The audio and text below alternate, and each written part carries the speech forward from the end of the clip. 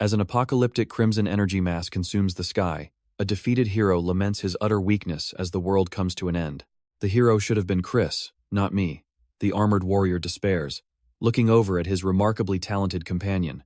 Trying to comfort him in their final moments, the priestess begs him not to lose faith in himself.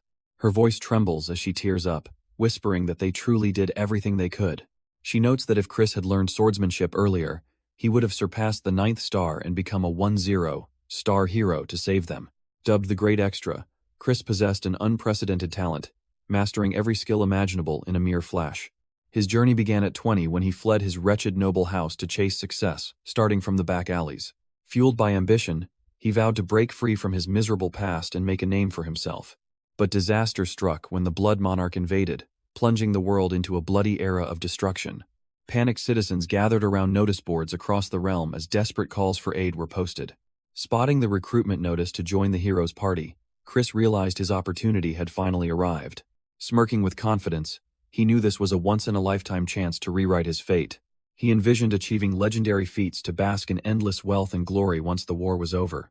However, their hopes were crushed as the forces of light fell beneath the overwhelming power of the Blood Monarch. Filled with regret, the hero wished he could turn back time so they could crown Chris as the hero instead. Chris scoffed at the thought, refusing to endure this hell again as catastrophic crimson magic destroyed the world. Watching absolute annihilation engulf everything, he resigned himself to the fact that this truly was the end. Closing his eyes, he wished that if a next life existed, he'd be reborn as a rich noble's son. Suddenly, brilliant sunlight filtered through the ornate curtains of a grand, luxurious bedroom. Fleetingly flexing his unblemished hand, Chris realized with stunned disbelief that he was somehow still alive. Looking at his newly awakened hands, Chris realizes with a shock that he has regressed into the body of an arcane empire's young master. He finds himself residing in the House of Dark Arcana, one of the 12 prominent families anchoring the realm. Checking his surroundings carefully, he confirms he has been thrust 15 years back into the past. This means he now has 5 full years before the catastrophic era of destruction even begins. Staring outside, he scoffs in disbelief as actual demonic beasts casually tend to the estate's lavish garden. Looking into the mirror, a chilling realization hits him. He knows the infamous identity of this scoundrel all too well. He has inhabited the vessel of Christian Van Baron Kazar, a name shrouded in dark notoriety. He vividly recalls a past life conversation with an ally, discussing the cadet branches of the noble Magus lineage. The Kazar family was merely a cadet branch under the formidable House of Dark Arcana. Yet despite their branch status, their immense wealth made them famous across the entire arcane empire. Among their 2 heirs, the eldest son Christian was known as an irredeemable scoundrel who indulged in luxury. His chaotic rampage caused so many scandals that even his own powerful family ultimately abandoned him. Back then, Chris had innocently asked if the young master ever managed to turn his life around. The horrific truth strikes him like thunder. Christian was eventually brutally murdered by his own blood relatives. Panic surges as Chris mentally screams, desperate to just live a quiet life as a rich noble kid. Out of all the people in the world, why did he have to possess a doomed scoundrel destined for execution? Slumping against the wall in despair, he forces himself to calm down and map out a strategy. 3 days have passed since his arrival, giving him exactly 2 years before Christian's scheduled murder. Reasoning that Christian was killed for his appalling behavior, Chris realizes staying low-key might alter his grim fate. Nodding to himself, he resolves to play it safe, avoid trouble, and peacefully enjoy his unearned highborn wealth. But clinging to a quiet life is a death sentence, so Chris furiously rejects playing it safe. The apocalyptic event known as Ragnarok destroyed humanity solely to feed the Blood Monarch's twisted ascension. With endless demon hordes marching under the Monarch's command, hiding away won't save anyone from total annihilation. To survive the coming storm, he realizes he must completely surpass the Blood Monarch himself. I must become the Demon Emperor, he vows, setting his sights on the absolute apex of power. The clock is ticking relentlessly, leaving him exactly 5 years before the era of destruction begins. Knowing inaction means death, he resolves to claim everything in the magic empire for himself. Entering his father's office, Chris is instantly greeted by an enraged roar to return to his room. Count Kazar glares with murderous fury, disgusted by his son's shameless appearance right after another reckless stunt. The oppressive aura fills the room as the Count threatens to chop off his head if he steps out of line again. Bowing humbly, Chris apologizes to his father, knowing he must shed his infamous scoundrel reputation first. The Count angrily scoffs at the sudden apology, suspecting his useless son is merely mocking him. Sweating under the intense pressure, Chris mentally scrambles to figure out what horrific mess the original owner caused. Lowering his head, he calmly explains that he lost his memories 3 days ago during the incident. He falls to his knees, admitting that reflecting on his past made him realize how vile his life was. When his father dismisses his words as empty lies, Chris firmly promises to prove his sincere change through action. Bowing deeply, he boldly requests to be locked away in the dreaded punishment ward for an entire month. The punishment ward is an infamous abyss designed to strip away light and all 5 human senses. While the sensory deprivation breaks normal men in days, it offers Chris the perfect hidden realm to train unnoticed. Looking down at him, the Count scoffs in disbelief, convinced the weak punk wouldn't survive half a day. Chris wonders if enduring a harsh ordeal will finally earn his father's trust, as the Count glares down at him in deep suspicion. "You've disappointed me every single time," his father sneers, recalling how Christian constantly wasted his life as a pathetic, drunken dishonor. Reluctantly, the Count sighs and decides to grant his disgraced son one final gamble. Exuding demonic dread, the Count warns that if nothing changes in 1 month, Christian will be permanently expelled from the family. Clenching his fists, Chris knows being stripped of his family's name is essentially a death sentence. Without the clan's protection, countless bloodthirsty enemies will instantly hunt him down and take his head. Accepting the dangerous gamble, Chris calmly looks up and agrees to the severe terms. Kneeling low, he adds a counter-condition, requesting that his father grant him one favor if he succeeds.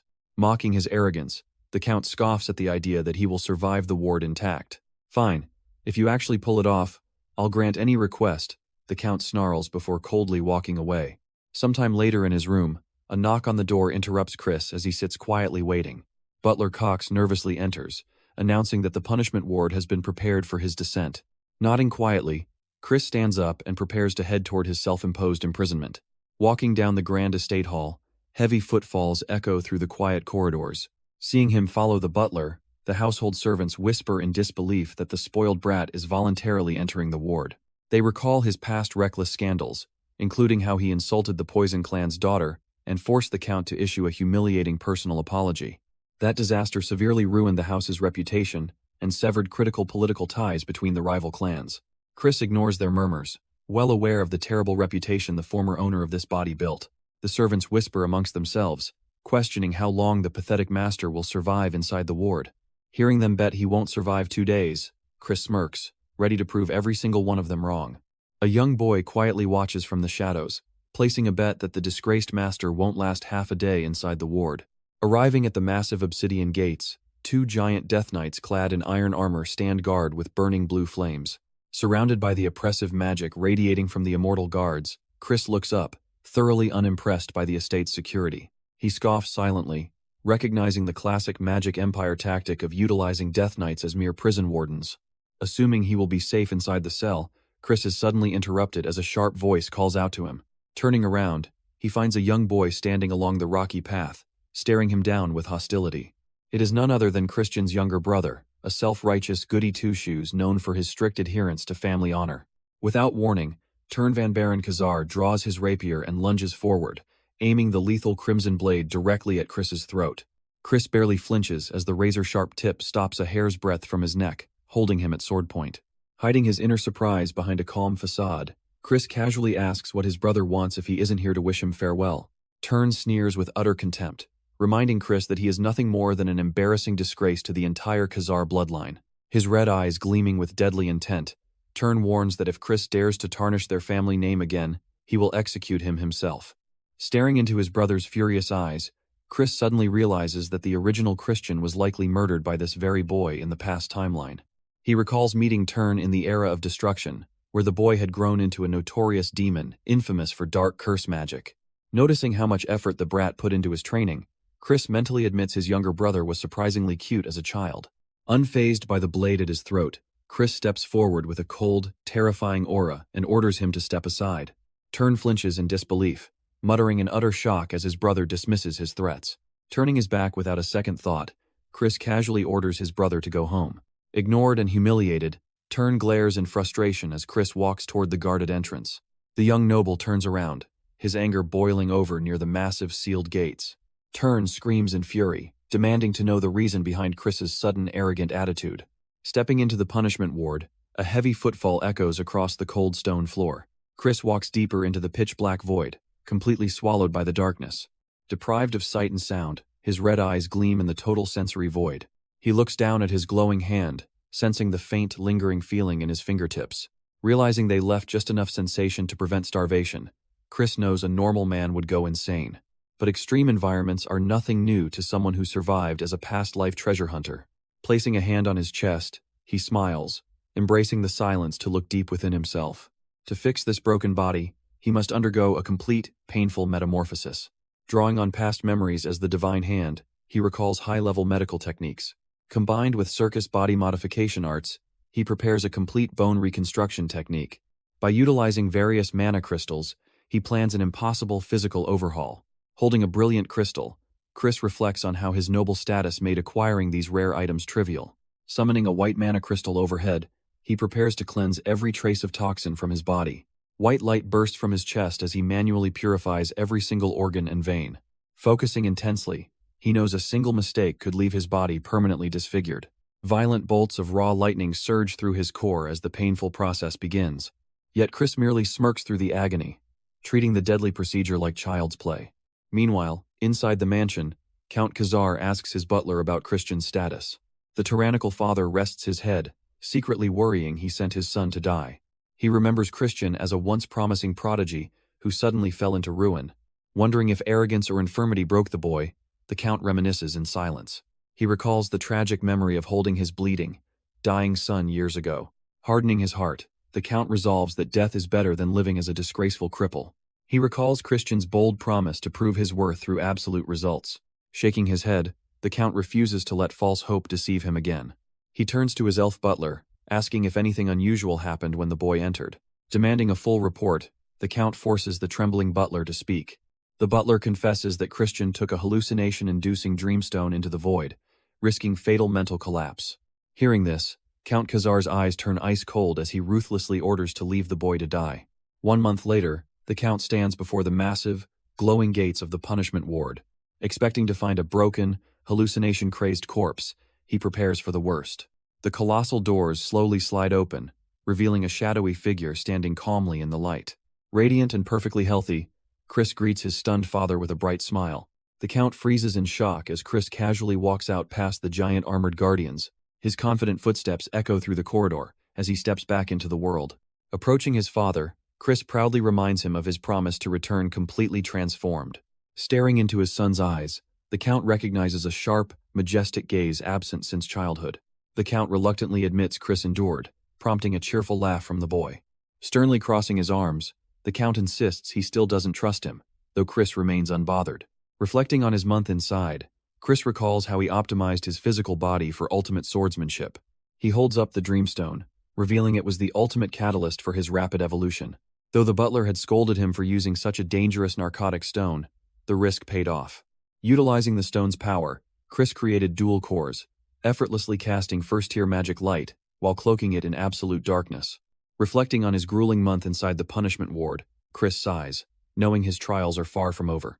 Suddenly, he catches sight of the glowing Dreamstone resting beside his ear.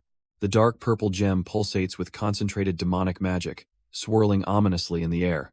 A sinister smirk tugs at his lips as he realizes someone intentionally placed it there to destroy his mind.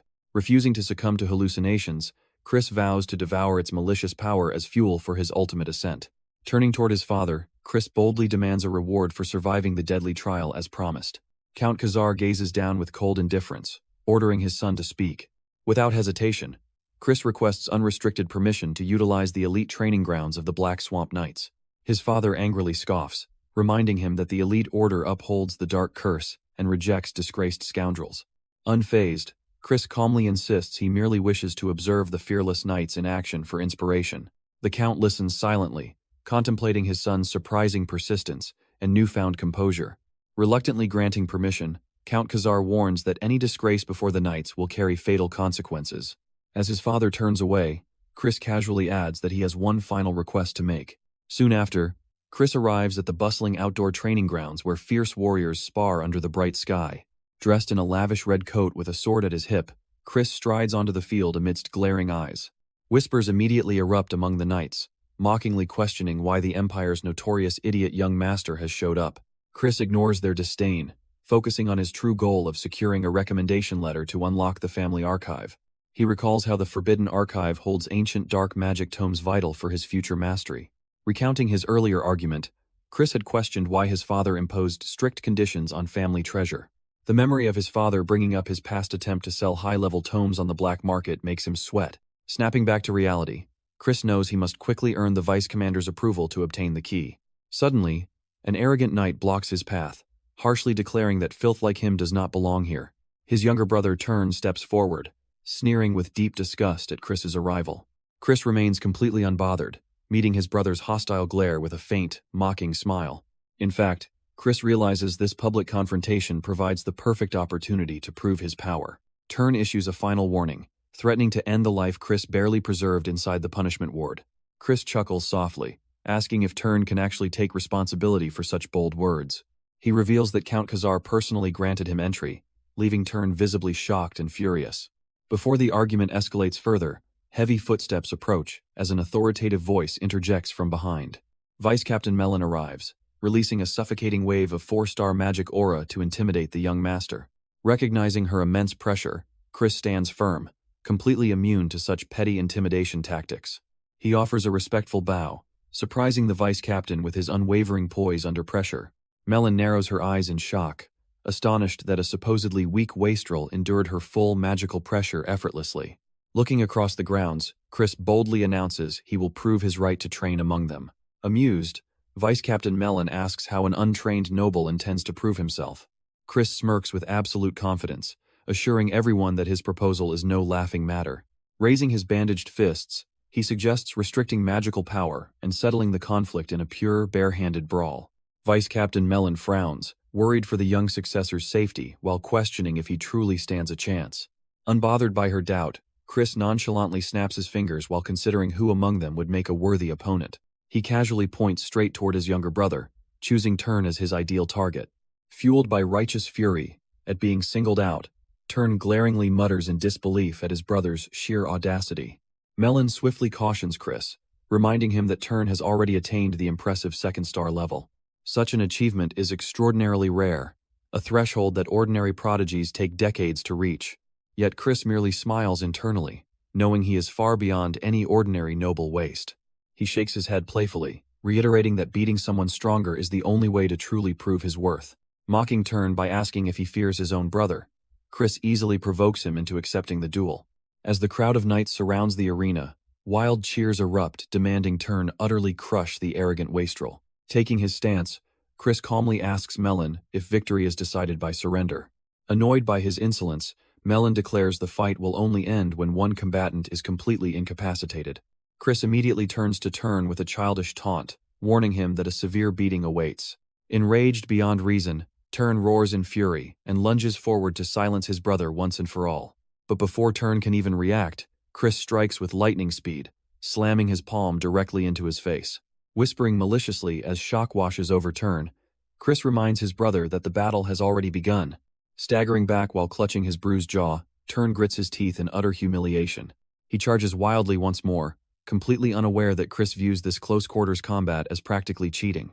Although his magic level remains below 1st star, Chris knows his physical mastery makes him untouchable. Delivering another brutal strike, Chris reveals his secret power. His Star of Light has already elevated him to 3rd star level. The watching knights gasp in total disbelief, completely stunned by the utterly one-sided beatdown.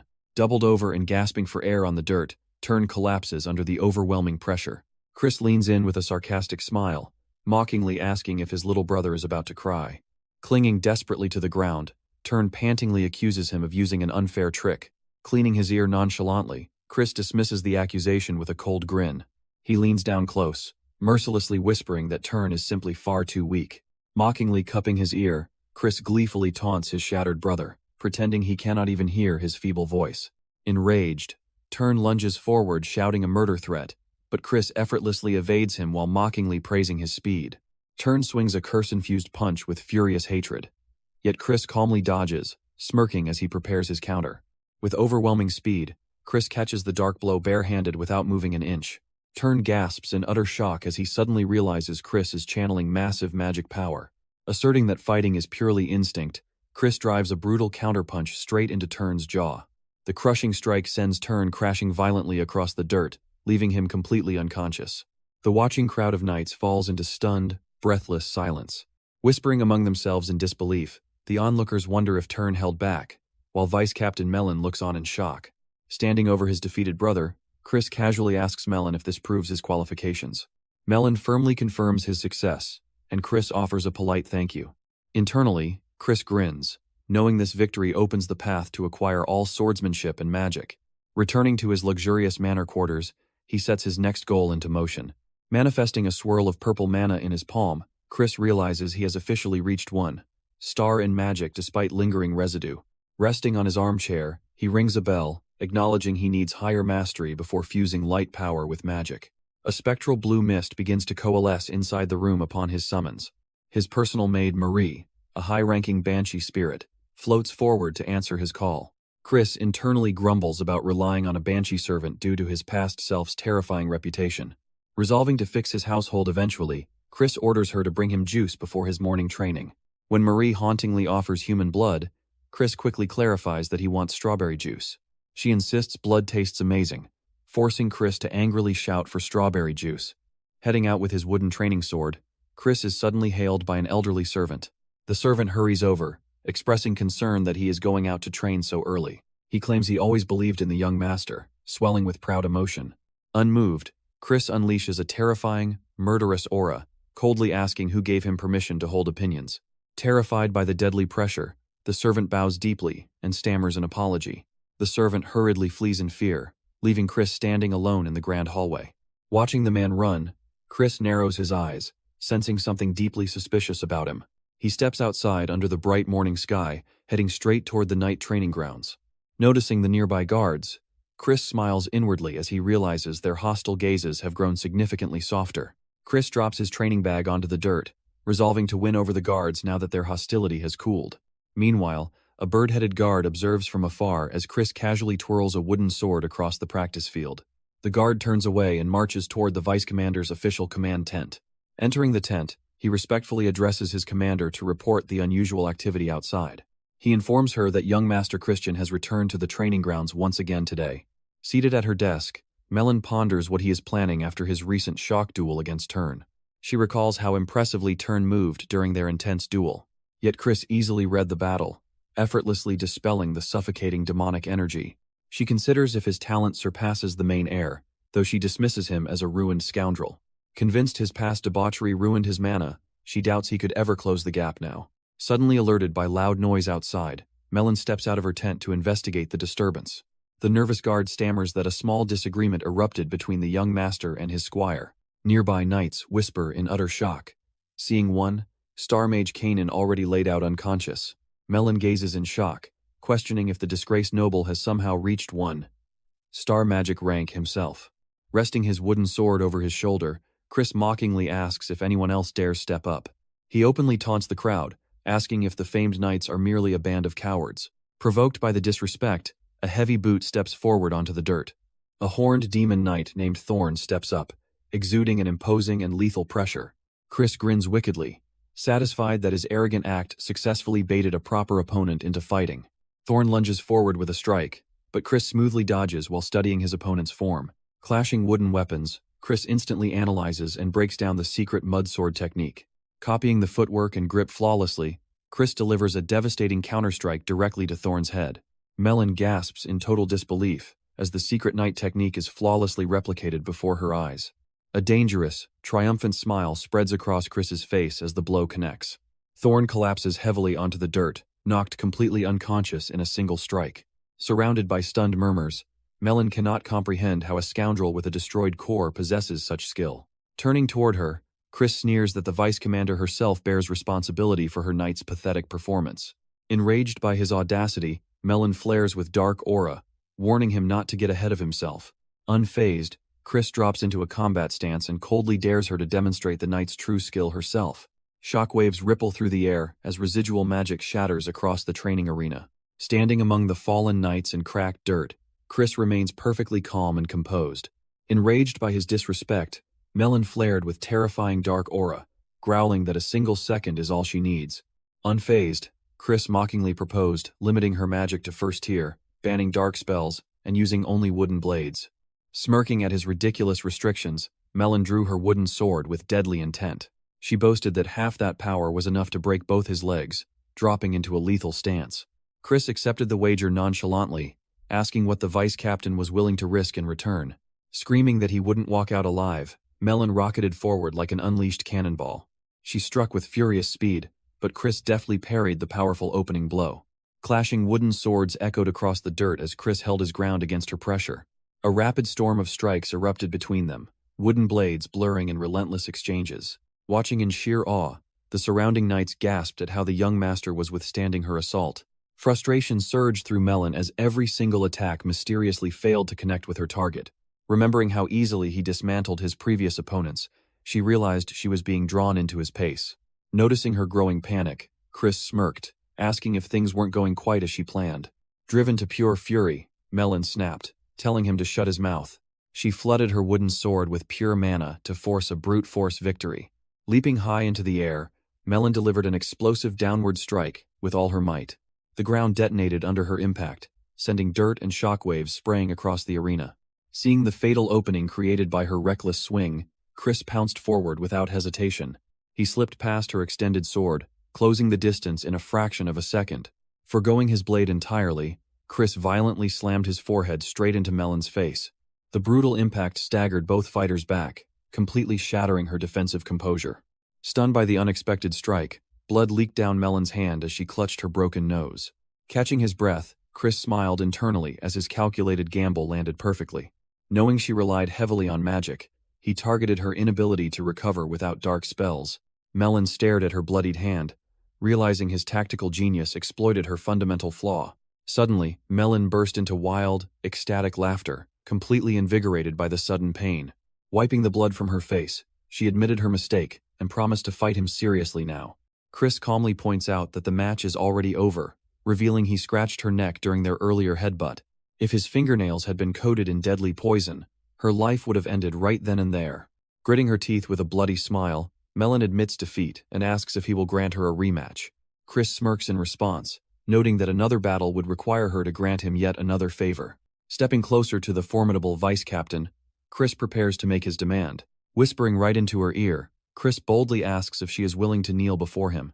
Melon calls it an impossible demand given her oath to the main house, but Chris counters that he will simply become the rightful heir. Stunned by his brazen ambition, blood continues to drip down her face as she tries to process his claim. She reminds him that all 5 recognized successors are direct bloodline descendants of the main house.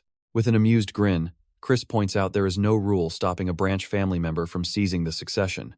He proposes a rematch set 1 month from now, agreeing to face her with no restrictions on her magic. Melon warns him he will have no chance of winning at full power, but Chris remains completely unbothered. Flashing a cold smile, Chris reminds her that even a fragile egg can break a solid rock. Turning away, Chris vows that in 1 month, he will make her realize where her loyalty truly belongs. Shortly after, Chris presents a written letter of recommendation to his father. Meeting Count Khazar in his study, Chris blithely notes that the Demon Knights severely lack basic skills. In her written report, Melon praises Chris as an absolute genius who easily defeated fighters far superior in rank. The Count stares in disbelief as the letter confirms Chris defeated the vice captain herself. Sweat breaks across Count Khazar's face as he realizes his formerly useless son has truly transformed. Noticing his father's stunned stare, Chris innocently asks why he is looking at him like that. Composing himself, the Count honors their deal and hands over the golden key to the archive. Taking the key in hand, Chris turns on his heel and exits the office without hesitation. Internally celebrating his flawless victory, Chris relishes securing both the archive key and Melon's growing interest. Recalling her future as a deadly 6-star demon during the apocalypse, Chris resolves to make her his subordinate at all costs. Confident in his universal genius talent, he is certain 1 month will be more than enough time to break her will. As he walks down the grand hallway, Chris reflects on the subtle expression his father made. He wonders if the terrifying Count's shock was actually a moment of suppressed paternal pride. Remembering the cold, ruthless father from his previous life, Chris considers that even demons might possess familial warmth. Pushing open the massive doors into the brilliant light ahead, Chris quietly vows not to disappoint his new father. Stepping into the vast, sunlit expanse of the Grand Archive, Chris gazes up at the endless towering rows of ancient knowledge. Scanning through stacks of forbidden texts on bloodline magic, summoning, and curse studies. Chris looks for a specific power to aid his plan. Reaching onto a crowded shelf, his fingers wrap around the spine of a dusty tome hidden deep between the volumes. As he pulls the book free, a pair of sharp, glowing eyes peeks back at him through the gap in the bookshelf. "Why are you here?" Chris gasps in surprise as his ghost maid, Marie, playfully floats through the shelves into his space. Floating amid glowing magical pages, Marie dramatically announces that before becoming his maid, she was actually the original librarian of this grand archive. When she coyly asks if he wants to monopolize her as his personal maid, Chris instantly cuts her off with a sharp, "Shut up." Undeterred by his cold response, Marie dramatically swoons over his harsh words, clutching her chest as her heart thumps in mock ecstasy. Disgusted by her over-the-top antics, Chris scoffed internally at her dramatic act while trying to focus on his real task. Looking over his shoulder, Marie points out that he selected a 4-star level black magic spell known as the Seal of Binding.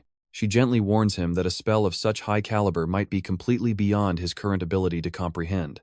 With a confident smirk, Chris casually brushes off her concern, declaring that a genius like him can easily master it. Marie pauses, staring at him in deadpan silence as his arrogant declaration hangs in the air. She gives a sarcastic thumbs up, mockingly praising his looks and brilliance while Chris complains about her awkward enthusiasm. When Marie asks why he needs such a dangerous binding spell, Chris smirks darkly, replying that he needs to catch a rat. Recalling the estate's internal rivalries, Chris remembers watching the knights and squires sweat through their daily drills. His first prime suspect is his younger brother Tern, the one who detested him most for his past reputation as a hopeless delinquent.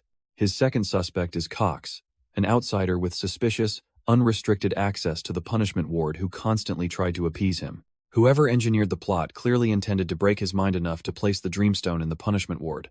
To force the hidden culprit out into the open, Chris resolves to intentionally play the part of an unhinged delinquent once again. He remembers his staged outburst on the training grounds, screaming dramatically during drills to make everyone believe he was losing his mind. Throwing his hands into the air, he threw a toddler-like tantrum in front of the entire squad, loudly announcing that he was quitting on the spot. The surrounding knights stood frozen in utter confusion, completely bewildered by his sudden childish storming off. His mind shifts to another memory in the grand dining hall, where food and porcelain were violently smashed across the floor.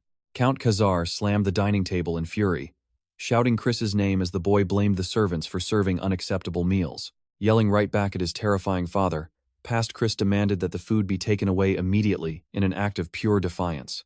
Count Khazar clenched his teeth in deep disappointment, cursing himself for foolishly hoping his son had finally come to his senses. Turning his back on the dining table, past Chris walked away without a single drop of guilt, maintaining his reckless facade. Back in the library, Chris admits feeling a bit guilty for putting his father through that act, but knows it is essential to save House Khazar. Chris deliberately spreads rumors across the estate that he has relapsed into his delinquent ways, harassing the servants and recklessly throwing money around. Meanwhile, dark red liquid cascades smoothly into a crystal glass. Chris slams his hands down, furiously demanding to know why he is not allowed to drink real alcohol. "You're underage, young master," Marie chuckles, casually using her magic to filter every drop of alcohol out of his drinks. Teasingly, she promises to stick by his side forever if he truly intends to live as a scoundrel again. With a sharp flick of his fingers, Chris ignites a complex, glowing magic seal into the air. Marie gasps in disbelief as Chris smugly explains that he already mastered and modified the Seal of Binding to work at a lower star level. He admits that while feigning incompetence, he spent every spare moment studying forbidden spells to prepare for what lies ahead.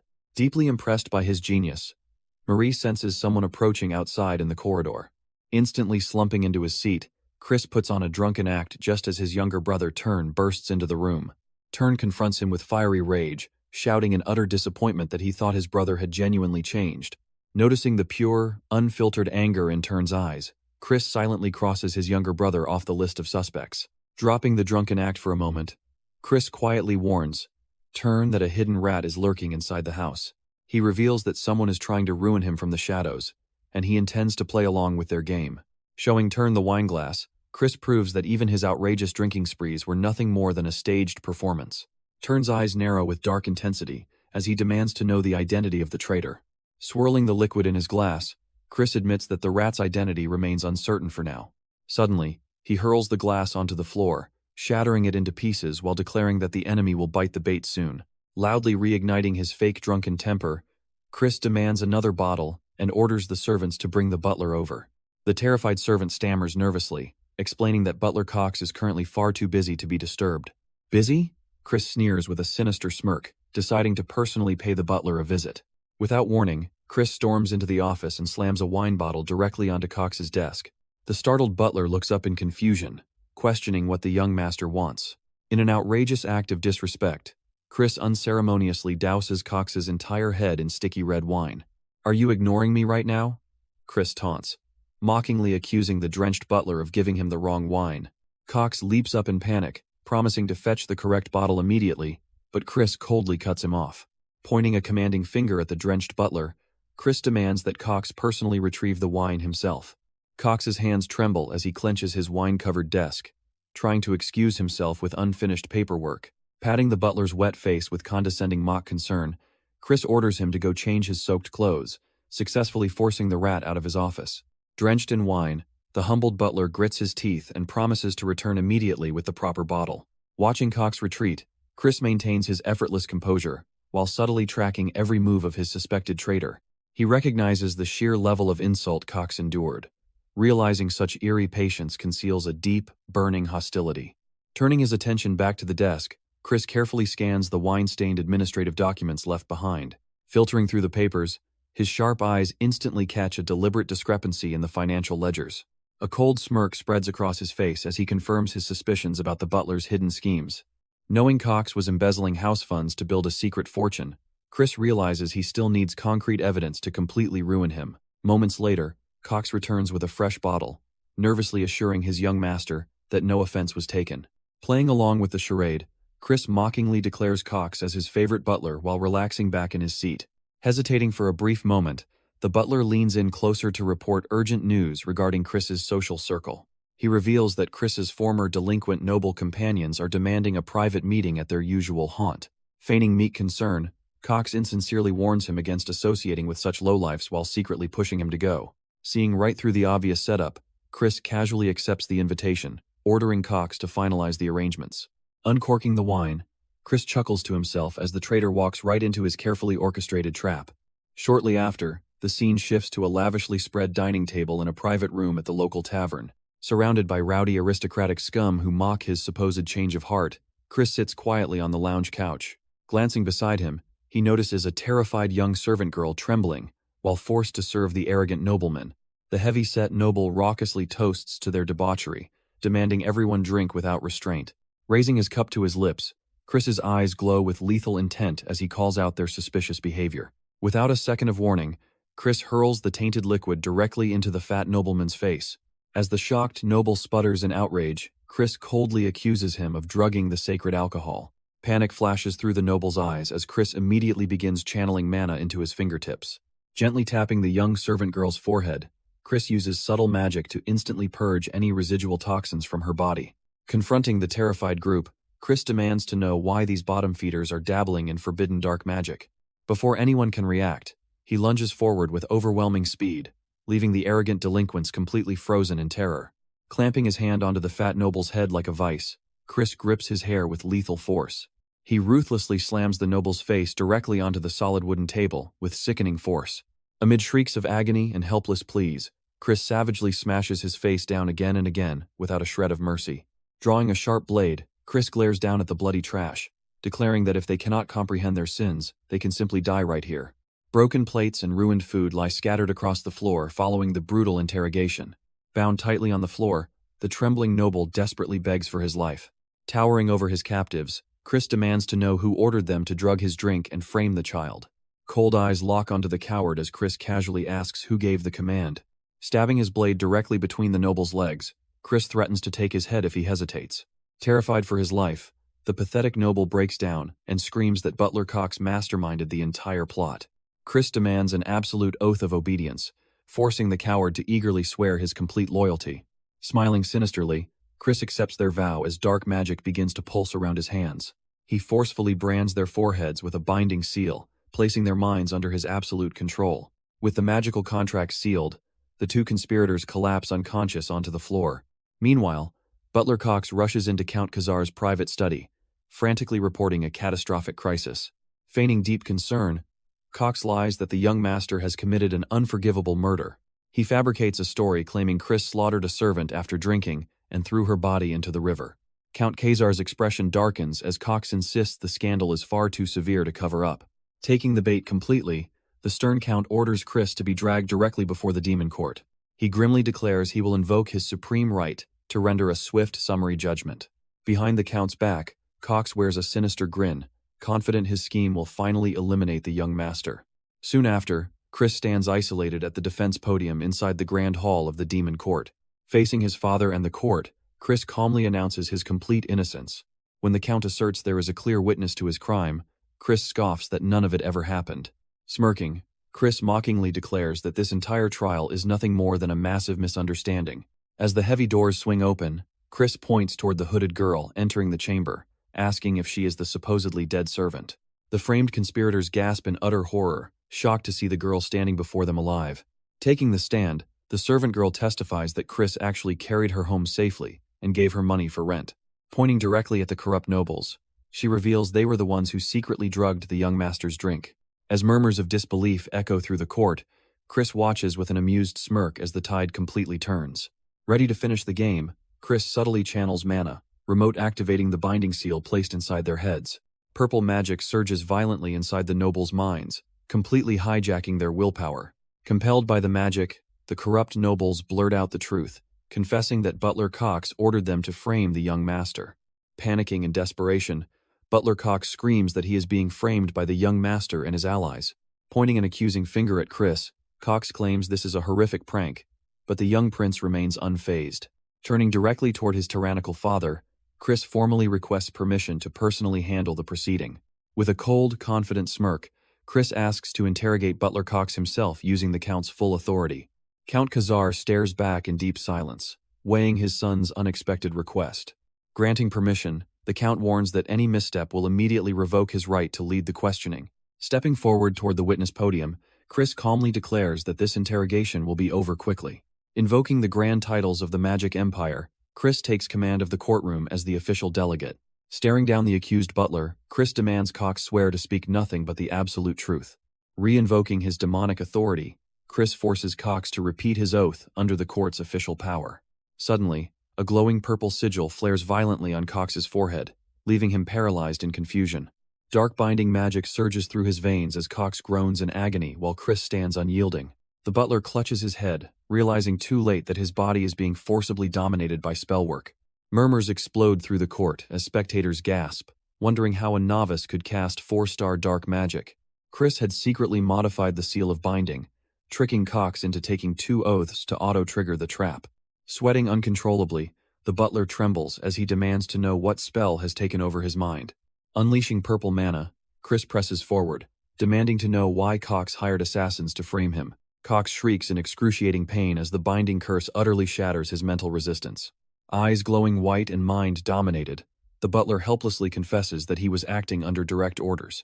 As Cox admits he was blackmailed over long-term embezzlement, Chris casually notes that his financial corruption was already common knowledge. Leaning closer, Chris demands the ultimate secret, forcing him to name the true mastermind pulling the strings. Surging dark magic into Cox's head, Chris ruthlessly commands him to speak the name right now. Writhing in agony, Cox chokes out the name of Lord Ashid, sending shockwaves straight to Count Khazar. Screaming to the entire court, the butler reveals that Lord Ashid de Baron, second prince of the Dark Magic clan, ordered it all. Gasping for air, the broken traitor realizes his master will kill him and panics to flee the chamber. Before the traitor can move, Chris swiftly draws a sharp blade directly from a guard's scabbard. In one lethal, lightning-fast motion, Chris brutally slashes Cox across the chest, painting the floor red. Count Khazar watches in utter shock as blood sputters into the air from the traitor's dying form. Standing motionless over the corpse with a dripping sword, Chris calmly declares he has executed the criminal under the Count's authority. Standing over the bloody corpse, Chris calmly explains that leaving the traitor alive would only allow the main family to cover up their crimes. Staring at the spilled blood, he insists that their enemies cannot be given a free pass under any circumstances. The shocking display leaves Count Khazar speechless, while Tern watches in disbelief from the balcony above. With a cold, resolute gaze, Chris declares that everyone must remember Prince Ashid's attempt to frame him. Intrigued and cautious, Count Khazar erupts with shadowy dark magic and commands his son to follow him. Teleporting them into a secluded subterranean training facility, The Count explains that the public courtroom contained far too many watchful eyes. Turning to Chris, the Count sternly asks if his bold actions mean he intends to disrupt Prince Ashid's succession. He warns that backing the true successor directly impacts the family's standing, admitting Chris's logic was sound yet hasty. The Count resolves to support the young lady since the first prince is a bloodthirsty lunatic, but Chris sharply cuts him off. Smirking with absolute confidence, Chris announces his intention to become the family successor himself. Count Khazar snaps that his claim is utter nonsense, noting that branch family members only inherit in theory. Chris counters that if the rule were purely nominal, Prince Ashid would never have gone through such lengths to frame him. Though the Count points out Chris has fallen far behind Ashid's current strength, Chris confidently promises to close the gap immediately. Swirling with dark ambition, he requests his father's official recommendation for the upcoming dark succession ritual in 2 months. When the Count reminds him that the ceremony demands at least a 2-star rank, Chris casually vows to reach it in time. Flashing a mischievous grin, the young genius asks his father to personally guide his training. News quickly spreads throughout the grand estate that the young master has undergone a complete transformation. Servants whisper in awe as rumors reveal the Count is subjecting Chris to hellish training that even senior knights fear. Inside the training grounds, Count Khazar unleashes a brutal heavy strike, challenging his son to see how long he can endure. Dodging effortlessly, Chris analyzes how to combine defensive control with lethal scythe attacks. The Count stares in sheer disbelief as Chris instantly grasps a high-level scythe technique taught to him only hours prior. Questioning standard form, Chris wonders if he can fuse the separate martial moves into a single fluid strike. In a flash of blinding speed, he lunges forward to test his new theory on a massive training dummy. Bursting with violent black energy, his blade cleaves through the heavily armored creature in one devastating strike. The Count watches dumbfounded, unable to comprehend how a basic defensive sword style bypassed the monster's dense hide. Sheathing his glowing blade, Chris calmly explains the unique mechanics behind his modified sword style. He demonstrates how he stripped away fluff to carry only the razor-sharp edge of the black scythe technique. Sweating nervously, the Count tries to save face by claiming such dual techniques make curse magic impossible to wield alongside them. Smiling slyly, Chris ignites crackling purple curse magic along his rapier, proving that even impossible feats are trivial for him. Count Khazar gasps in utter disbelief at the unbelievable display of power before him. 2 weeks later, Chris lies completely exhausted in the dusty training grounds after intense conditioning. Panting heavily, Chris recognizes that building raw stamina is essential if he wants to elevate his rank. Hearing a familiar voice ask if he is already tired, Chris glances up from the dirt. Melon smirks down at him, eagerly anticipating the arrival of their promised duel. Chris sits up under her intense pressure, acknowledging the massive gap despite his recent growth. Dusting himself off, Chris hears Melon mockingly state that she will never kneel if he fails her expectations. Melon strolls away with a laugh, telling him to put up a good fight for her entertainment. Chris watches her depart, fully aware that facing a rank 4 upper combatant is a daunting hurdle. He calculates that bridging the gap between his rank 1 upper standing and her power requires a tactical edge. Grinning wickedly, Chris resolves to rely on his massive wealth as a true wallet warrior. Later inside the mansion, dressed in fine attire, Chris asks his ghostly maid Marie if she packed the outing bag. Marie blushes in excitement, overjoyed at what she believes is her first outing with her young master. Chris deadpans in confusion as Marie coyly assumes he is concerned about her fainting in the heat. Sweating nervously, Chris reminds himself that an upper-tier banshee obviously cannot faint from warm weather. He recalls asking his father to replace Marie with a human attendant, only to be told their contract is absolute. Remembering his desperate demand to cancel the bond, Chris had frantically begged to know the break condition. He groans in agony, remembering Count Khazar revealing the contract could only be broken by a deep kiss. Shaking off the painful memory, Chris firmly tells Marie she cannot come along to crowded public places. Marie tearfully whimpers that her spirit energy might hurt bystanders if she gets too excited outside. Sobbing melodramatically, the spirit laments being confined inside the dreary mansion walls for decades. Chris stares at her sorrowful face, feeling his resolve crumble under her guilt trip. Throwing his hands up, Chris relents and agrees to bring her along on the condition that she remains invisible. Overjoyed, Marie showers him with praise while Chris grumpily tells her to hurry up and follow. As levitating luggage floats behind them down the steps, Marie curiously asks where they are headed. When Chris claims they are going to make a profit, Marie points out his existing mountain of gold. Chris scoffs as she fruitlessly guesses whether he seeks even more wealth or land deeds. Reaching their transport, Chris cryptically mentions pursuing an old specialty he used to do quite well. Stepping inside the carriage, Chris is stunned to find his younger brother Turn, already waiting arrogantly inside. Flaunting stacks of cash, Chris smugly announces his intention to indulge in a quick gambling spree. In the demon realm, gambling isn't just a vice, it's a high society pastime endorsed by the demon emperor himself. Stunned to find his younger brother inside the carriage, Chris listens as Turn insists on accompanying him. Teasing Turn mercilessly, Chris chuckles, while Turn indignantly denies caring and claims he's merely preventing another family disgrace. As the carriage rolls forward, Chris sarcastically questions whether an underground card game is too overwhelming for a goody-two-shoes like Turn. Arriving at their grand destination, Turn vows to crush Chris's unbearable arrogance, completely oblivious to what lies ahead. A dark grin creeps onto Chris's face as he quietly marks his own naive brother as prime prey for tonight. Stepping out before the towering, opulent casino palace, the trio prepares to enter the high-stakes underworld. Marie gapes in pure excitement at the dazzling domain, her heart racing at the sheer grandeur. Warning Chris not to act like an uncultured bumpkin, Turn hands over decorative masks required to conceal their noble identities inside. Before entering, Chris commands Marie to turn invisible and whispers a secret instruction into her ear. Leaning in close, Marie listens intently as Chris delivers his hidden order with lethal precision. Giggling, Marie vanishes into thin air to execute her mission, leaving Turn bewildered as Chris slips on his mask. Side by side, the masked brothers stride confidently into the extravagant main hall of the casino. Inside, highborn demons and shady gamblers crowd around bustling card tables beneath gleaming chandeliers. Lurking in the shadows, predatory gamblers immediately lock onto the newcomers, eyeing them as easy prey walking straight into a trap. Seizing the moment, Chris proposes a wager to turn on who can win more in an hour, promising special brotherly respect if Turn wins. But if Turn loses, Chris demands he address him as the Honorable King Emperor Majesty Big Brother. Smirking, Chris hands over a pouch of coins, mockingly giving his brother a chance to back out if he's terrified. Snatching the money in a rage, Turn fiercely rejects the insult and takes the bait without hesitation. Fire burning in his eyes, Turn charges headfirst toward the nearest game table to play first. Cards hit the felt table, dealing out a seemingly incredible winning hand right off the bat. As the dealer declares Turn the winner, surrounding players hypocritically flatter him to fuel his dangerous momentum. From behind, Chris coldly analyzes the deadly trap unfolding before them. He recognizes the classic scammer strategy, let the mark win early to inflate their confidence before draining everything they own. Sure enough, after a massive turn, Turn clutches his head in despair, unable to comprehend how his perfect hand failed. Watching Turn take the hook, line, and sinker, Chris casually urges him to give up and head home before losing everything. When Turn angrily snaps back that Chris is losing too, Chris smugly points out he only lost 500 rup compared to Turn's 1,000. Unbeknownst to Turn, the surrounding sharks whisper in satisfaction, believing they have caught two helpless noble boys in their trap. Observing the greedy gamblers from afar, Chris notes that everyone has already marked his foolish brother as an easy target for an obvious scam. As Turn aggressively demands more money to keep playing, Chris hands over another pouch while casually asking if he truly intends to continue.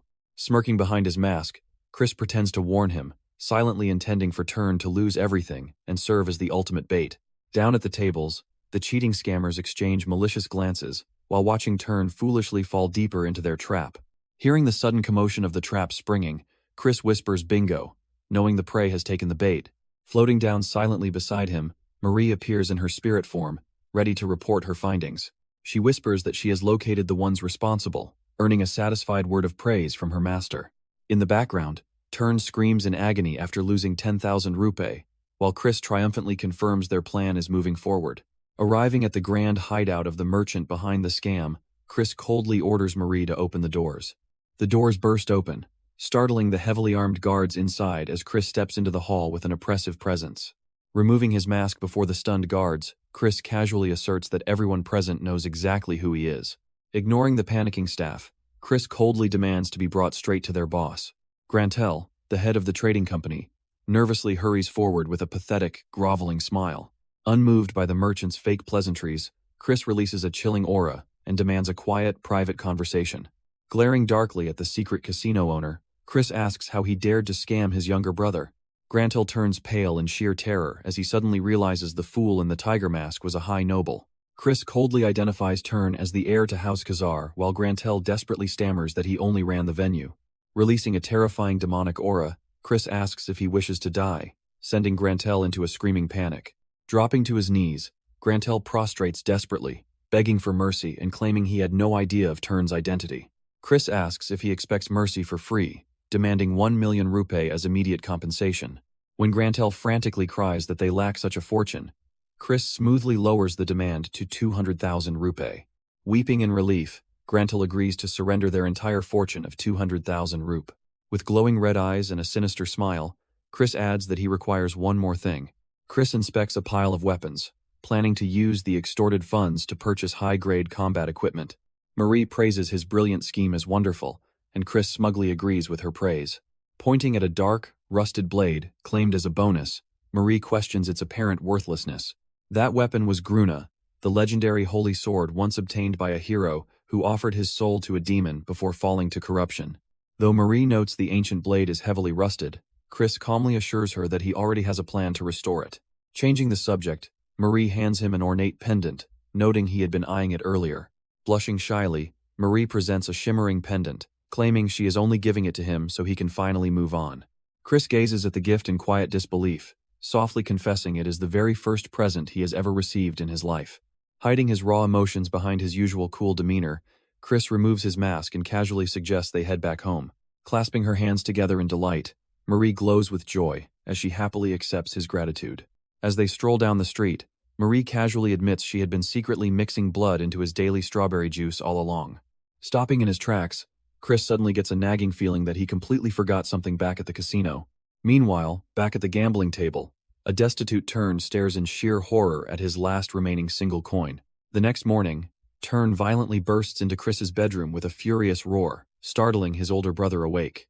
Grabbed by his collar, Chris suddenly realizes that leaving Turn stranded as a penniless casino slave was what he had forgotten. Indifferently shrugging off the outrage, Chris casually dismisses the incident while offering a half-hearted apology. Smirking at his younger brother, Chris sternly reminds him that he lost their gamble and must now fulfill his honorific oath. Chris demands that Turn formally address him as Honorable King Emperor Majesty Big Brother, leaving the boy utterly stunned. Turn clenches his fists in agonizing humiliation, trembling with pure embarrassment over the absurd title. Digging his nose with complete disinterest, Chris forces a stuttering Turn to begin clearing his throat and reciting the title. Swallowing his pride, Turn screams out the ridiculous full honorific title at the absolute top of his lungs. Delighted by the outcome, Chris joyfully instructs his humbled brother to always show him proper respect from now on. Storming out of the room in a furious rage, Turn vows that Chris will deeply regret this humiliation one day. Watching him leave, Chris soberly realizes that Ashid's evil dark schemes were what drove this once innocent kid to murder in the past. Ashid de Baron stands as the top heir of the Dark Mage clan, pulling the puppet strings from the shadows. Resolving to claim ultimate power, Chris vows to crush Ashid and settle his brother's ancient grudge once and for all. Knowing the path ahead, Chris calculates his next move, realizing he must first win Vice Captain Melon over to his side. Sitting bound in heavy chains, the ancient rusted holy sword Gruna rests quietly inside his private quarters. Donning protective gloves and work clothing, Chris kneels beside the legendary weapon to begin its restoration. Throughout history, countless powerful mages attempted to claim Gruna, only to fail utterly against its wild, untamable divine nature. Unfazed by its dark reputation, Chris reaches out to test how the holy sword will react to his unique power. The moment his hand touches the blade, Gruna violently unleashes a blinding surge of holy magic. Pulled back by the intense backlash, Chris observes the violent shockwave with calm, calculating curiosity. Realizing the blade naturally rejects standard magical power, Chris recognizes that it was built strictly to channel pure light. Grabbing his blacksmithing tools, Chris prepares to disassemble its magical anti-mana sequence and forge the holy weapon anew. Bracing against violent sparks, Chris fiercely endures the explosive backlash from Gruna's divine anti-mana core. Inspecting his array of specialized dismantling tools, Chris smirks at the stubborn weapon's fierce resistance. Gripping his heavy forge hammer, Chris relentlessly strikes the holy blade to shatter its defensive runes. Wielding dual hammers with a crazy grin, Chris vows to pound the unyielding sword all night long. A few days later, at a secret training ground, Count Khazar stands beside a mystery-veiled noblewoman. Noticing her formidable aura, Chris instantly recognizes the imposing silhouette standing across from him. Bowing with formal respect, Chris greets the legendary commander of the Black Shadow Knights. Lifting her delicate veil, Commander Mary softly acknowledges her nephew after years apart. As the Count's lethal sister, Mary commands internal surveillance as the Dark Mage clan's premier assassin. Count Khazar explains Mary arrived regarding Cox's execution, while she mockingly labels Chris's boldness as impudent.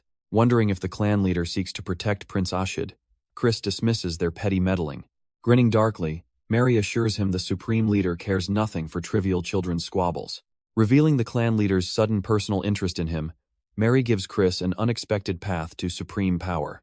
Yet questioning his sanity, Mary scoffs at a first-star mage daring to challenge Vice Commander Melon. Advising him to forfeit while alive, Mary points toward the heavily wrapped weapon slung over his shoulder. Unfazed, Chris casually unbuckles the crimson chains while assuring his aunt he has a master plan. Gasping in utter shock, Mary recognizes the ancient legendary holy sword Gruna unraveling before her eyes. Outraged by his insanity, Mary declares the young prodigy has completely lost his mind.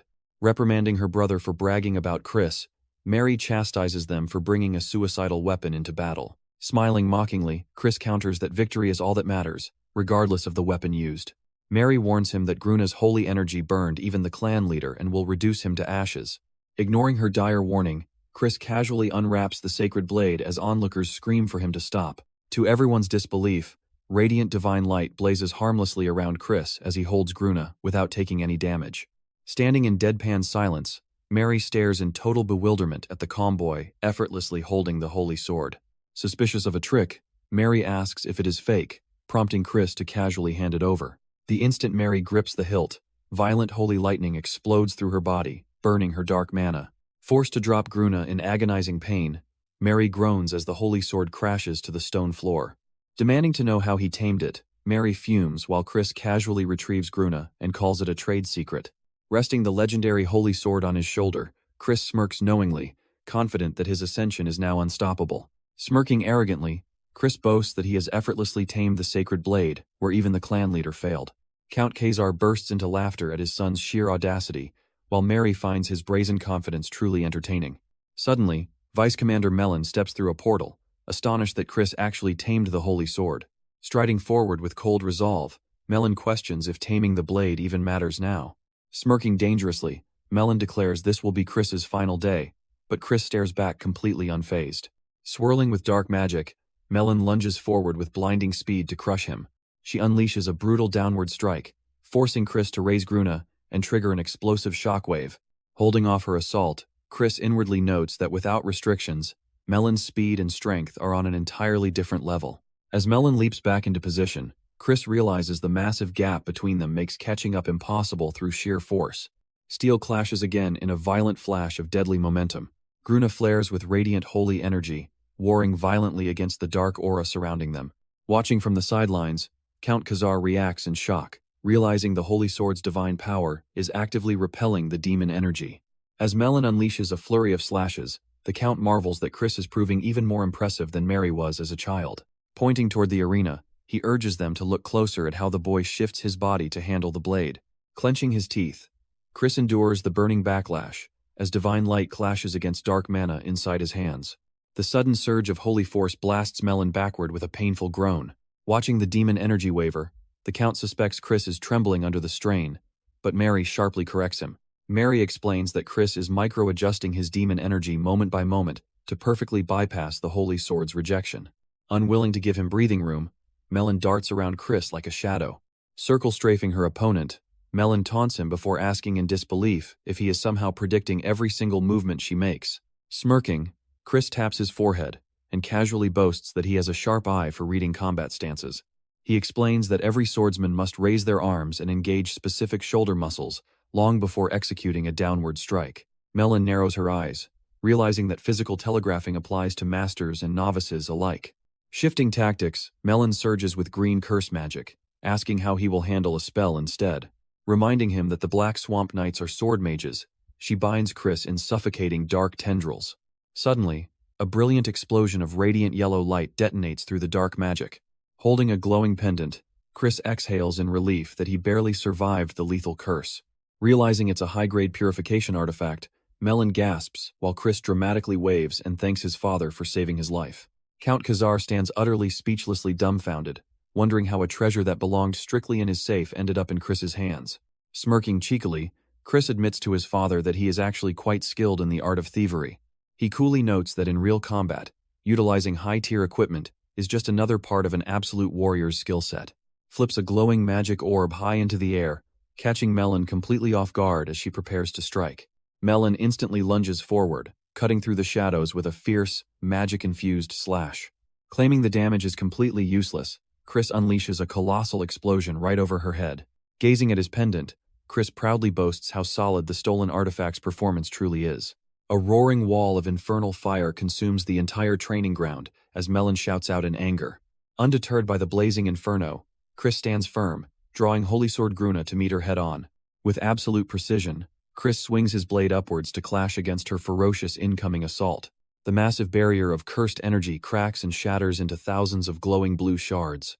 Chris effortlessly lowers his sword, completely unharmed after dispelling her most devastating technique. Watching from the sidelines, Count Khazar boasts to his sister that Chris' deliberate aerial trick proves he is a true genius. Heavy footsteps echo through the clearing as a terrifying shadow steps out from the rising smoke. Melon emerges from the dust, radiating an unhinged, dangerous bloodlust. A feral grin spreads across her face as she gives in to her wild battle instincts. Crying out in excitement, Melon charges forward maniacally, demanding to see his next move. Panicking at the sight, Mary urges the Count that they must intervene before Melon completely loses control. But Chris remains unfazed, dark magic swirling around his chest as he prepares his response. In a fraction of a second, Chris catches her incoming strike directly with his bare-gloved hand. He fluidly redirects her immense momentum, leaving her wide open to a sudden counterstrike. Her feet slide helplessly across the stone floor as she completely loses her footing. Before she can recover, Chris presses the rusted edge of Gruna directly against her neck. Smirking down at her, Chris taunts whether she found their intense duel satisfying now that he has won. Melon stares in utter disbelief at the blunt blade pressing against her skin, realizing she was completely outmaneuvered. Surprised by the decisive victory, Count Khazar and Mary celebrate Chris's undeniable display of power. Bursting into ecstatic laughter, Melon admits she cannot shake the exhilarating chills from his unbelievable statement. Chris offers her a choice, promising to respect her freedom since true loyalty can never be forced. Eager for more battles, Melon asks if standing under his command will guarantee duels like this in the future. Clasping her hand in allegiance, Chris smiles warmly and promises her as many thrill-filled fights as she desires. Standing alone by the window, Mary gazes out at the setting sun, silently contemplating the incredible feat she just witnessed. She remains lost in thought, utterly baffled that anyone could master and suppress demonic energy to such a terrifying degree. Recalling the ancient weapon on the floor, she knew even high-ranking mages could never withstand its holy aura without total control. Count Khazar admitted that shifting one's energy wavelength to wield such power was nearly impossible for ordinary beings. The sword required constant, millisecond adjustments of demonic aura mid-combat, a feat no normal swordsman could ever achieve. The Count reasoned that perhaps only a legendary demon dragon or Gehenna lord possessed such fluid mastery over their energy. Yet Chris had boldly grinned before them, casually asking if his impossible performance earned him top-class praise. Staring back at the young genius, Mary could hardly fathom the true depth of his hidden potential. Looking over the estate, she began to realize that Count Khazar's grand ambition might finally be realized through his son. Meanwhile, deep inside the estate's sprawling kitchen, the towering demonic chefs worked tirelessly preparing exquisite dishes. An imposing orc chef ferociously swung his cleaver, exuding a terrifying aura while preparing delicate ingredients. Despite his menacing presence, his razor-sharp knife flawlessly sliced fresh strawberries into delicate, gleaming halves. With surprising gentleness, the giant orc carefully decorated an elegant strawberry cake with sweet toppings. Watching from the doorway, Chris shuddered in disgust while Marie laughed, praising the monster's top-notch baking skills. Stepping inside, Chris surprised the nervous head chef by announcing his intention to bake a fresh batch of cookies. As Marie looked on in bewilderment, Chris quietly admitted he wanted to bake them for a special recipient. Marie instantly flew into a jealous frenzy, gasping at the thought of Chris making treats for another woman. Politely declining the orc's offer to bake them for him, Chris put on an apron, insisting on making them himself. Just as Chris bragged about his culinary skills, red strawberry pulp violently splashed right across his face. Chris yelled in sheer horror as the overenthusiastic chefs furiously mashed the berries like bloody carnage in a cauldron. The next afternoon, Chris ran across the courtyard to catch Mary right as she prepared to leave the estate. Turning her horse around, Mary looked down in surprise, wondering what brought her nephew out to meet her. Handing over a carefully wrapped gift box, Chris wished her a safe journey after her exhausting visit. Mary stared at the present in confusion, as Chris offered it with a warm, genuine smile. Opening the lid revealed an arrangement of beautifully baked, sparkling cookies arranged inside. Touched by his thoughtfulness, Mary accepted the box as Chris admitted he wanted to show his appreciation. Recalling how Chris had subtly asked her aid about her favorite treats the day before, Mary marveled at his tactical charm. Surprised to learn he baked them himself, Mary stared down at the delicious pastries in her hands. Taking a single bite, her stern expression instantly melted into pure delight at the mouth-watering flavor. Mary clears her throat and admits the cookie tastes remarkably good, leaving Chris relieved that his little gift suited her refined taste. Touched by his gesture, she offers to grant him whatever he desires in return. "Then please become my aunt from now on," Chris requests, surprising her with his unexpected proposition. Realizing he is participating in the Starblack ceremony, Mary suspects he is asking for her support in the succession fight. Chris gives a subtle nod, letting his unspoken ambition hang heavy in the air. "It's impossible. I cannot agree to that," she refuses flatly. Elders of the main house are strictly bound by law to remain completely neutral between competing successors. "No, this was just a sincere request. I simply wanted to get closer to you, Aunt," Chris claims innocently. Mary scoffs at his bold claim, though Chris cheekily adds that he certainly wouldn't refuse if she subtly offered her assistance anyway. Flashing an irresistibly charming smile, he plays innocent to win her over. Clasping his hands cutely, he radiates pure charm to soften her hardened heart. Chuckling as she enjoys another bite, Mary admits that his blunt honesty isn't entirely unpleasant. Seeing her defenses crumble, Chris beams warmly and thanks her. Count Khazar looks on in disbelief, astounded by how effortlessly Chris manages to manipulate his formidable aunt. Winking playfully, Chris warns that if she disappoints him, he might sulk and refuse to bake for her again. Mary gazes down at her nephew, unable to resist his calculated warmth. "Christian, how about joining the Black Shadow Knights?" she suddenly offers. Praising the incredible skill he displayed against Vice Captain Melon, she acknowledges his extraordinary potential. But she warns him that his competitors are monstrously powerful, fearing his talent might be crushed before it even blooms. "If I can't overcome such obstacles, then wouldn't it be fine if I died?" Chris replies bluntly, stunning her. "I appreciate your concern, but I don't think I'm going to lose," he declares with unshakable confidence. She marvels at his absurd level of confidence, realizing this boy is truly built differently. Accepting his resolve, she concedes that she has no right to stop him from walking his chosen path. Mounting her horse to leave, Mary decides to grant him one final crucial piece of advice. "Be wary of the first princess," she warns, revealing the dangerous threat lurking in the shadows. When asked why he should fear gentle Yulia over Ashid, Mary ominously replies that he will understand in due time. Grateful for the vital warning, Chris promises to keep her words in mind. Bidding him farewell, Mary rides off, eager to see how far his ambition will take him. Collapsing onto his bed back in his room, Chris finally relaxes, exhausted after a grueling day of political maneuvering. Lying in his chamber, Chris stares silently at the ceiling, reflecting on the sheer scale of the powerhouses governing the magic empire. Both his father and aunt have reached the formidable 6th rank, yet their names were barely remembered in the tragic war of his past life. Even the legendary forces of light were utterly crushed, but he swears never to let history repeat itself. Clenching his fist with iron determination, he resolves that he must grow stronger at an unprecedented pace. A full month later, Chris enters his father's office upon being summoned late at night. Adjusting his glasses, Count Khazar inspects his son with a piercing glare. Suddenly, the Count's eyes widen in sheer disbelief as he senses the boy's newfound aura. Stunned by the dramatic surge in mana, the Lord struggles to comprehend what he is witnessing. "Could it be that you've already reached 2-star rank in just 1 month?" he gasps. Shrugging nonchalantly, Chris smirks and reminds his father that he promised to make it happen. Composing himself, Chris casually asks why he was called out at such an ungodly hour. Resting his hands on official documents, the Count reveals that contact has arrived from the main house. He explains that although he requested entry for both his sons in the Holy Dark ceremony, only turn was approved.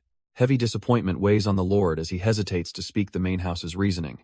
In a sudden burst of dramatic rage, the Count slams his desk, listing the ridiculous past rumors of Chris's squandered wealth and delinquency. Enraged by the insult to his son's honor, the doting father fumes over the main house's arrogant rejection. Chris calmly listens to the dramatic outburst, realizing this rejection was likely orchestrated by second Prince Ashid. He knows the main house's favored candidate is none other than Royn de Baron. The Holy Dark ceremony is a ritual where candidates enter the dimensional shadow to claim pure dark energy. Because the darkness is strictly limited, candidates must fight in a death match where the strong monopolize power. Monopolizing that shadow energy is the absolute requirement to be chosen as the family's true heir. If Royne monopolizes the dark energy and becomes the sixth prince, Chris's ambitious goals will be severely obstructed. Count Khazar offers to plead his case again, but Chris firmly declines any outside assistance. Placing a firm hand on his shoulder, the Count acknowledges Chris's undeniable growth and talent. He softly reassures the boy that this time, he should step back and leave the matter to the adults. Chris smiles gently, expressing genuine gratitude for his father's rare warmth. But his expression suddenly twists into a scheming grin as he declares that a scoundrel has his own ways. He inquires if the Count of Tiraman's family has a candidate participating in the ceremony. Learning that Tiraman's son is attending, Chris vows to prove his qualifications by crashing their upcoming ebony hunt as a driveman. High above the grand estate, Mary returns to report after observing Christian's recent actions.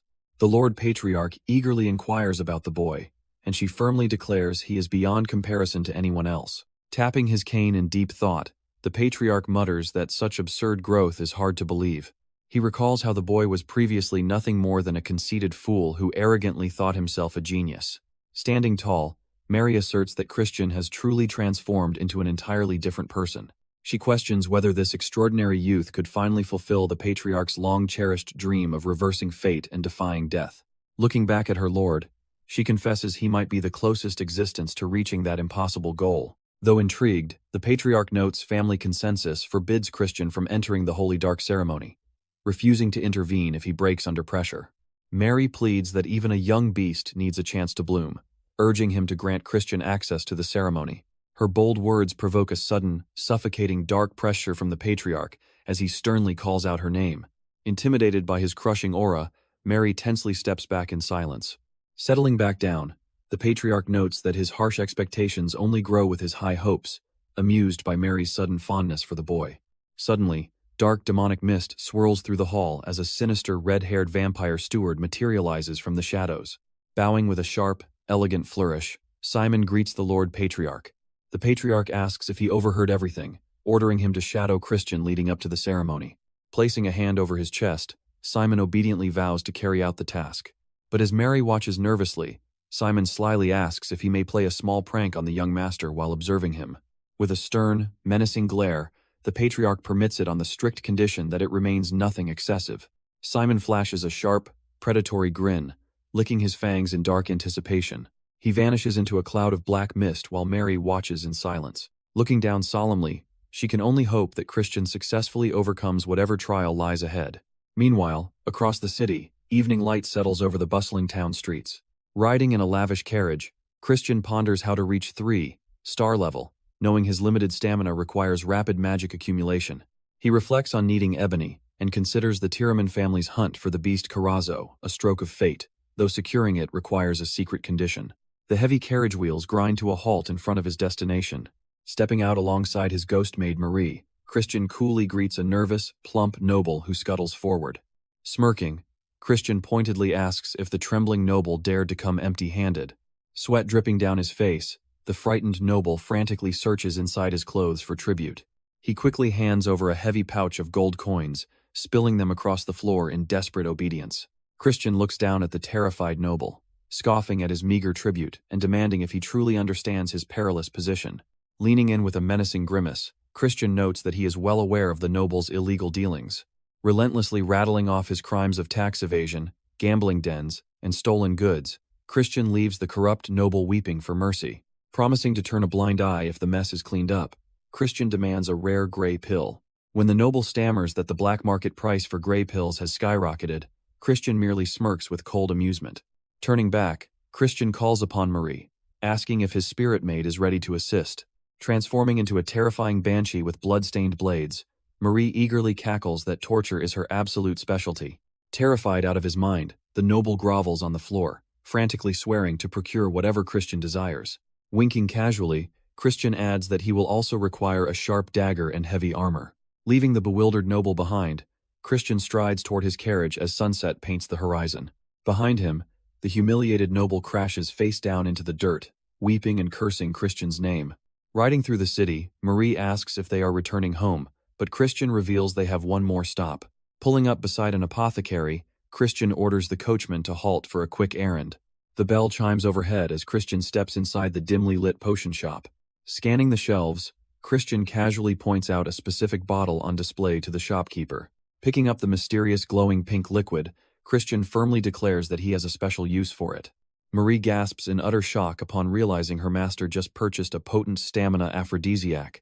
An awkward silence hangs in the air as both Marie and the shopkeeper stare in disbelief. Teasing him playfully, Marie giggles and asks if he already needs such help, prompting an irritated denial from Christian. Snapping in annoyance, Christian insists the potion is not for himself, shocking Marie even further. Horrified, Marie suddenly gasps and asks if the potion is intended for the Count.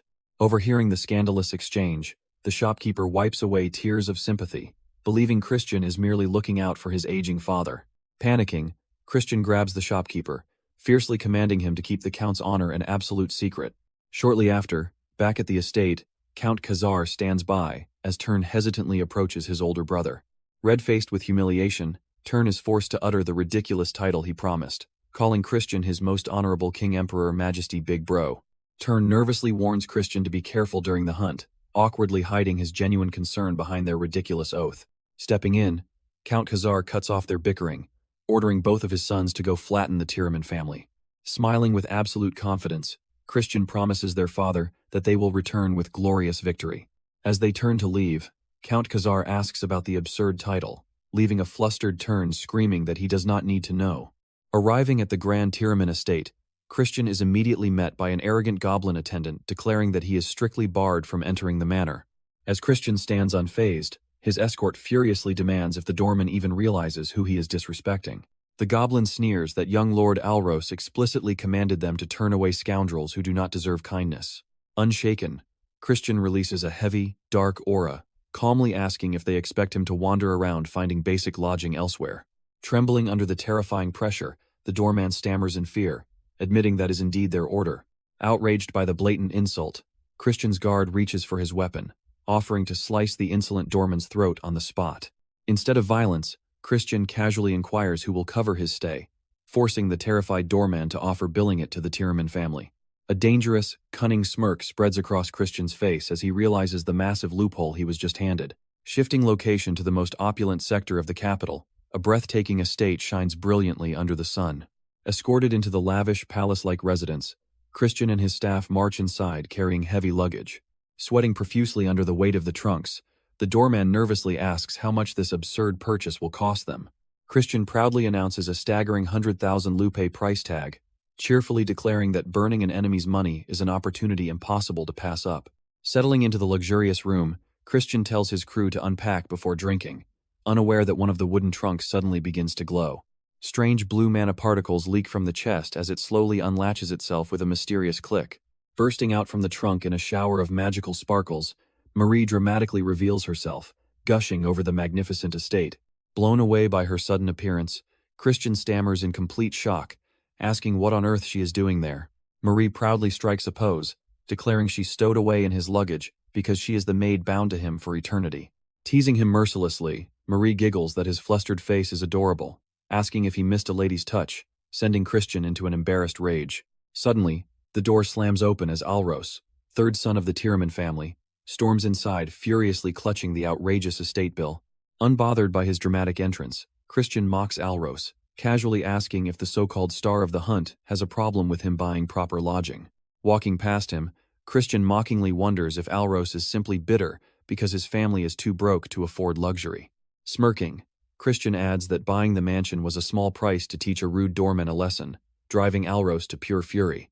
Snapping in blind rage, Alros channels dark energy into a thorned whip, unleashing a surging tide of dark magic. With a lethal glare, Alros summons a gigantic, shadowy leopard bound in purple thorned chains, asking if Christian has a death wish.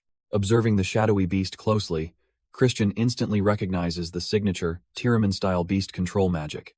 Unlike standard taming, this dark spell dominates beasts through raw fear, weaving enchantments of confusion and dread to completely dull their natural instincts.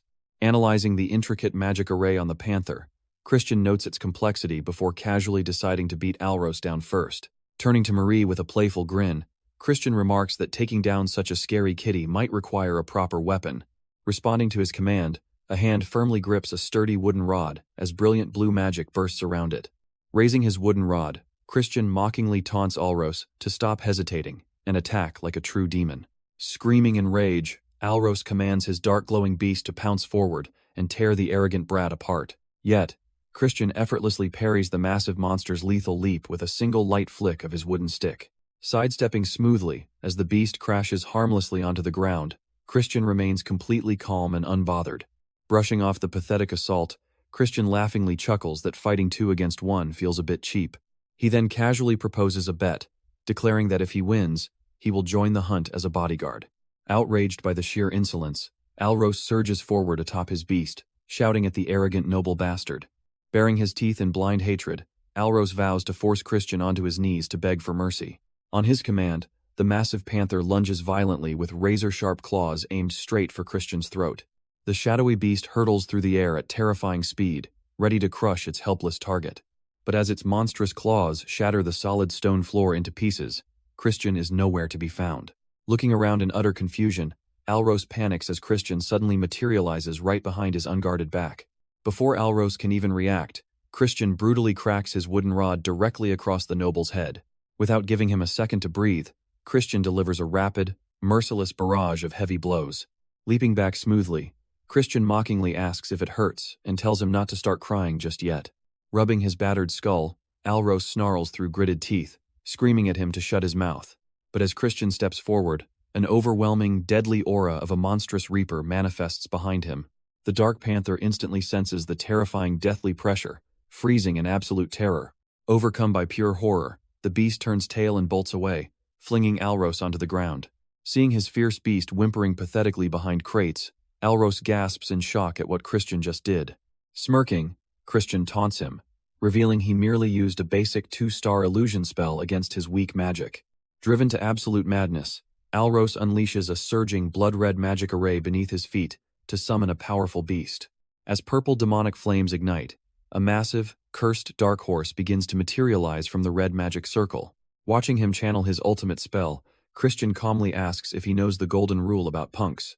Before Alros can even finish his sentence, Christian lunges forward with a blindingly fast, downward strike. The wooden rod crashes squarely onto Alros's forehead with a sickening crack before the spell can unleash. Knocked completely unconscious mid-cast, Alros collapses flat onto his back as his stick rolls away. Looking down at his fallen foe, Christian chuckles, reminding him that real warriors never wait for casting times. Left with no master, the unfinished summoned spirit whines comically before dissolving back into thin air. Chris casually relaxes at a high-stakes card table, brushing off his nervous attendant's worries by claiming they simply have time to kill. The stakes pile high on the felt surface, though his companion clearly doesn't consider this extravagant gambling session true rest. Laughing off the critique, Chris openly embraces his reckless reputation while chatting with Marie about enjoying the moment. To ensure he stays sharp despite the wild setting, he strictly sticks to non-alcoholic ginger ale. He puts on a dramatic show of complaining about the non-alcoholic drink, secretly keeping his eye on the suspicious observers in the room. Nearby, Alros's beastmen retainers glare in frustration, questioning why they were tasked with watching such an erratic scoundrel. Noticing their intense gaze, Chris cheerfully calls out and invites the beastmen sentries to join his table. He mockingly reveals that their beaten master won't awaken until tomorrow, winking as he offers them a free pass to enjoy themselves. The tavern atmosphere grows livelier into the late afternoon as gamblers challenge Chris to go all out in the next round. As dusk settles outside the window, night creeps over the territory while the sting operation continues. The beastmen watchers maintain their vigilant stance, scrutinizing every move the young master makes. Hours later, Chris slumps across the couch in a fake stupor with cards scattered over his face, prompting the sentries to dismiss him in disgust. Deciding he is no longer worth monitoring, the watchers prepare to file their brief report and leave. The instant the observers turn away, Chris opens his clear red eyes, completely sober and fully alert. He silently sits up, shedding his exaggerated drunk facade now that his tailing guards have abandoned their post. Reaching for his traveling cloak, he gathers his equipment with calm, methodical precision. Glancing out into the moonlit night, he calculates that the Tiraman family will soon make their move. Securing his bag, Chris instructs Marie to stay behind and refrain from following his solo night run. Marie stares back with deadpan skepticism, easily seeing right through his secretive demeanor. Noticing the suspicious items in his pack, she mischievously questions if he bought aphrodisiacs for himself rather than his father. When she playfully pledges to support his shameless endeavors, Chris flusteredly snaps at her lack of filter before slipping away. Moments later, he arrives at the dark, dense wilderness of the Kython mountain range. Pulling up his hood, he senses the overwhelming, oppressive aura of demonic beasts infesting House Tiramin's hidden domain. Navigating through dense foliage, he searches for the entry point into their secret hunting grounds. He quickly spots twin blazing torches marking the heavily guarded wooden perimeter gate. Observing only 2 guards posted at the entrance, he scoffs at their surprisingly lax security measures. Weaving subtle mana around his body, Chris activates the invisibility spell taught to him by Marie. He briefly grimaces as he remembers her teasing comments about using unseen stealth for peeping. Cloaked in total transparency, he silently glides past the oblivious armed guard standing at the gate. Vanishing without a trace into the shadowed forest, Chris penetrates deep into Tiramin's restricted hunting domain. Reaching the eerie moonlit altar, Chris pauses as the heavy dark energy surrounding the platform settles over him. Resting upon the ancient stone, he realizes this sacred site marks the final climax of the darkness hunt. He reflects on the true path to obtaining darkness, knowing the beast Karazo must willingly forfeit its own life. The creature can only be broken by driving it into such intense terror that death becomes its sole relief. At that precise threshold where terror meets ecstatic joy, opposing forces clash and ignite. In that fleeting instance of absolute collapse, worthless ashen energy transforms into pure darkness. Understanding why House Tiramin leads the hunt through fear, Chris prepares to execute his next move. He originally planned to steal Tiramin's secret beast-taming technique directly. By using a potent aphrodisiac, he intended to drive Karazo into an uncontrollable frenzy to claim its darkness. But with time running out, mastering their technique is impossible, forcing him to find another way. Suddenly, a mysterious surge of red magic flares up behind him in the night. Chris spins around in alarm, calling out into the darkness to identify the intruder.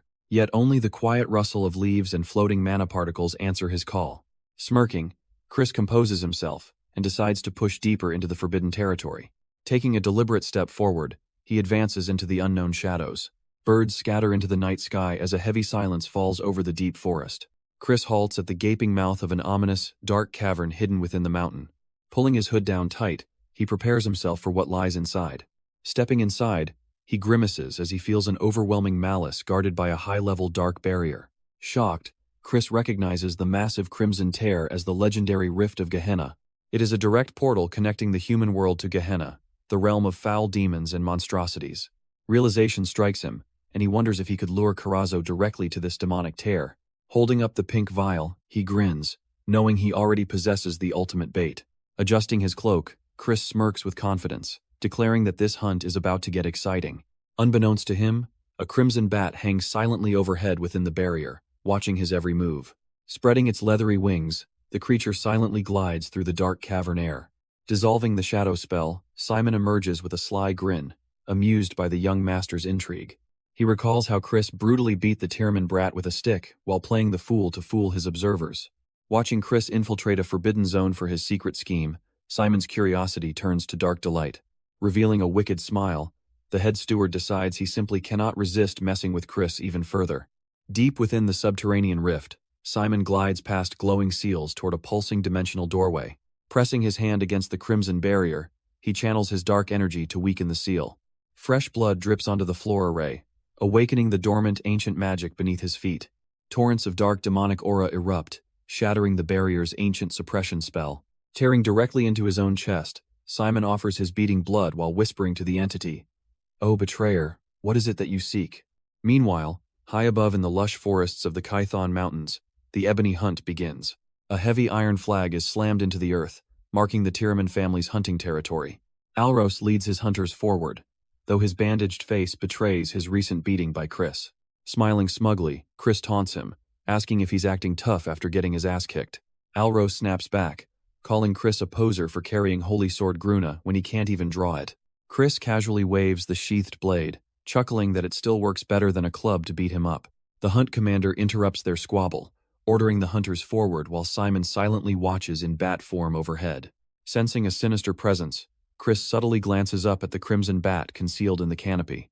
Grabbing Chris, Alros angrily demands compliance, to which Chris lazily agrees with fake submissiveness. Reaching the sacred stone altar, the team prepares for the upcoming beast-taming ritual.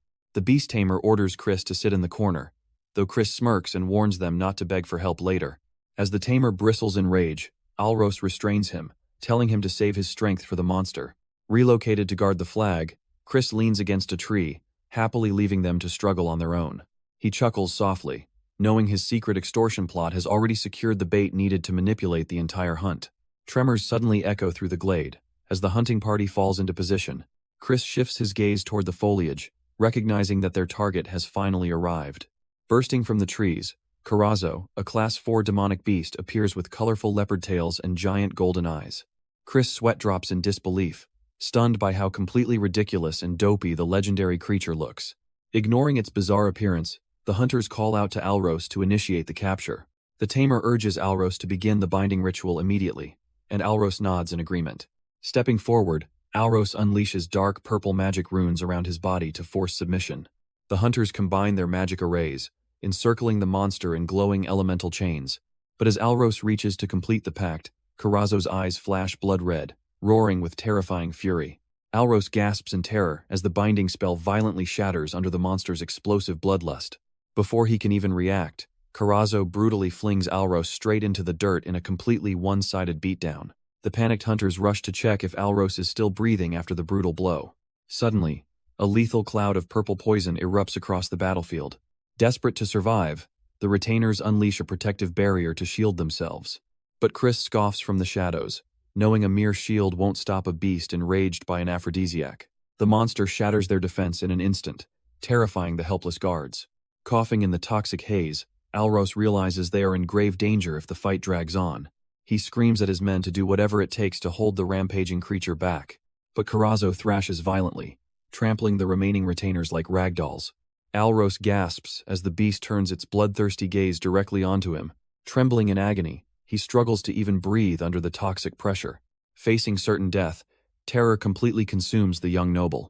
Suddenly, Chris steps in and mockingly scoffs at the so-called pride of House Tyraman.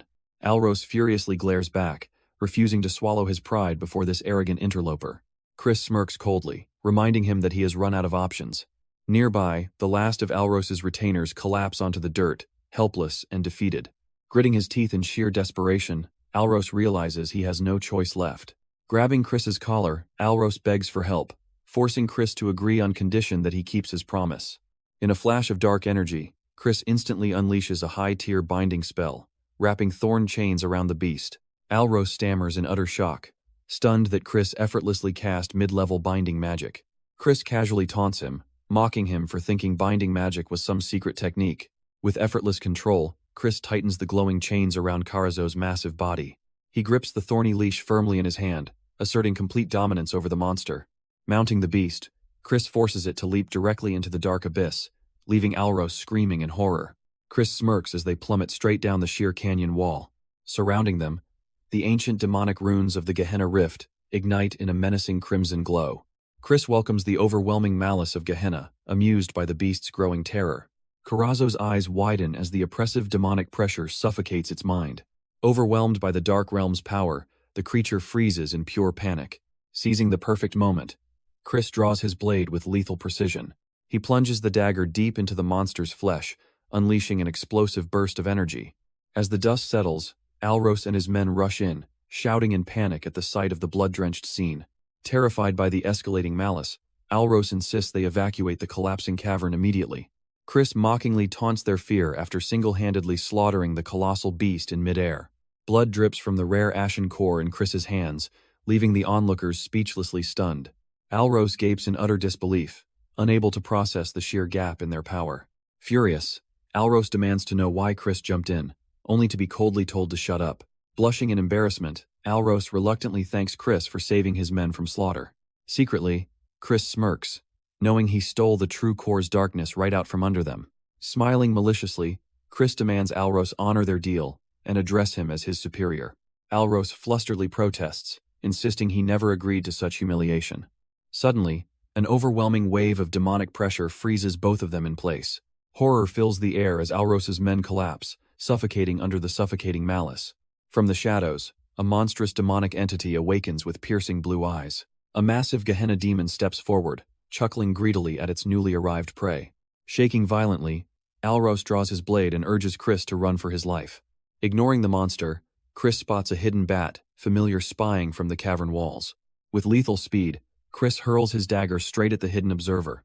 The blade pins the spy familiar instantly, destroying the surveillance spell. Miles away, Simon recoils in shock as his connection to the bat snaps completely. Realizing Chris intentionally eliminated his familiar, Simon freezes in disbelief. Fearing a total massacre, Simon unleashes his full power to sprint toward the rift. A streak of crimson light tears across the sky as Simon rushes to intervene. Back in the cavern, Chris's dagger embedded in the stone wall hums with residual mana. Chris smirks, openly declaring how much he despises being spied on. The Gehenna demon laughs maniacally, dismissing Chris's arrogance as death approaches. Analyzing the opponent, Chris calculates the monster is at least a 5-star demon. Knowing his allies will only hinder him, Chris casts sleep magic on Alros's remaining men. Alros screams in anger, accusing Chris of wasting precious mana when they need to cooperate. Before he can finish, Chris delivers a swift chop to Alros's neck, ordering him to sleep. As Alros hits the ground, Chris turns alone to face the terrifying demon ahead. The demonic, monstrous entity sneers, taunting Chris for offering his companions up as a sacrifice. Ignoring the creature's offer to spare his life, Chris grimly tells the monster he talks way too much. The demon scoffs at his defiance, warning that he has a strict rule about not messing with his own kind. Spotting the holy mana awakening, the monster mocks Chris for making such a bold and foolish move. "That sacred sword is just scrap metal to you," the monster roars, unleashing a blood-red slash that brutally strikes Chris. The force of the demonic blow blows Chris backward, forcing a violent spurt of blood from his lips. Despite the severe damage, Chris stands his ground, eyes burning with ruthless determination. Hoisting Chris up by his collar, the demon growls, offering one last chance to surrender his companions. Bloodied and battered, Chris stares back without a single trace of fear in his eyes. Chris spits blood with a taunting smirk, mockingly asking who decided demons cannot wield a sacred holy sword. Twisting dynamically through the air, Chris dodges the gargoyle's crushing claw strike with absolute precision. Channeling his white mana core, Chris awakens the holy sword Gruna's sealed power within his grasp. Blazing with radiant brilliance, the sacred blade illuminates the pitch-black cavern. The demon staggers back in pure shock, screaming in disbelief at a demon wielding pure light. Smiling ruthlessly through his injuries, Chris mockingly asks if the creature is already starting to panic. Enraged beyond sanity, the monster roars that he will tear Chris to shreds and charges a massive dark orb. A swirling tempest of destructive red energy condenses in front of the enraged beast. Firmly planting his feet, Chris readies his posture to unleash a legendary technique from his past life.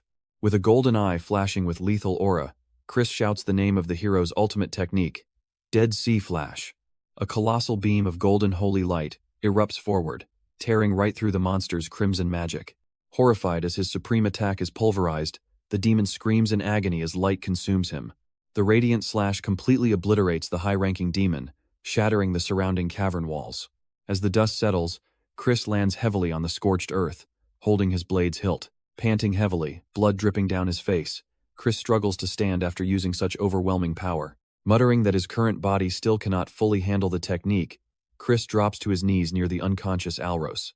Collapsing onto the cold stone floor, Chris releases his grip on his weapon as fatigue overwhelms him. Lying motionless on the ground, his mind drifts back to the memories of his previous life.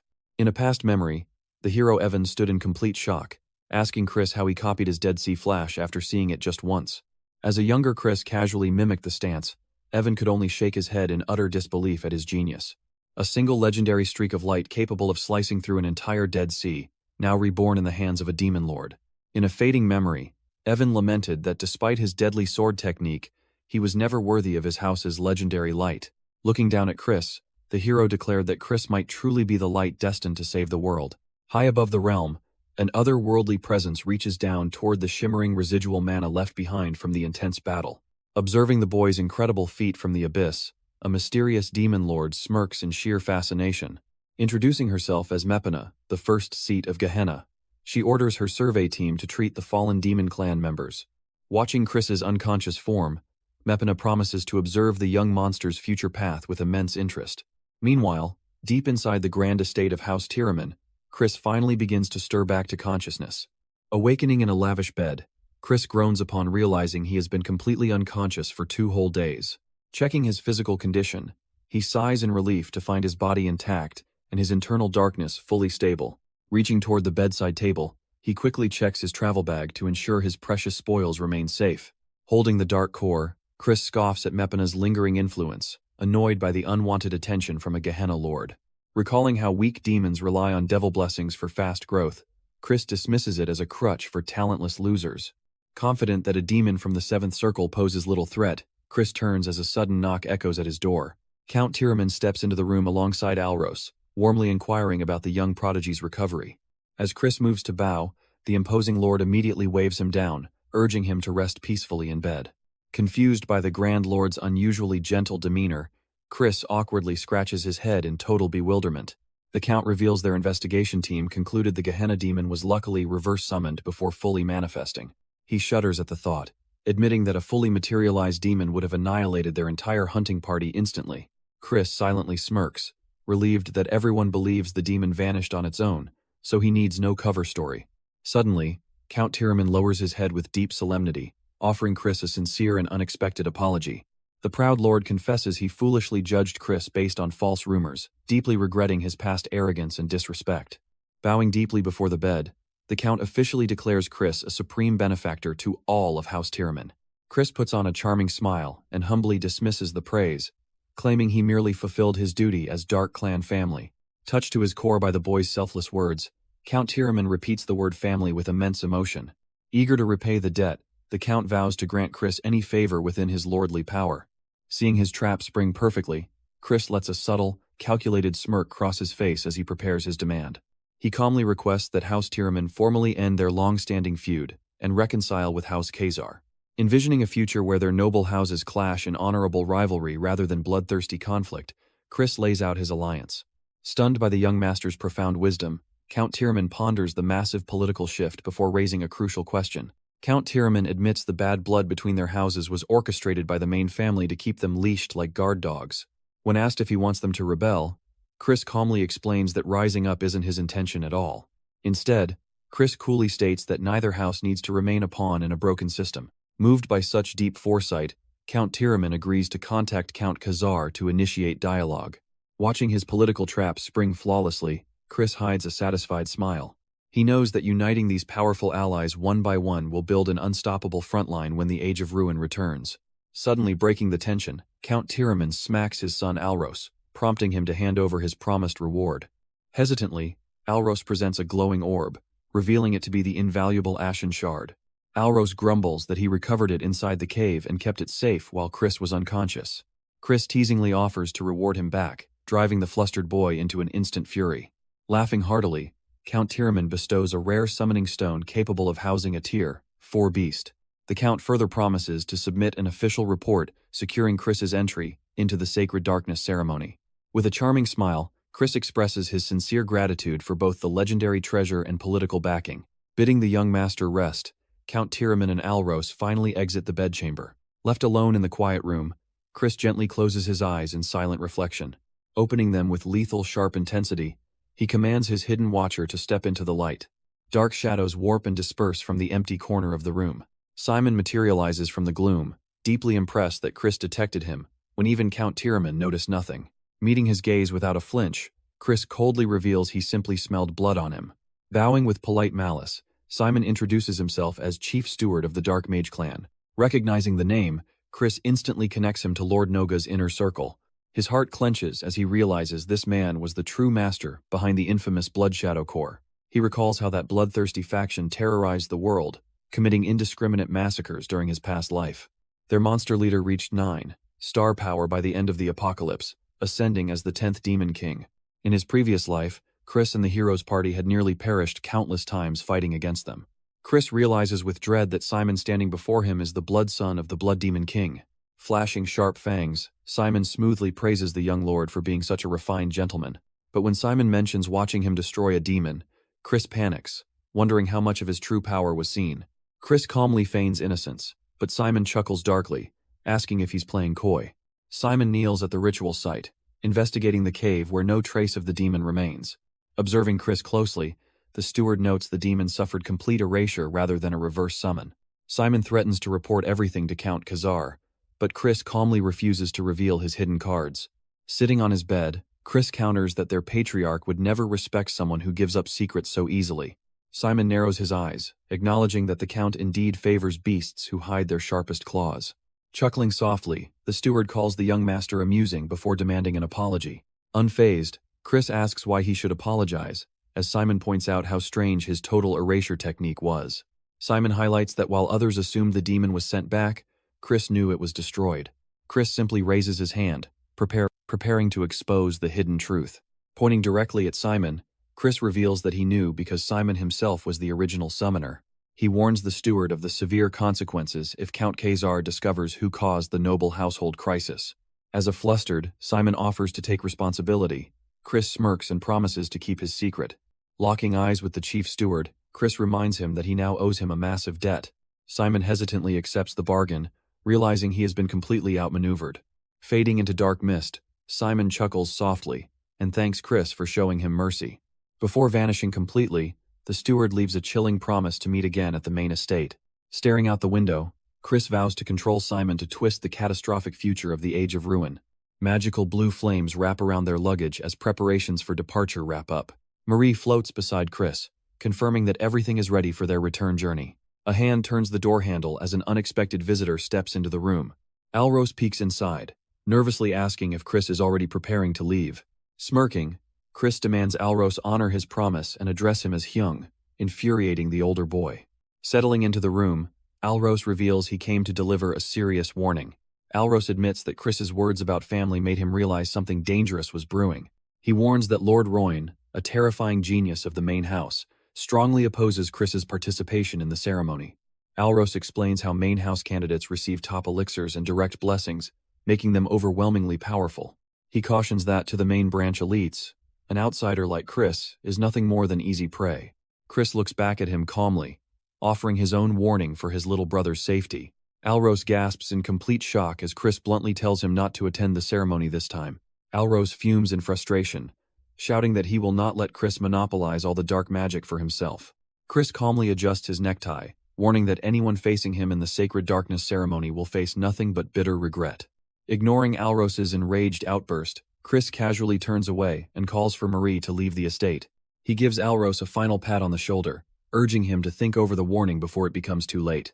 Back at Count Khazar's estate, Tern rushes through the grand corridors upon hearing that his brother went straight to the training hall. Spotting Chris walking ahead with his gear, Tern gasps, struggling to catch his breath. Calling out with absurd honorifics, Tern demands Chris honor his previous promise. He yells out fiercely, reminding Chris of the duel he was owed the moment he returned. Noticing Tern's rapid growth into mid-second rank, Chris dismisses the challenge, claiming he must focus on his training. He pauses, realizing Tern's participation in the upcoming ceremony could put the younger boy in extreme danger. Waving his brother off, Chris promises they will duel after his training, leaving Tern begging for leniency. Tern points a finger determinedly, vowing that this fight will end differently than before. As Chris walks away into the training grounds, he catches a familiar glimpse in his brother's stubborn stance. A fleeting memory of his past life companion flashes across his mind, recalling her stubborn promise before the world fell.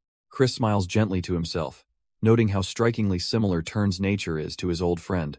Entering isolation in his private quarters, Chris sits on his bed, staring down at the concentrated dark elixir. He examines the glowing dark orb, carefully contemplating its immense energy. With only 2 weeks remaining until the ceremony, Chris knows he needs a massive leap in power. Without hesitation, he swallows the potent black pill in one gulp. Violent dark magic immediately surges through his body, causing him to shudder from the sheer intensity. Collapsing onto the bed, Chris enters a deep state of meditation as dark aura encapsulates him entirely. 15 days later, Tern knocks on the heavy wooden door to announce that the day of the ceremony has arrived. A calm voice bids him enter, prompting Tern to push the door open. Inside, Chris stands fully dressed in formal attire, radiating an unshakable presence. Tern freezes in place, his eyes widening in absolute horror as a suffocating pressure washes over him. Smirking in his formal vest, Chris teasingly asks if his younger brother came so early just to get beaten up. Sweating under the crushing aura, Tern stammers in disbelief at how terrifying Chris's power has grown in 15 days. Chris steps forward coolly, offering to grant the duel on one strict condition. His red eyes flash with cold authority, as he demands Tern forfeit his entry into the Sacred Darkness ceremony if he loses. When Tern stammers in shock at his brother's absurd power, Chris calmly points out that the Sacred Darkness ceremony is a ruthless battlefield. Fixing his younger brother with a cold glare, Chris mockingly asks if weaklings shouldn't just step aside. Enraged by the provocation, Turn draws his rapier and lunges forward with a furious scream. Chris effortlessly meets his charge, wooden sword in hand, entirely unimpressed by the frantic assault. Smirking, Chris declares that he will just have to beat sense into him so he finally understands. In a single brutal clash, Turn is sent crashing across the floor, completely overwhelmed. Moments later, a severely bruised and bandaged Turn sits before Count Khazar, while Chris stands casually by. Scolding Chris for going too far, Count Khazar reveals the healer mandated 15 days of absolute bed rest for Turn. Hearing that Turn must forfeit the ceremony, the injured boy desperately cries out to his father. Chris steps in, smoothly asking his father for permission to speak with Turn alone. Granting the request, Count Khazar departs, leaving the two brothers to settle their dispute privately.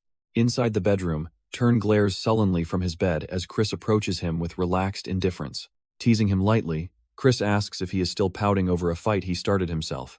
With tears welling in his eyes, Turn emotionally asks if Chris truly hates seeing him grow stronger. He accuses Chris of always mocking his hard work and achievements. Turn even claims Chris intentionally injured him just to lock him out of the ceremony.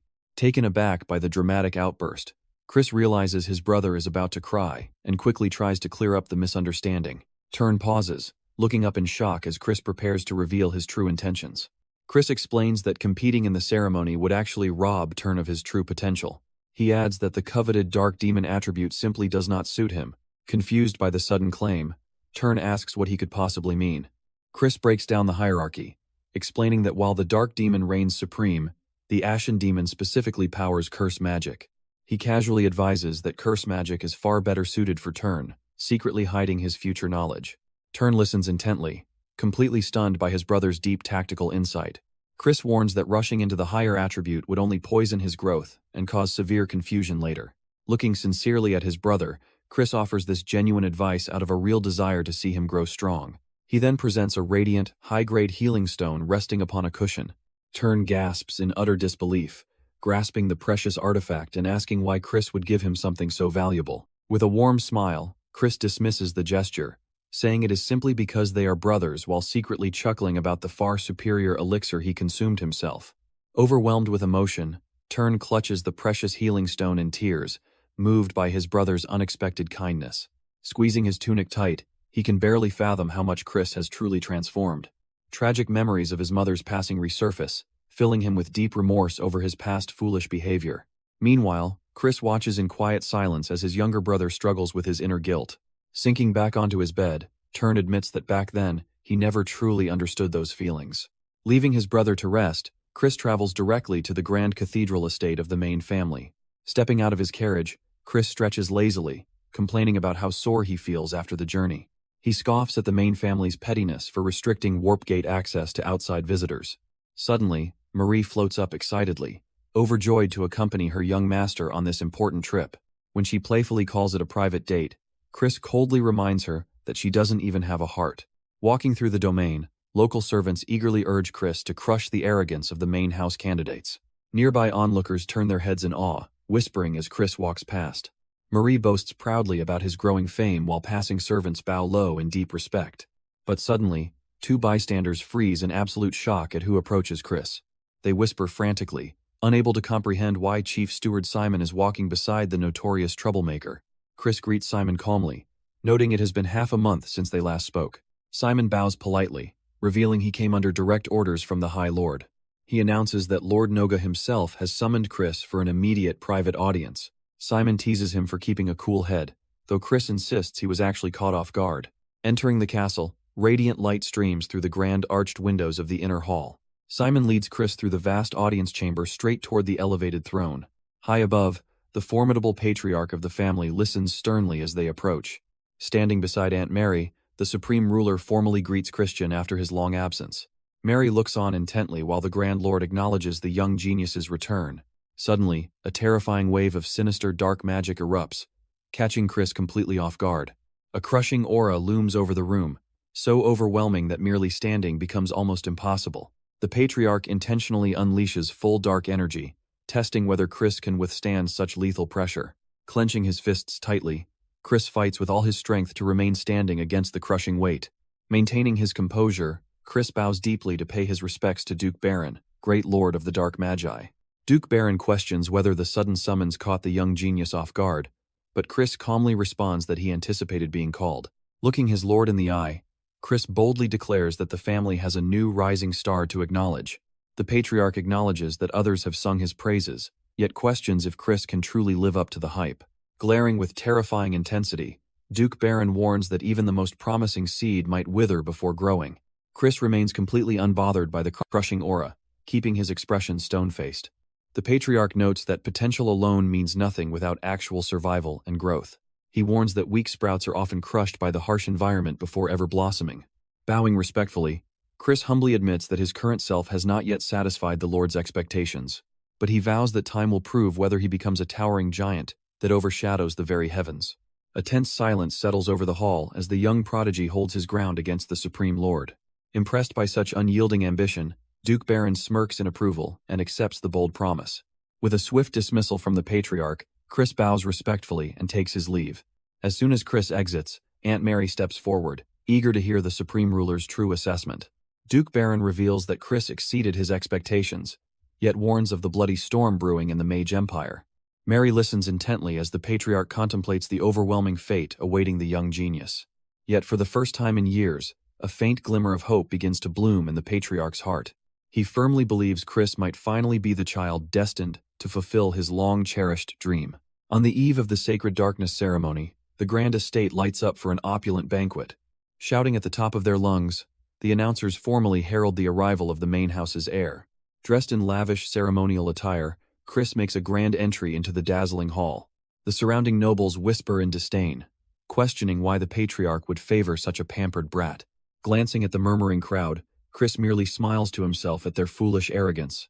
He conceitedly blames his handsome face for drawing so much envy, while Marie teasingly agrees in the background. Seeking a drink to pass the time, Chris reaches toward a servant's tray filled with wine. Noticing the red liquid, he asks if it is alcohol before taking a glass, but the servant instantly snatches the tray away, strictly reminding him that he is still underage. Instead, the servant pours him ginger ale, leaving the formidable regressor utterly humiliated. Clutching his head in annoyance, Chris inwardly fumes over being forced to drink soda among uptight demons. Suddenly, loud shouts announce the entrance of the young lords and ladies, drawing Chris's immediate attention. The grand banquet doors swing open as brilliant light floods the hall. The royal heirs enter the room, radiating an undeniable aura of absolute authority. Second, Prince Ashid steps forward, his cold eyes gleaming with silent malice. Beside him glides First Princess Yulian, her subtle presence commanding the entire room. Second, Princess Jupian follows with a smug smile, her sharp gaze scanning the crowd. Third, Prince Mysak strides in closely behind, maintaining a stern and focused expression. Together, the imperial siblings march through the hall in a terrifying show of power. Watching their grand entrance, Chris quickly notices that the wild first prince is absent. Seeing Ashid, Chris mentally taunts the prince for framing him in that failed conspiracy. But Ashid callously brushes right past him, ignoring his existence entirely with supreme arrogance. Furious at being brushed off, Chris fumes inwardly over the prince's utter disrespect. He wonders if the arrogant prince truly dares to look down on him like an insect. Princess Yulian subtly adjusts her dress, her aura far more dangerous than the others. She glances down at Chris with a calm, completely unreadable expression as she passes. Their eyes meet in an instant, and Chris immediately senses the overwhelming depth of her power. He recalls his Aunt Mary's stern warning to be extremely cautious of First Princess Yulian. Yet, scanning her current composure, Chris fails to detect any immediate threat or hostile mana. Shaking off the thought, he decides to focus on preparing for the Sacred Darkness ceremony. Suddenly, an elderly steward interrupts his thoughts, loudly greeting young Master Christian. The man introduces himself as Purr, a loyal summoner serving young Master Loin. Completely unimpressed by the interruption, Chris coolly asks him what he wants. Purr snidely remarks that an underqualified participant might bring immense shame to the family name. Catching the insult, Chris sharply asks if that underwhelming participant is supposed to be him. He directly challenges the old steward to step up and prove his point right now. Rattled by the bold challenge, Purr glances anxiously toward his master on the balcony. Young Master Loin watches silently from above as Chris stands completely unfazed below. Setting his glass down, Chris sneers, ordering the steward to put on a show right here. Stunned by the audacity, Purr stammers, asking if he means fighting here without a weapon. Chris smirks with lethal arrogance, asking if he really needs a weapon for someone so weak. The room drops into stunned silence as the onlookers watch the sudden violence unfold. Before anyone can react, the summoned evil spirits brutally overpower their own summoner. Seated comfortably like a king, Chris casually enjoys grapes while commanding the hijacked spirits. The noble crowd stares in utter disbelief, unable to process what just happened. Just moments prior, the arrogant steward had commanded his spirits to tear Chris apart. But with a single, effortless flick of his finger, Chris instantly stole total control of the dark entities. Smirking at his helpless opponent, he mockingly flaunts his supreme authority over dark magic. Turning his gaze upward, Chris directly confronts the cowardly noble pulling the strings from the balcony. "If you have a problem with me, challenge me to a duel yourself," Chris sneers at young Master Royne. Flustered and furious, Royne clings to the balcony, loudly denying his involvement. Below him, the defeated steward kneels in desperation, begging for his master's help. Leaving them with a lethal warning, Chris walks away, promising to settle the score at the upcoming ceremony. Dawn arrives as the long-awaited day of the Sacred Darkness ceremony finally begins. Tension fills the hall as nervous candidates struggle to keep their composure under pressure. Turn anxiously asks how Chris can remain so calm after causing such chaos yesterday. Footsteps echo down the grand staircase, announcing the arrival of the main house heirs. Decked in a regal cloak, Royne descends with an icy glare fixed on his rival. Chris merely rolls his eyes, quietly promising to teach the arrogant noble a lesson later. The gathering quieted down as the head representative steps forward to open the event. Assistant Butler Sebastian welcomes the candidates, announcing he will lead them into the sacred domain. Striking his magical staff onto the ground, he unleashes a sudden wave of spatial energy. Reality bends around them, transforming the grand hall floor into a swirling spatial portal. While Turn panics thinking they are falling, Chris instantly identifies the intricate illusion spell. A massive, shimmering staircase unfolds directly into an endless dimensional void. Without hesitation, Sebastian leaps onto the illusory steps, leading the trial forward. As the butler vanishes down the infinite stairs, the true test of endurance begins. Realizing they will be left behind, the candidates frantically sprint down after him. A complex wireframe labyrinth materializes around them in the dark spatial realm. Panting heavily, the candidates struggle to keep pace as they race through the shifting void. Exhausted candidates struggle down the steep underground slope as the illusion trial pushes them to their absolute limits. Sebastian glances back indifferently, urging them to hurry up before time runs out. Suddenly, the illusory path crumbles beneath their feet, threatening to send them falling into the void. Screams echo through the darkness as several candidates lose their footing and plummet. Stranded candidates curse in sheer panic as their foothold collapses beneath them. Untouched by the chaos, Sebastian decides to pick up the pace and leaves them behind. Dashing forward with incredible speed, Sebastian zooms effortlessly across the crumbling illusion realm. Moments later, the surviving candidates are violently expelled into a massive stone hall. One arrogant candidate sneers, convinced the others were too weak to keep up with his superior bloodline. But as he turns his head, his smirk vanishes into sheer disbelief. He stares in shock at Chris, who stands right beside him without dropping a single bead of sweat. Chris smirks back, mocking his rival for getting winded while wearing a flashy facade. Enraged by the insult, the arrogant rival glares fiercely as dark aura flares around him. Meanwhile, another exhausted candidate collapses, realizing straight physical effort in an illusion realm is suicide. Unfazed, Chris quietly manipulates the spell array, using his genius technique manipulation to grant himself endless stamina. Up ahead, Sebastian pauses and observes Chris's effortlessly composed demeanor. The butler realizes in awe that Christian's reputation is far more dangerous than anyone anticipated. The candidates finally gather inside a massive, ancient stone chamber, lined with ominous blue wards. While the rest collapse from sheer exhaustion, Chris stands perfectly composed among his panting rivals. He callously taunts a rival candidate, telling him to build stamina instead of lazing around with beasts. Suddenly, a brilliant crystal materializes above the arena, resonating with intense magical energy. Radiant light streams down into the hall, marking their entrance into the sacred trial ground. The overseer Lihu appears, welcoming the candidates to the holy realm where the purest dark mana erupts. Lihu fixes them with a chilling smile, announcing the start of their ultimate test. She reveals that they will claim a legendary dark power, echoing the legacy of the third-ranked demon lord. Threads of brilliant mana burst from the ground, racing across the arena floor toward each candidate. Glowing energy binds itself to their feet, locking them into the ceremony's spell array. Lihu warns that the available dark mana is far too limited for all 5 of them to share. To claim their prize, she declares that ferocious trial beasts will test their true qualifications in battle. Chris casually gestures with his hand, asking if the trial operates on a simple first-come, first-served rule.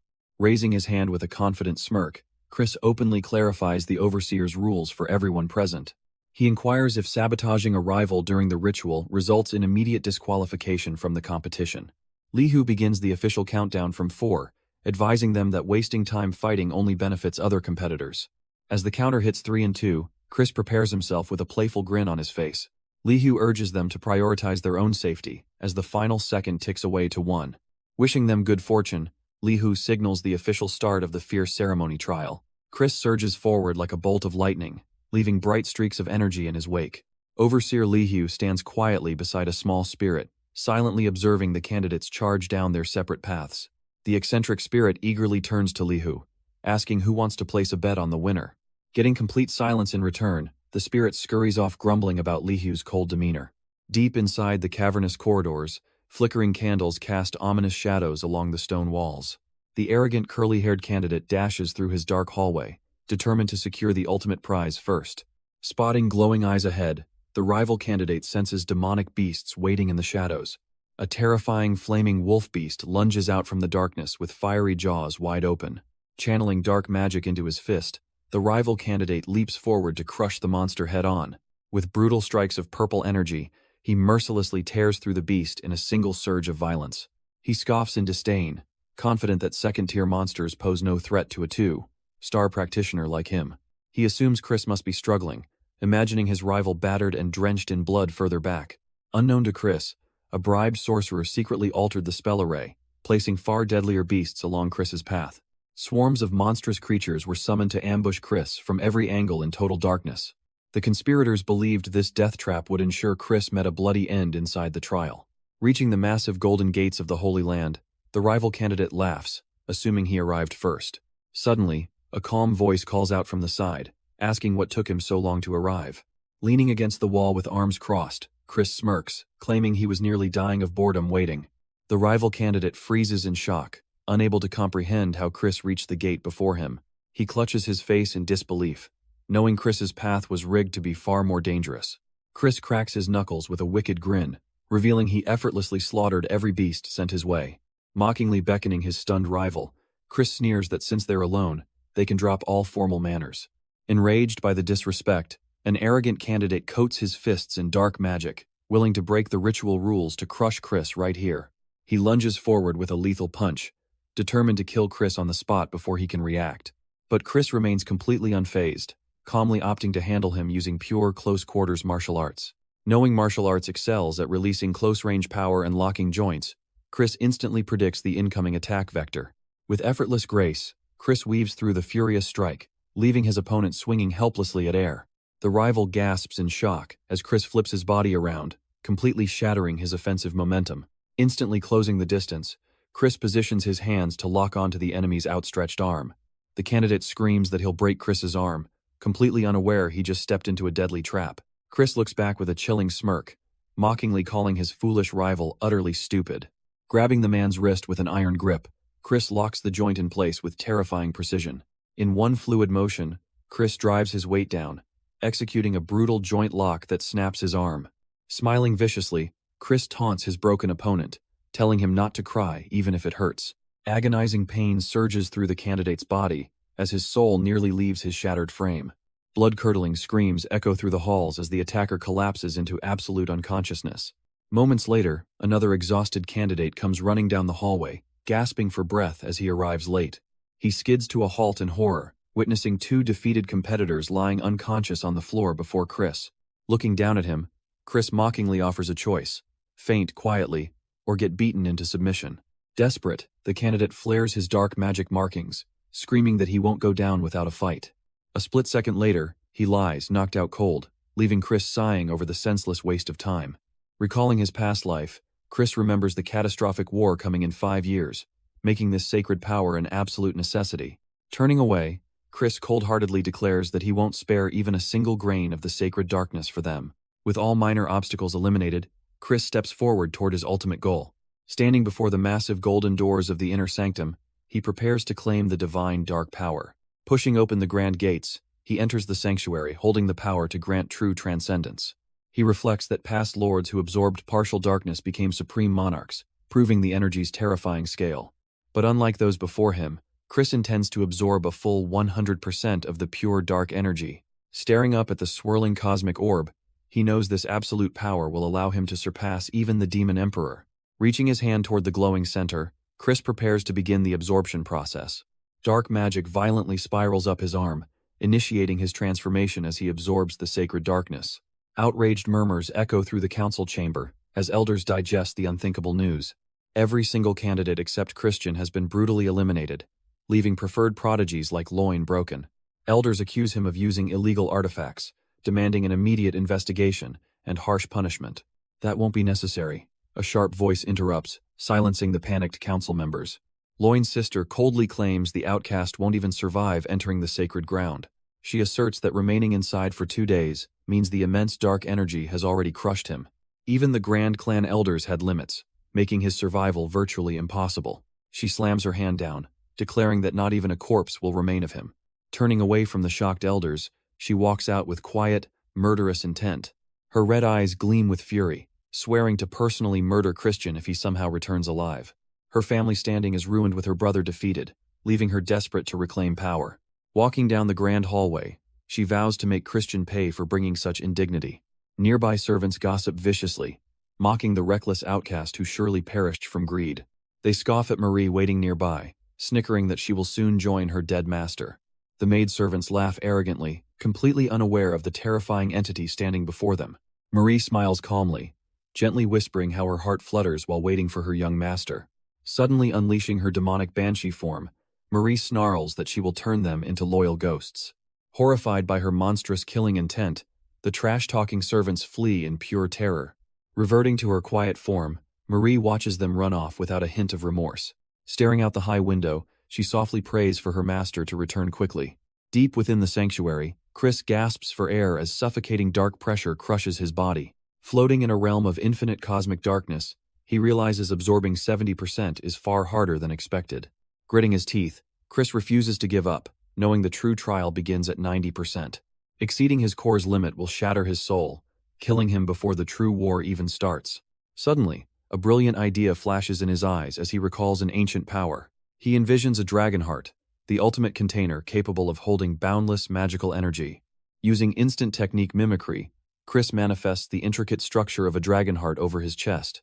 The newly formed draconic vessel expands, instantly swallowing the violent torrents of dark mana. Pain rips through him, but Chris groans through the agony as he forces the energy into his body. Just as Chris reaches his absolute physical limit inside the void, a mysterious, echoing voice suddenly asks if he requires assistance.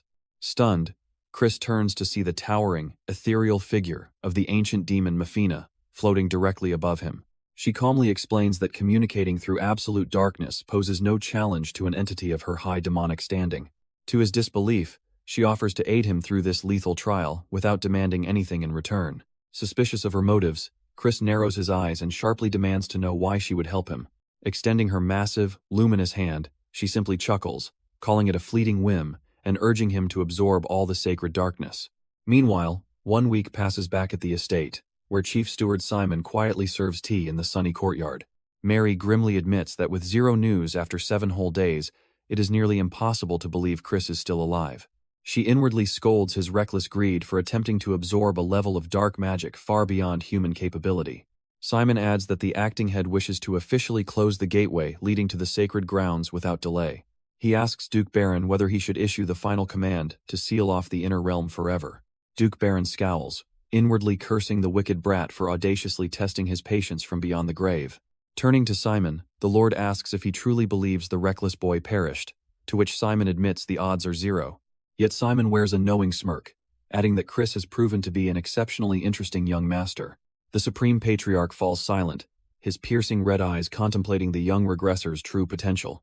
Finally, Duke Baron commands them to keep the gateway open for just 1 more day. Relief washes over Mary, as Simon bows in full compliance to the Patriarch's strict order. Over the grand estate, the final countdown begins, as the gate remains barely open for its final hours. Back within the conceptual void, Chris's internal vessel suddenly shatters into millions of glowing fragments. Pain tears through his body as he clutches his chest, groaning under the violent backlash of dark energy. Seeing him crumble, Mefina reaches out once more, urging him to grab her hand before he dies. But Chris glares back with blazing red eyes and snarls a ruthless refusal.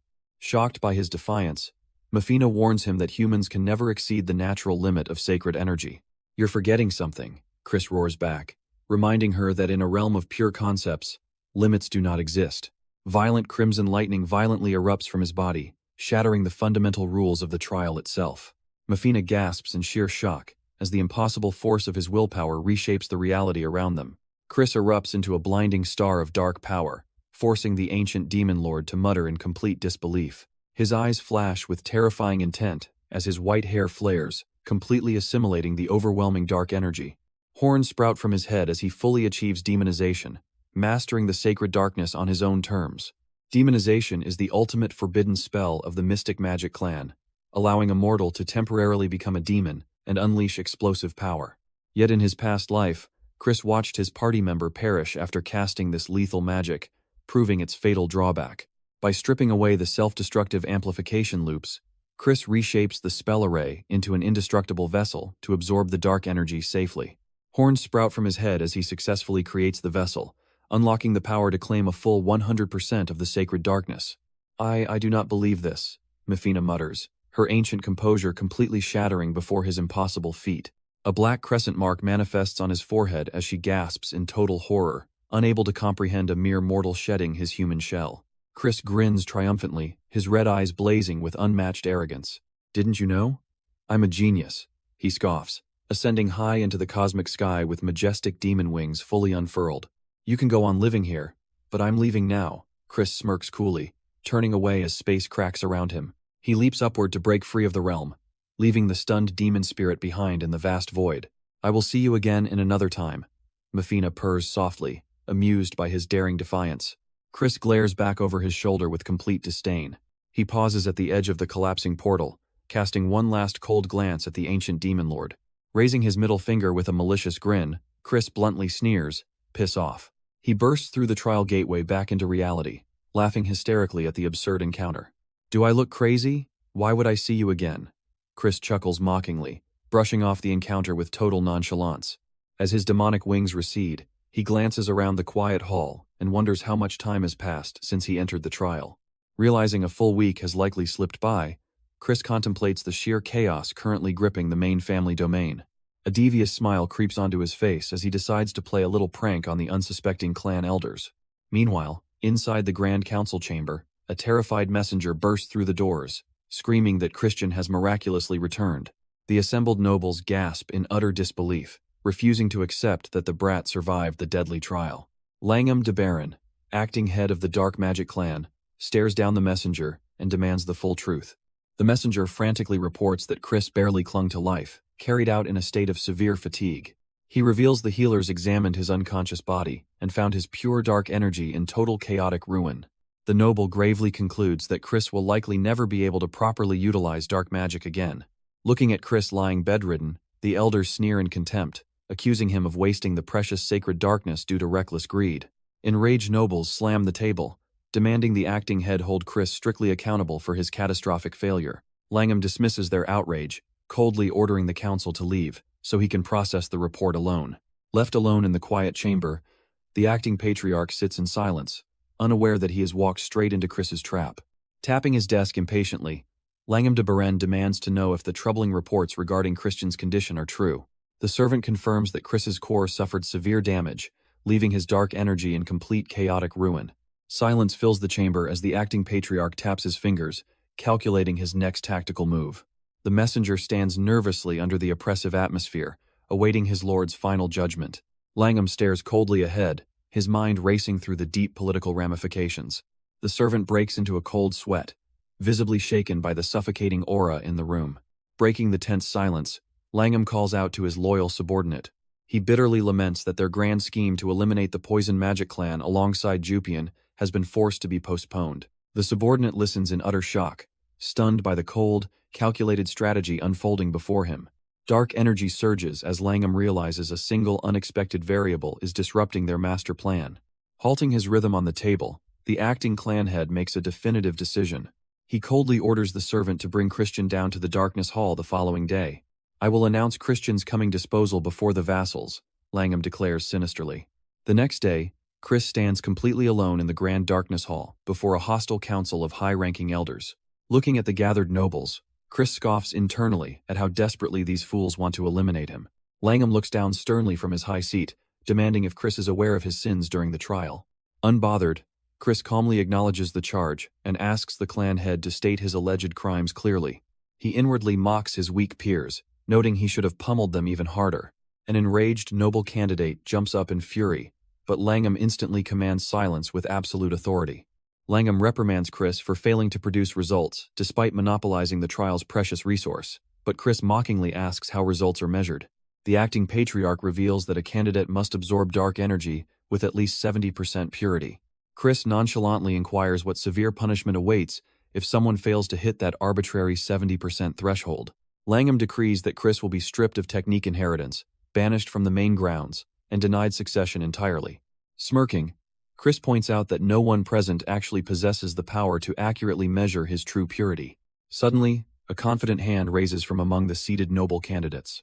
His arrogant rival steps forward with a smirk, mocking Chris as his dear younger brother. The rival proposes a direct dark energy clash to forcefully measure Chris's true level of purity. Bragging that he absorbed 70% himself, the rival claims defeating him would prove Chris achieved an even higher purity. A fierce clash of raw dark energy begins, a ruthless battle where higher purity instantly overpowers weak forces. Dark energy crackles violently as the dark energy clash carries a lethal gamble, capable of destroying the loser's mana core entirely. Realizing his opponent's sinister intentions, Chris casually smirks and accepts the dangerous challenge without hesitation. Addressing the council, Chris demands full support for the position of young lord if his dark energy purity proves supreme. The rival candidate Eshid eagerly agrees, claiming power alone dictates who rules in the empire regardless of bloodline. Spectators watch anxiously, acknowledging the ruthless reality that the strong will always dominate the weak. Eshid steps onto the red carpet, mockingly warning Chris to brace himself before the clash begins. Arrogantly promising to hold back, Eshid claims he will restrict his power to a beginner 2 star level to match Chris's rank. Both candidates release their dark energy across the hall, locking their streams together to test overall purity. The opposing dark forces collide in midair, causing a sharp shockwave of destructive energy. Unbothered by the pressure, Chris smirks and tells Eshid to worry about his own fragile core instead.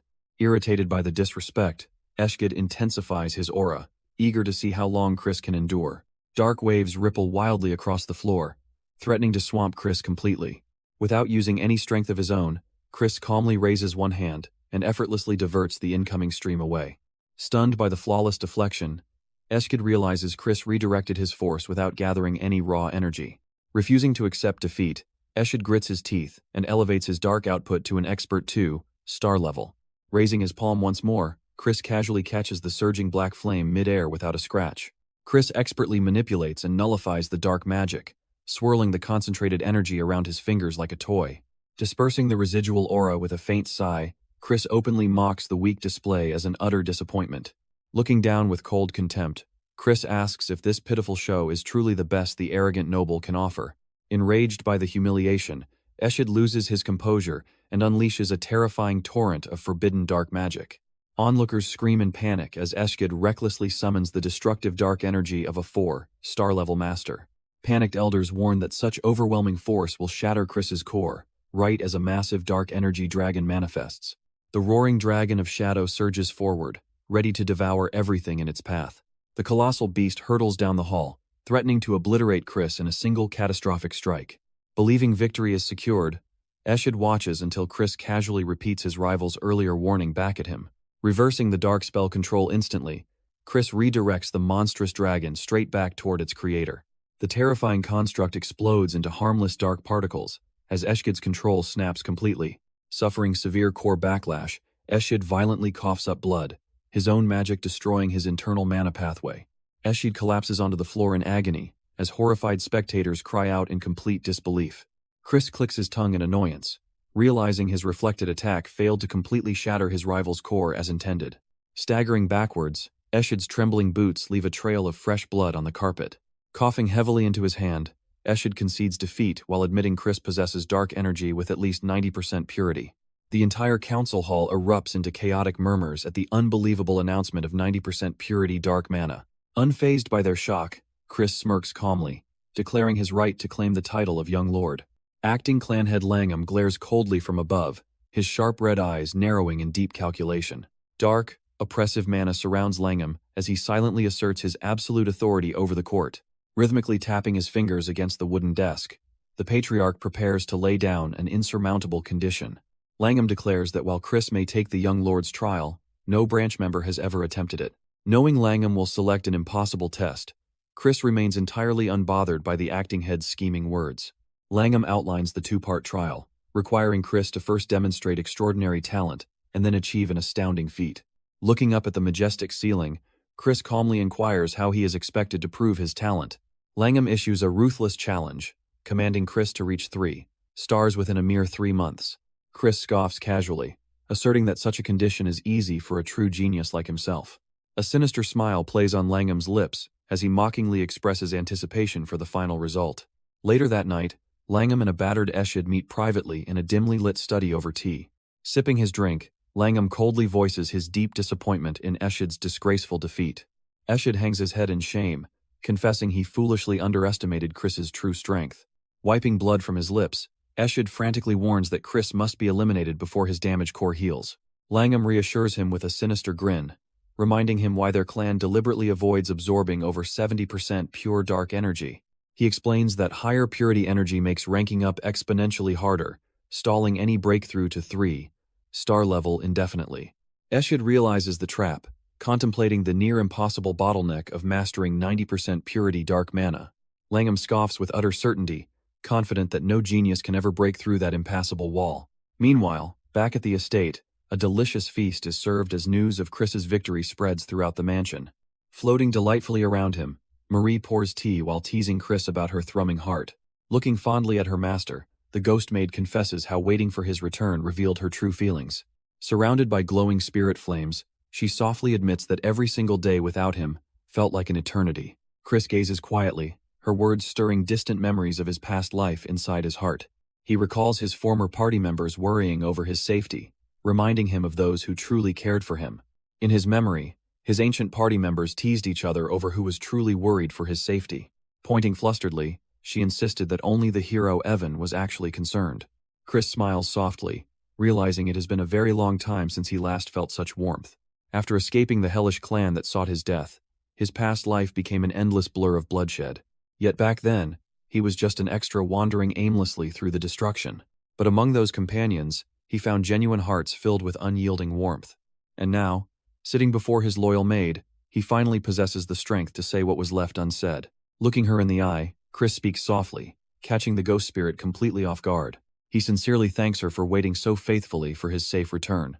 Blushing bright red, Marie smugly teases if he has finally understood her true feelings. When he dryly reminds her that spirits lack hearts, she dramatically claims hers was stolen by him. Chuckling at her dramatic antics, Chris offers a walk together as a reward for her patience. Marie blinks in utter disbelief, unable to process his sudden invitation. Overjoyed, she squeals in delight, enthusiastically accepting without a second thought. They stroll through the serene, flower-filled gardens bathed in peaceful sunlight. Though enjoying the rare moment of peace, Chris remembers his strict deadline to reach 3 stars in 3 months. Mastering 90% pure dark energy alone seems impossible, until a familiar voice interrupts his thoughts. He turns to find his Aunt Mary, observing him with her usual sharp posture. When he cheekily greets her and asks if she will be his instructor, she bluntly shuts him down. She flatly denies him, revealing that someone far more intense will be taking charge of his training. Ordering him to follow, Chris bids farewell to Marie and promises to see her at dinner. Together, they traverse the grand estate corridors and descend down the stone staircases. Chris thanks her for arranging a mentor, though Mary warns it isn't something to thank her for. She grimly cautions him that this master is ruthless and extremely unforgiving in his methods. She reveals that not a single one of her siblings could ever endure his terrifying lessons. Emphasizing that this rare chance will never come again, she demands he not disappoint him. Stepping out onto the sunlit terrace, a sudden breeze sweeps past them.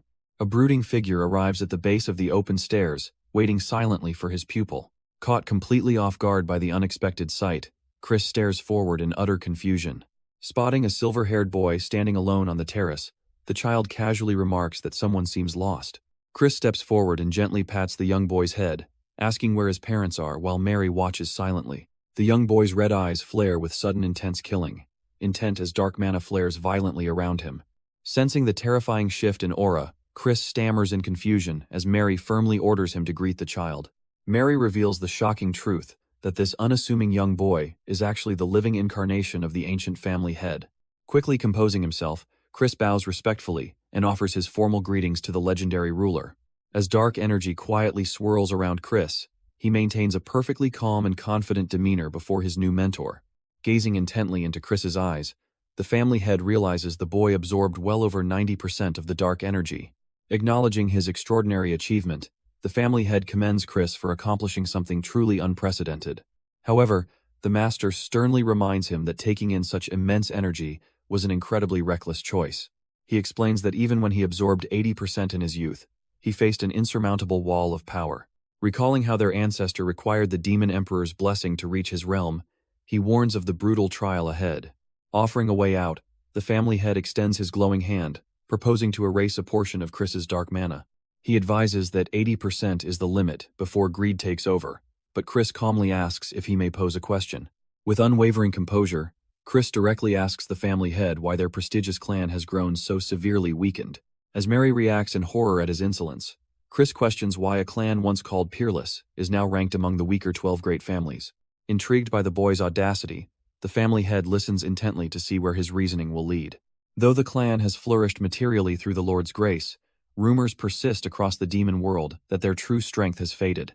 Chris boldly declares the sole reason for their decline is the total lack of absolute powerhouses above 8-star level. He points out that when the bloodletting Demon King invaded, Nordion was dead and they possessed 0-8-star demons. 10,000 soldiers fought valiantly against the intruder, yet all were crushed and forced into total servitude. Asserting that 8-star warriors are the true foundation of survival, Chris notes the previous head must have shared this exact concern. While acknowledging their fear that he might be crushed under dark energy, Chris gazes back with fierce determination. Looking straight at his mentor, Chris asks with a confident smile if he isn't curious to see his true potential. He wonders aloud whether this massive power will merely restore the family or completely shatter all existing limits. Raising his hand high, Chris grips a glowing chess-knight piece, symbolizing his grand tactical ambition. Standing victorious above fallen pieces, he vows to surpass every boundary beyond human imagination. Amused by the cheeky boy's grand speech, the family head smirks and warns him never to regret his words. A swirling dark portal manifests beneath them, marking the terrifying beginning of Chris's intense new training regime. Instantly caught off guard, Chris gasps in utter shock. Before he can react, a swirling dark vortex swallows him whole, plunging him through void space. The blinding dark vanishes, opening up to a bright sky framed by a lush forest canopy. Tumbling onto the grass, Chris sits up bewildered, wondering why on earth he was thrown into a forest. Suddenly, a glowing magical prompt materializes overhead, announcing the first task to inherit dark mana. The true objective flashes with lethal simplicity: survive, as a massive twin-headed bear looms directly behind him. Glancing back at the towering beast, Chris breaks into a cold sweat, realizing he might be completely screwed. From high above, a glowing projection orb monitors the desperate confrontation in real time. Outside the trial, Mary stands beside the young family head, quietly watching the orb. Shocked by the absurd difficulty, Mary nervously protests that throwing a 2-star kid against a 4th-tier monster den is far too extreme. But the ancient head simply smirks, snapping his fingers and mocking whether a single monster is really enough. Inside the orb, a terrifying rock lizard bursts from the ground, causing Chris to scream in shock. Watching from the side, Mary sweat drops while silently apologizing to her helpless nephew. Unbothered, the family head coldly remarks that true mastery of dark mana requires struggling for survival. He knows full well that absolute understanding only awakens when a warrior is pushed to the brink of death. Turning away from the crystal, he casually admits he just hopes the boy won't get permanently broken. Lounging on the couch, the master then asks Mary if she brought what he requested. Without hesitation, Mary presents a luxurious box filled with fine chocolates. Joyfully popping one into his mouth, the young mentor eats with childish delight. He happily explains that casting high-level magic always gives him an intense craving for sweets. Night falls across the silent estate grounds outside. Settled comfortably in the dim room, the ancient master chuckles that watching live projections in the dark is unmatched entertainment. Refocusing on the orb, he eagerly decides to enjoy his grandson's life-or-death struggle. Back inside the trial field, Chris finds himself trapped between both monstrous predators. With the twin-headed bear and rock lizard closing in, a single direct hit could easily shatter his bones. Without warning, the rock lizard unleashes a searing green poison beam straight at his head. Driven by pure instinct, Chris barely dodges aside as the lethal beam grazes past his chest. The acid corrodes a giant tree into ash, terrifying Chris as he recognizes the lethal poison stinger. Knowing one mistake means death, Chris glares skyward, shouting if his sadistic mentor is enjoying the show while the master munches chocolates in comfort. Watching the orb, Mary assumes the family head gave Chris an impossible task, but the young master casually scoffs that it is definitely impossible. Mary mentally notes that the family head simply wants Chris to get beaten up to learn his lesson. Unbothered, Chris rolls up his sleeves, determined to overcome whatever life or death challenge stands in his path. The massive twin-headed bear and rock lizard roar violently, closing in on Chris from both sides. The twin-headed bear slashes its razor-sharp claws with devastating force. Chris maneuvers past the deadly strike with effortless precision, analyzing the monster's attack pattern. Enveloping his feet in dark mana, Chris prepares his counter-strategy while dodging another swipe. Inside the observation chamber, the family head acknowledges Chris's extraordinary talent as he leaps onto the bear's back. Watching through the projection, Mary notes that Chris's movements are completely different from any normal candidate. She remains skeptical, remarking that despite his skill, he is still just a child facing Tier 4 beasts. To their astonishment, the orb reveals the massive twin-headed bear collapsing beneath Chris. Stunned by the sight, Mary gazes at the projection in utter disbelief. Standing atop the fallen beast, Chris looks up toward the sky, knowing his mentor is watching. He explains that while the bear possesses immense strength, its agility and mana resistance are remarkably weak. Flashing back to the strike, Chris leaped directly onto the bear's neck to exploit that flaw. In that split second, he poured dark mana directly into its heart to collapse its internal core. Recognizing the familiar energy flow, Mary turns to the family head, demanding to know what technique Chris used. Simon steps forward, identifying the lethal spell as the family patriarch's signature Dark Death Blow. The family head smiles knowingly, amused that his grandson replicated his personal execution art. Back in the arena, the rock lizard stomps forward as the bear crashes to the ground. Chris glances over his shoulder, calmly remembering there is still one more monster to eliminate. The rock lizard lunges wildly, attempting to crush Chris with its armored head. Chris effortlessly sidesteps the lumbering beast, remaining completely untouched. Glaring at the monster, Chris analyzes its biological structure in an instant. He identifies 3 distinct stone hearts glowing inside the rock lizard's chest, realizing all 3 must be destroyed simultaneously. Channeling dark mana into his fingertips, Chris weaves dark threads of magic across his hand. Telling the beast to keep quiet, Chris slams his mana-infused palm straight into its stone heart. With a violent explosion, the rock lizard shatters into countless pieces from internal mana overload. Watching the spectacular finish, Simon marvels at how Chris modified Dark Death Blow to shatter all 3 hearts at once, pushing Mary aside to see clearly. Watching the projection, the young patriarch asks if Mary taught Chris that technique, but she quickly denies it. Inside the orb, the trial landscape crumbles into remnants of destroyed stone. Laughing heartily, the young mentor jokes that Chris might not even need formal dark arts lessons. The sky clears as a voice declares the trial complete, dissolving the illusionary dimension. Swirling shadow portals open back in the courtyard, allowing Chris to step out safely. Chris bows with a cheerful smile, complimenting the patriarch on providing such a valuable lesson. He brazenly claims he mastered dark mana applications entirely on his own, leaving Simon and Mary speechless. Scolding his arrogance, the ancient master warns him that true dark arts training is only just beginning. With a wave of his hand, the patriarch dismisses Simon and Mary to proceed in private. Glancing back in worry, Mary hesitantly shuts the heavy doors behind them. Alone on the grand terrace, the master begins by asking Chris what he truly believes dark mana is. Chris confidently suggests that dark mana means dominating an opponent through absolute, overwhelming darkness. The patriarch counters by asking what perfect darkness truly means, catching Chris completely off guard. Ordering him to watch closely, the patriarch unseals an ancient, suffocating surge of dark power. Erupting dark energy fills the air as ancient chants whisper of deep abysses waiting beneath. Swirling dark mana wraps around the courtyard as the spell's ominous incantation echoes deeply. Chanting to the darkness, the master commands the crow seeking wisdom to swallow the Dark Lord. Concentrating the chaotic mana into a single point, a terrifying black storm gathers in his palm. From the darkness emerges a pitch-black blade crackling with intense, unnatural energy. Holding the dark weapon, the master readies the lethal conceptual strike. In a fraction of a second, a violet streak slashes directly through Chris's throat. Stunned, Chris freezes in total disbelief as reality fractures around his vision. Grasping his uninjured neck in sheer horror, Chris gasps upon realizing the blade passed straight through him without leaving a mark. The patriarch reveals this is the Black Sword, a conceptual blade that cuts only what the wielder intends to destroy. Dispelling the dark energy from his hand, the ancient master turns to leave. Walking past the bewildered boy, he coldly grants Chris a deadline of just 1 month. He orders Chris to refine the conceptual Black Sword himself before vanishing in a burst of residual pressure. The oppressive aura fades, leaving Chris standing alone in the silent, empty courtyard. Sweat dripping down his face, Chris can only sigh in disbelief at the insane task placed before him. Chris runs through the grand courtyard, his chest heaving as extreme physical exhaustion sets in. Refusing to stop, he drops to the dirt and furiously cranks out push-ups to push his physical limits further. Soaked in sweat, Chris pulls open his shirt to breathe as his muscles throb from the relentless exertion. Inspecting his built physique, he realizes his current physical vessel still needs to bulk up much more to handle higher mana. Settling onto the stone floor cross-legged, he wipes away his exhaustion, resolving to dive straight back into training without self-pity. Focusing his mind, Chris raises his bare hand and prepares to channel the dangerous dark energy within. A surge of dark purple mana ignites across his fingers, crackling as he attempts to forge the concept. He extends his arm, trying to stabilize the volatile dark flames swirling around his palm. Looking closely at his glowing hand, Chris sighs at how punishingly difficult this process is, despite his countless attempts.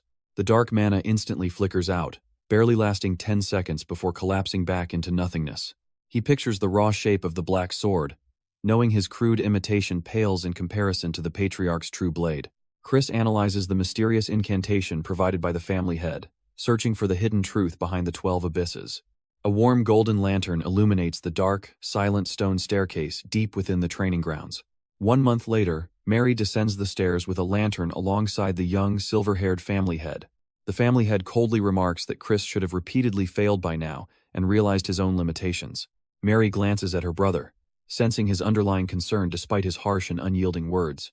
She voices her concern about finding a faster path, noting that only 2 months remain until the crucial successor test. The family head dismisses her worries, explaining that forcing growth with pure dark mana will only hit a massive wall.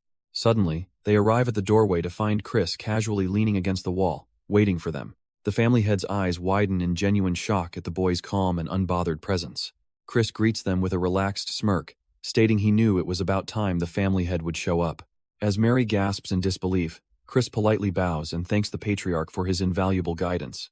Chris reveals that he reached 3-star status faster than expected, igniting a brilliant multi-elemental mana aura in his hand. Inspecting his swirling mana, Chris modestly admits that faking the technique is currently the best he can manage. He explains that while manifesting a basic Black Sword took a week, he quickly realized it was merely an empty shell. Recalling the cryptic incantation, Chris reveals he deduced that the 12 abysses meant embedding all 12 attributes of mana into the blade. Sweat drops down the family head's stunned face as he realizes the boy completely deciphered the true Black Sword. The patriarch is internally shaken, astounded that Chris not only exceeded every expectation but understood the true intent of his impossible challenge. He knows it takes normal geniuses a year for a basic blade, and a lifetime for 12 attributes, yet Chris accomplished it in 1 month. In a breathtaking flash of elemental light, Chris manifests the fully completed true Black Sword, leaving his mentor speechless. As Mary leads the young candidate away, Chris dramatically laments that his target has slipped out of reach once again. The silver-haired child glances back over his shoulder with a faint, knowing smirk. Mary sternly warns her new student that the teachings beginning tomorrow will be anything but easy. Meanwhile, Chris instantly drops his serious demeanor and bursts into a bright, cheerful act. He enthusiastically shouts after them, loudly claiming that he completely trusts the family head's guidance. Cracking his knuckles with a mischievous grin, Chris celebrates surviving yet another high-stakes encounter. Thrilled to have passed the first hurdle, he decides it's the perfect time to sneak a victory toast. His eyes lock onto a magnificent wine cabinet filled with sparkling, high-grade liquor bottles. Overjoyed by the discovery, Chris dashes toward the cabinet with unbridled excitement. Holding up a valuable bottle, he happily gushes over tasting luxury alcohol he could never previously afford. He carefully sneaks behind a heavy door, intending to drink where Marie won't spot him. Suddenly, an irritated female voice calls out his name, catching him completely off guard. An elegant girl with dark purple hair confronts him, mocking his habit of drinking during broad daylight. Chris quickly senses her impressive 3-star demon mana, noting she doesn't belong to the Dark family. With a completely clueless expression, Chris casually asks if she actually knows him. Her eyes widen in pure disbelief and outrage at his total lack of recognition. Trembling with furious anger, she can barely contain her hatred for his nonchalant attitude. Unable to hold back, she strikes him across the cheek with an explosive, magic-infused slap. Chris gets knocked onto his back, shouting in shock while her bodyguard steps forward. Her guard softly intervenes, urging the princess not to waste her time on such worthless trash. She turns around and walks away, leaving Chris sitting on the floor in complete bewilderment. Rubbing his stinging cheek, Chris complains to a servant who reveals she is Princess Marisa of the Venom clan. Chris stares blankly in shock as the familiar title sinks in. He recalls the terrifying legacy of poison magic and cursecraft surrounding the infamous Venom clan. Suddenly, Chris realizes that Princess Marisa was actually his former fiancée. Awkwardly clutching his neck, Chris realizes this unexpected ex-fiancé situation is going to be a huge headache. Meanwhile, Marisa struts down the grand hallway, accompanied closely by her loyal guard. She casts one final cold, resentful glance behind her before departing. Years in the past, a trail of tiny ants marched through the garden grass. An 8-year-old Marisa sat alone in the grass hugging her doll, grumbling about how bored she was. Deep within her memories, young Marisa felt utterly ignored, while snobbish guests gathered around her brother. Clutching her stuffed toy, she overheard cruel whispers mocking her as an illegitimate child brought into the family. The painful gossip continued, claiming her father was merely using her as a pawn for a political marriage. Suddenly, faint footsteps approached her isolated spot in the garden grass. Surprised, the young girl looked up to see who had dared to approach her. A handsome boy with bright red eyes stood before her, warmly asking why she was all alone. Stunned by his gentle tone, her eyes widened in complete disbelief.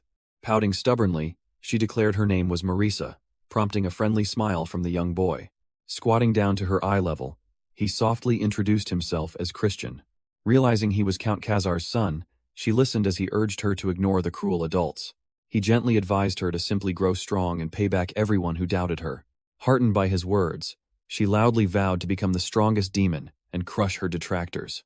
Impressed by her sudden burst of spirit, young Christian chuckled warmly at her fierce ambition. He praised her, declaring that such determination was the true mark of a powerful demon. Playfully clearing his throat, he teased that he had better stay on her good side before she became unstoppable.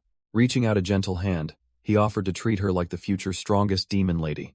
Politeness filled his voice as he asked for the honor of guiding her through the estate. Flustered and blushing deeply, she stared down at his outstretched hand with a pounding heart. Shyly placing her small hand in his, she softly agreed to accompany him. Snapping back to the present, Marisa violently shakes her head to dispel the lingering memory. She bitterly reminds herself that their childhood bond and formal engagement were strictly political relics of the past. Recalling how she used to lay awake dreaming of a shared future, her heart hardens. Seeing reports of Christian's pathetic fallen state had shattered those naive hopes forever, leaving her in angry tears. Steel-hearted once more, she strides past bowing guards down the grand hallway. Pushing open the massive doors, she strides directly into the Marquis's private sanctuary. Seated behind his desk, the Marquis adjusts his glasses and formally welcomes the princess. Approaching his desk, she greets him as he asks what brings her to his office today. He brings up the ancient relic that recently surfaced in the neutral zone between their territories. Pointing out that the Venom clan took the last artifact, he asks if she plans to concede this time. Smirking with sharp confidence, Marisa asks if the Dark family would ever surrender such a rare treasure. The Marquis leans back with a sly smile, questioning if Marisa is truly suggesting a fair competition. Pointing to the neutral zone map, Marisa proposes sending 10 3-star or lower demons from each family to claim the relic first. She warns that heavy casualties would only empower their rival factions during this period of domain instability. Tapping his desk thoughtfully, the Marquis pauses before agreeing to her proposal. "I accept the terms," he announces, catching the princess completely off guard. Marisa grows suspicious of his ready compliance, only for him to demand an additional condition. He sternly declares that if the Venom clan breaks the pact, the Dark family will seize both ancient artifacts. Asking what constitutes a breach, Marisa anticipates claims of sabotage or underhanded tactics. The Marquis reminds her that ambushes are her clan's specialty, drawing an intense glare from the princess. Refusing to back down, Marisa fiercely accepts his strict terms without hesitation. The Marquis then asks if she will personally lead her family's exploration team into the neutral zone. Confirming her leadership, she hears him scoff that he looks forward to witnessing the famed young 10,000 Venoms. Bowing with polite coldness, Marisa promises that her team will await theirs on the day of the expedition. Left alone in his sanctuary, the Marquis rests his chin on his hand, lost in dark calculation. Rising from his ornate chair, he moves toward the corner of his private office. He strides deliberately across the polished marble floor toward a grand chessboard. Standing over the board, his cold gaze fixes upon the carved white pieces. Raising a black king, his fingers grip the piece with lethal intent.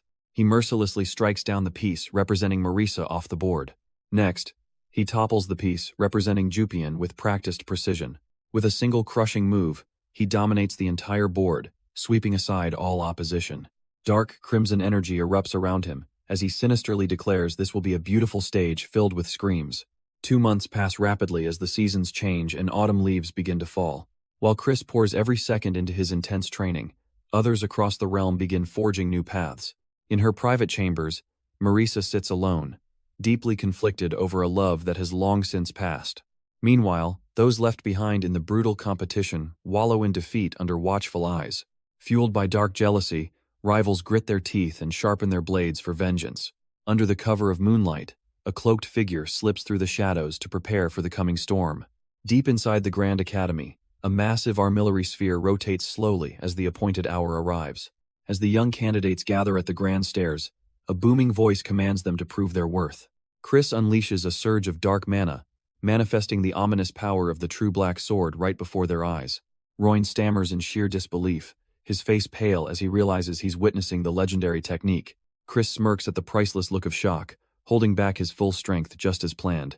He recalls his mentor's warning not to reveal his true mastery yet, eager to surprise them later.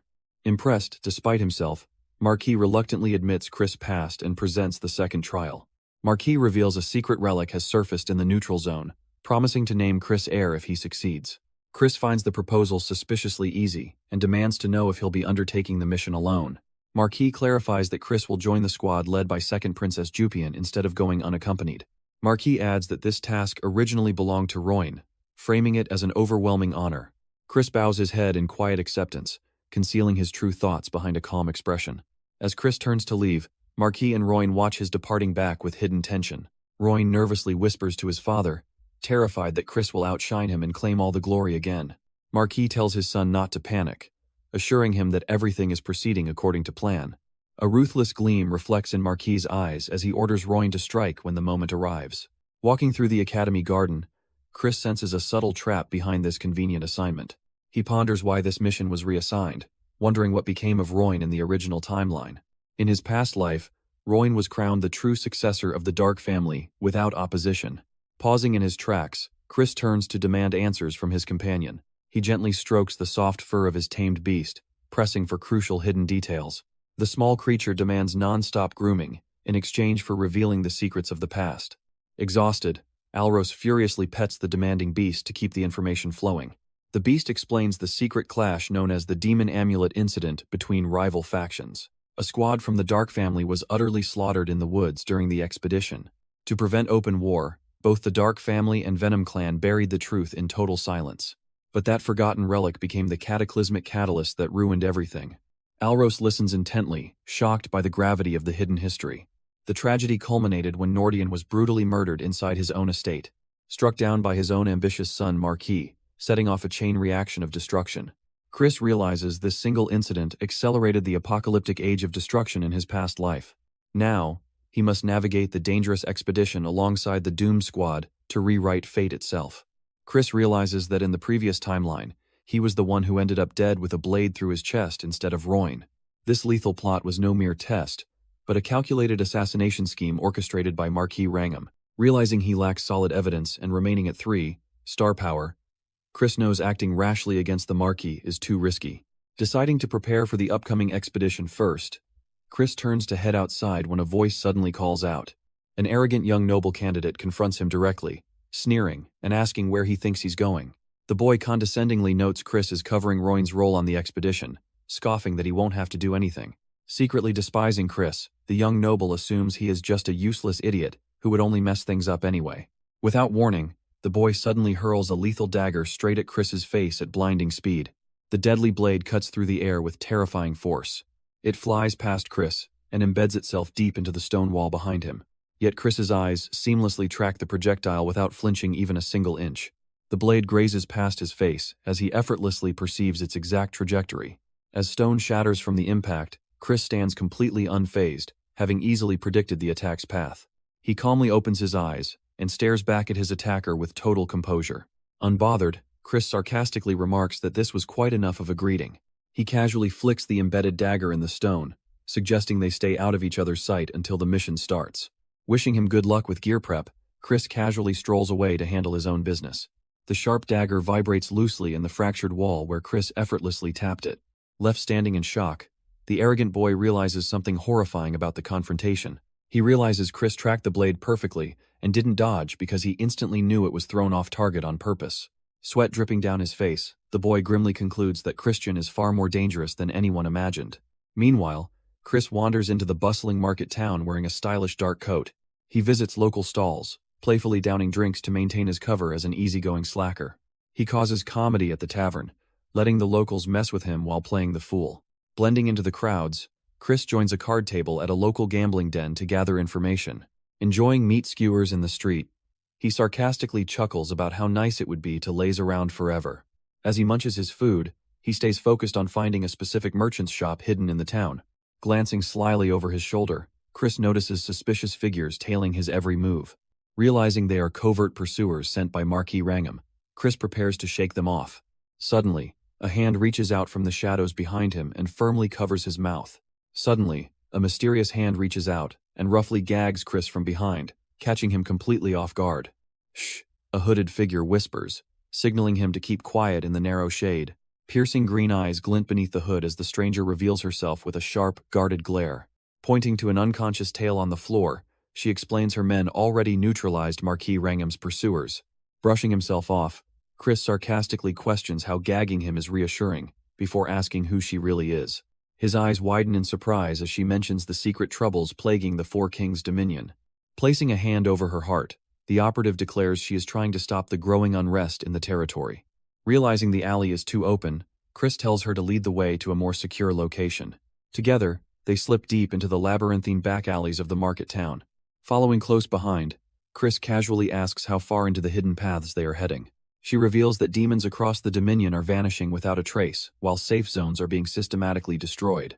A territorial map comes to mind, highlighting the bitter conflict raging between three major ruling families. In a realm already governed by fear and brutal death, the ruthless family heads remain utterly indifferent to common lives. Pointing to bound captives, she explains that purging these rogue criminal forces requires an alliance among multiple clans. Stepping closer, she offers vital intelligence that could save the Dark family from impending doom. Unflinching, she discloses that Marquis Rangham is secretly colluding with a high-ranking traitor inside the Venom clan. Chris freezes as she unveils their true target, the targeted assassination of Princess Marisa of the Venom clan. Recalling Marisa trapped in darkness, Chris realizes the conspirators plan to eliminate both him and his former fiancée. She warns that losing core heirs will break the balance among the 12 demon clans, sparking total war. Continuing through the quiet corridor, she urges Chris to prepare thoroughly for the upcoming relic expedition. Looking at him with fierce determination, she asks him to become the Dark family's true heir and preserve peace. Chris smirks at her impressive intelligence, acknowledging her knowledge of his potential succession. Demanding proof, Chris asserts that, without solid collateral, he has no reason to blindly trust her words. Caught unprepared by his demand, the hooded girl stammers nervously in total panic. Dismissively waving her off, Chris turns away, declaring he will not negotiate without real collateral on the table. Desperate to keep him from leaving, she quickly reaches deep inside her heavy cloak. Pulling out a hidden item, she presents it firmly, catching Chris's sudden curiosity. A brilliant aura radiates from the token, leaving Chris genuinely shocked by what she reveals. Satisfied for now, Chris waits Shell goodbye while walking off, leaving her watching his back. Turning her gaze toward the light, the hooded operative silently watches him disappear into the alley. Stepping back into the dark alleyways, the mysterious operative prepares to slip away into the shadows. Crimson dark energy swirls around her boots as a terrifying shadowy aura emerges beside her. She hesitates in frustration, wondering why she cannot reveal her true self to Christian just yet. A demonic silhouette looms over her, warning that involving Christian directly would only put him in grave danger. Accepting the harsh warning, the disguise magic surrounding her hair dissolves into brilliant light. Stripping away her green-haired facade, the operative reveals her true identity as Adrene, bound to watch from the sidelines. Meanwhile, back in the bustling town market, Chris strolls past crowded storefronts with an unbothered expression. A devious smirk breaks across his face as he contemplates his next strategic play. In his hand, he proudly inspects the rare VVIP pass he managed to secure. This pass grants absolute entry into the dark auction house, an underground market for smuggled relics and rare beasts. Remembering his past life, even the legendary hero's party struggled relentlessly just to gain access inside. Reading the name engraved on the pass Rhea de Wolfman, he notes he has never heard of such a persona. He considers the informant's warning about Marquis Rangham colluding with a high-ranking member of the Venom clan. Shaking his head cautiously, Chris decides it is still far too early to place total faith in the informant. Spotting a local mail post hanging overhead, an idea instantly forms in his mind. Knowing the looming threats ahead, he resolves to make thorough preparations before taking another step. Approaching the clerk, Chris casually requests to send a swift messenger bird. He quickly writes a coded message, pressing ink into the paper with absolute precision. The clerk carefully attaches the secret dispatch onto the leg of a trained messenger owl. With a heavy flap of wings, the owl takes off into the sky, carrying Chris's urgent message into the distance. Smiling with satisfaction, Chris knows one major piece of his plan is already set in motion. Turning his gaze toward his next destination, he decides it is finally time to pay a certain venue a visit. Moments later, he arrives at the grand entrance of the elite auction building and strides up the marble stairs. An arrogant guard immediately blocks his path, shouting, "Hey kid, scram, this isn't a place for someone like you." Donning a white masquerade mask, Chris casually flashes the VVIP card and sneers. Even with this, the guard's eyes widen in absolute shock as he recognizes the legendary pass. Instantly bowing in terror, the guard stammers an apology and ushers the honored guest inside. Chris steps into the breathtaking, glowing hall of the underground auction, surrounding himself with elite nobles. An usher approaches nervously, bowing low as he asks, "Welcome, are you Lady Rhea de Wolfman?" Smirking under his mask, Chris confidently responds, "Today, I am Rhea de Wolfman. Is there a problem?" The usher stammers in utter confusion, caught completely off guard by the masculine voice coming from the supposedly female noble. Chris nonchalantly demands to be escorted to the branch manager, leaving the servant flustered and bewildered. Flashing the shiny VVIP pass with an imposing smirk, Chris orders the usher to bring the manager immediately without further delay. The usher hurriedly guides him into a magnificent, gold-embellished private lounge where Chris casually takes a seat. Sweating profusely under the intense pressure, the usher bows low and promises to fetch his superior right away. Leaning back on the velvet sofa, Chris admires the radiant chandelier, acknowledging the top-tier luxury of the Rudolph Merchant Guild. He recalls how this massive guild controls black market trade routes across the Dark Empire, rivaling even the Union's Deer Guild. Suddenly, the ornate doors open as an elegant figure wearing glasses and a patterned silk coat steps into the private chamber. Bowing respectfully, the man introduces himself as Rubid, the auction house branch manager and head of the Rudolph Guild. Rubid approaches with a polite smile, asking what special request the honored guest has brought before him today. Setting down his tea, Chris looks up with a cold glance and bluntly demands, "Bring me Rowena." Rubid pauses in shock, taken aback by the sudden mention of a name that shouldn't be spoken here.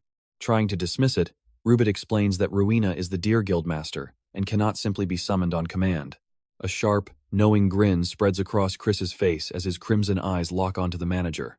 "She's standing right here," Chris scoffs with total confidence, staring straight through the illusion. Looking around the quiet room, Rubid chuckles nervously, assuming the guest must be hallucinating under some artifact's effect. But Rubid's composure crumbles as Chris smugly notes that her disguise was actually quite convincing. Chris tells her to drop the act, remembering how severely she had scammed him out of his fortune in his past life. Though he had eventually paid her back several times over back then, he wasn't about to fall for her tricks again.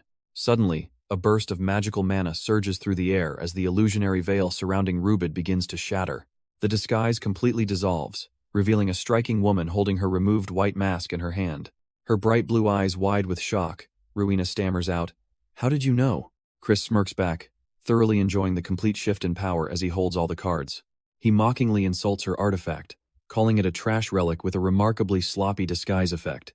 Internally, Chris laughs at his own massive bluff, knowing a genuine high-tier relic could never be broken so easily. Rowena flushes red with embarrassment and rage, shouting back that her face isn't too big for the mask. Taking a seat across from him, Rowena counters that he isn't really Lady Rhea de Wolfman either. Fixing him with a sharp scowl, she warns that using a stolen identity to enter a private guild gives her full right to throw him out. Unfazed, Chris casually leans back and asks who is truly in a position to threaten whom. He sneers back, threatening to spread rumors about a union rat operating illegally inside the Dark Empire, leaving her frozen in sheer shock. Demanding to know his price, Rowena yields to his ruthless leverage. Chris shamelessly loots her personal stash, dripping in stolen high-tier treasures and precious relics. He struts right out the front gates, carrying bags bursting with gold past her bewildered guards. Reluctantly surrendering her finest gear, Rowena could only fume in defeat, as Chris smiled victoriously. "Consider this a tax for saving the world," Chris cheered, leaving her fuming over his blatant extortion. Every stolen artifact was a crucial piece needed to derail Marquis Wrangham's impending conspiratorial schemes. Meanwhile at the estate, elite candidates pushed their limits across the intense nocturnal training grounds. Chris casually ambled past the practicing swordsman without a single care in the world. "Hey you, where do you think you're wandering off to?" a senior knight shouted, intercepting him. He ordered Chris to join the mandatory training ahead of their upcoming high-stakes deployment. "No thanks, I plan to be completely useless, so why bother training?" Chris scoffed, picking his ear. Waving them off nonchalantly, he left the frustrated guards cursing his blatant arrogance. "Leave him be, he's not worth the opportunity," Lord Royne scoffed, stopping the irritated guard. Coldly watching Chris depart, Royne dismissed him as a fool discarding his own merit. Scratching his head, Chris internally mocked how easily he fooled the arrogant candidates. The morning sun rose brightly over the peaceful estate as plans quietly shifted into place. Reconnecting in private, Rowena acknowledged the young mastermind's impressive thoroughness. Inspecting his requested supplies, she demanded to know what he planned to do with them. With a heavy thud, she presented a reinforced wooden chest right in front of him. Opening the crate revealed an ornate golden fan and rare artifacts needed for his upcoming operations. "This means my identity stays secret, right?" Rowena pressed, securing her door. Chris smirked tauntingly, reminding her that he held complete leverage over her secret persona.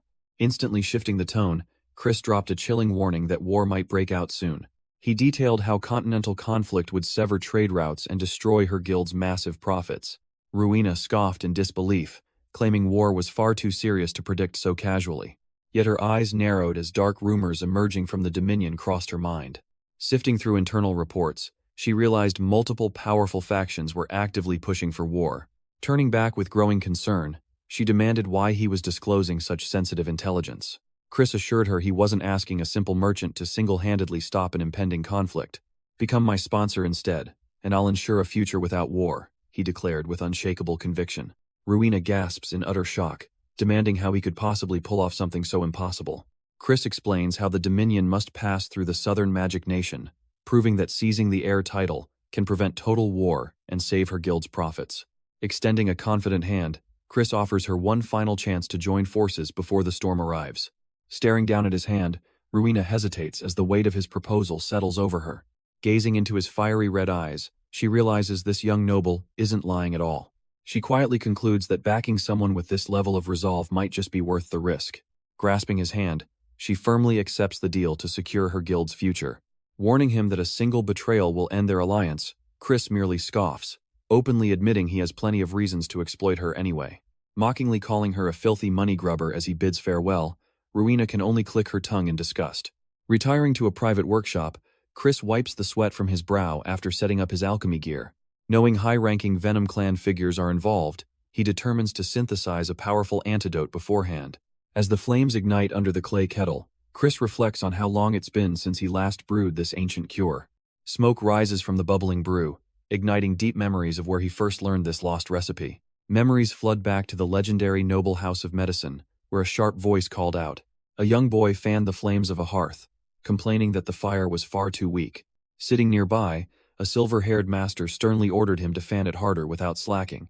She reminded him that certain herbs require intense heat, revealing herself as Ella, the 26th head of the noble house of medicine. Annoyed by her constant nagging, the boy urged her to rest, remembering the tragic day they first met. It was on the blood-soaked battlefields of the First Great War, amidst piles of fallen soldiers. Forced onto the front lines despite her youth, Ella fought after the bloodletting Demon King slaughtered her entire clan. Her house was the undisputed leader in healing arts, making them the primary target of the Demon King's wrath. Cornered amidst the chaos, a vicious demon lunged directly for her neck. Incapable of escaping, she suffered a lethal blow from the Demon King's ruthless blade. Back in the present, the medicine continues to boil, carrying the weight of that tragic era. The young boy continuously fanned the fire, keeping the flames burning bright. Ella watched him intently, marveling at the mysterious youth working before her. She confessed how strange he was for recreating her clan's lost elixirs from mere rough explanations alone. Grumbling about the famed house of medicine being so frail, the boy kept fanning the medicine pot. Coughing violently, Ella retorted that her own medicine was the only reason she survived the Demon King's strike. Clutching her chest in agonizing pain, she declared she couldn't rest, while countless souls still writhed in agony across the hellish world. Recalling his former life, the youth lamented the tragic end of the noble house of medicine's bloodline. Fanning the medicinal pot, he insisted that nothing was more useless than fruitlessly clinging to the past. Urging the dying physician to focus solely on her recovery, he kept watch over the boiling pot. Reaching for a stack of ancient texts, Ella weakly gestured toward the wooden table. She presented a surviving manual of her clan's secret arts, urging him to accept the sacred legacy. Coughing violently as blood spilled from her lips, she was gently told by the boy to rest. Desperately grabbing his sleeve, she begged for one final favor before her life slipped away. She pleaded with him to save those who suffer in her place so she could finally die in peace.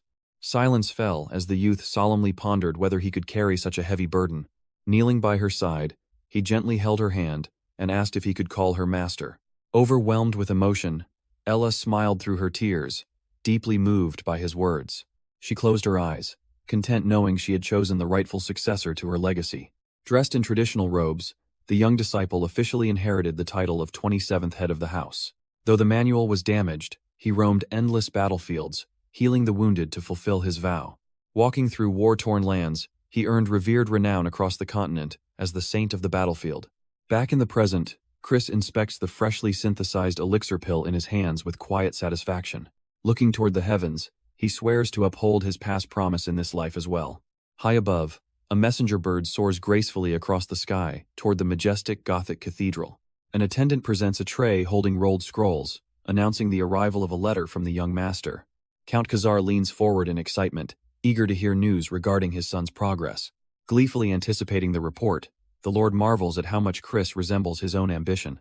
Unrolling the handwritten scroll, he reads through the young genius's unexpected message.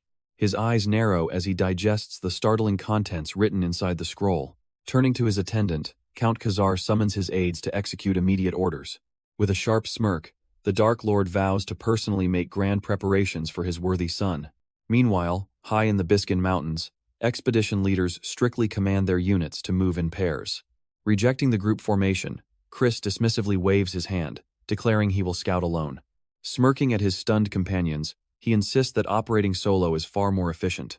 Deep inside a pit, a taunting note mocks the expedition's sluggish pace compared to rival clans.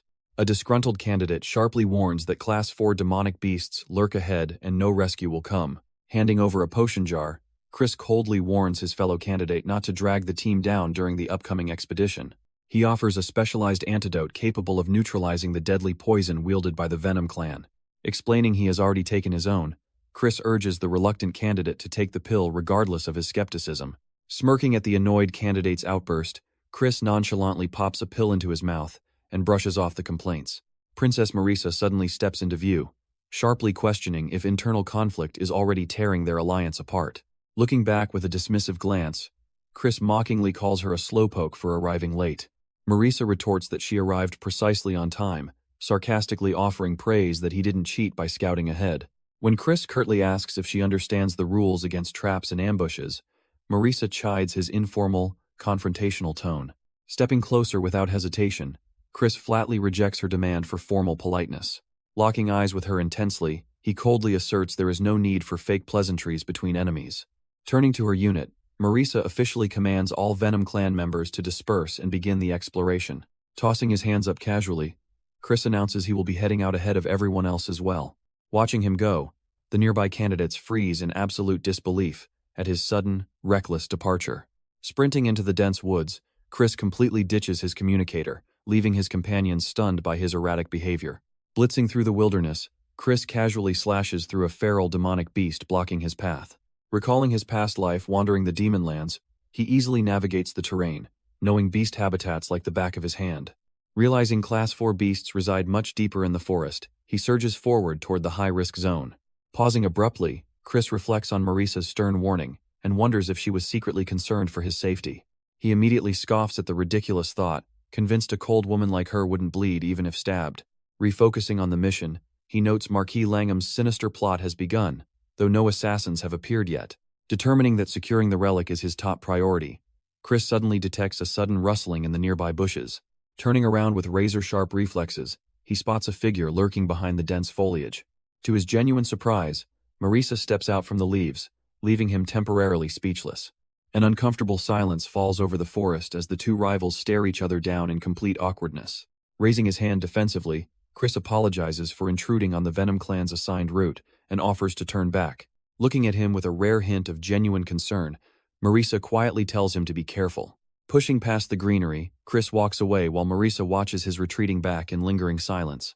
Suddenly, a sharp realization strikes Chris as a piece of the puzzle finally clicks into place. Remembering the assassination plot, he deduces that a high-ranking traitor within the Venom clan is actively conspiring to sacrifice Princess Marisa. Halting his steps, Chris turns back toward Marisa and calls out, determined to confront her with the dangerous truth. Taken aback by his sudden, blunt question, Marisa stammers in absolute shock. Seeing her reaction, Chris recklessly asks if she is an illegitimate daughter despised by her own family. Insulted to her core, Marisa glares through furious tears, calling him the absolute worst. Realizing he crossed a line by projecting his own painful past life memories, Chris internally curses his big mouth. Quickly raising a hand, Chris offers a genuine apology for his insensitive words.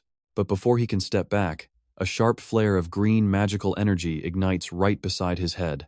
Channeling lethal poison around her fingertips, Marisa tearfully demands a proper apology right now. As she unleashes her aura, Chris backs away, realizing a high-ranking conspirator must be manipulating this situation from the shadows. Knowing Marisa remains in mortal danger during this expedition, Chris deduces he must keep her safe until backup arrives. Maintaining his composure, Chris focuses on keeping her occupied to protect her from the real threat.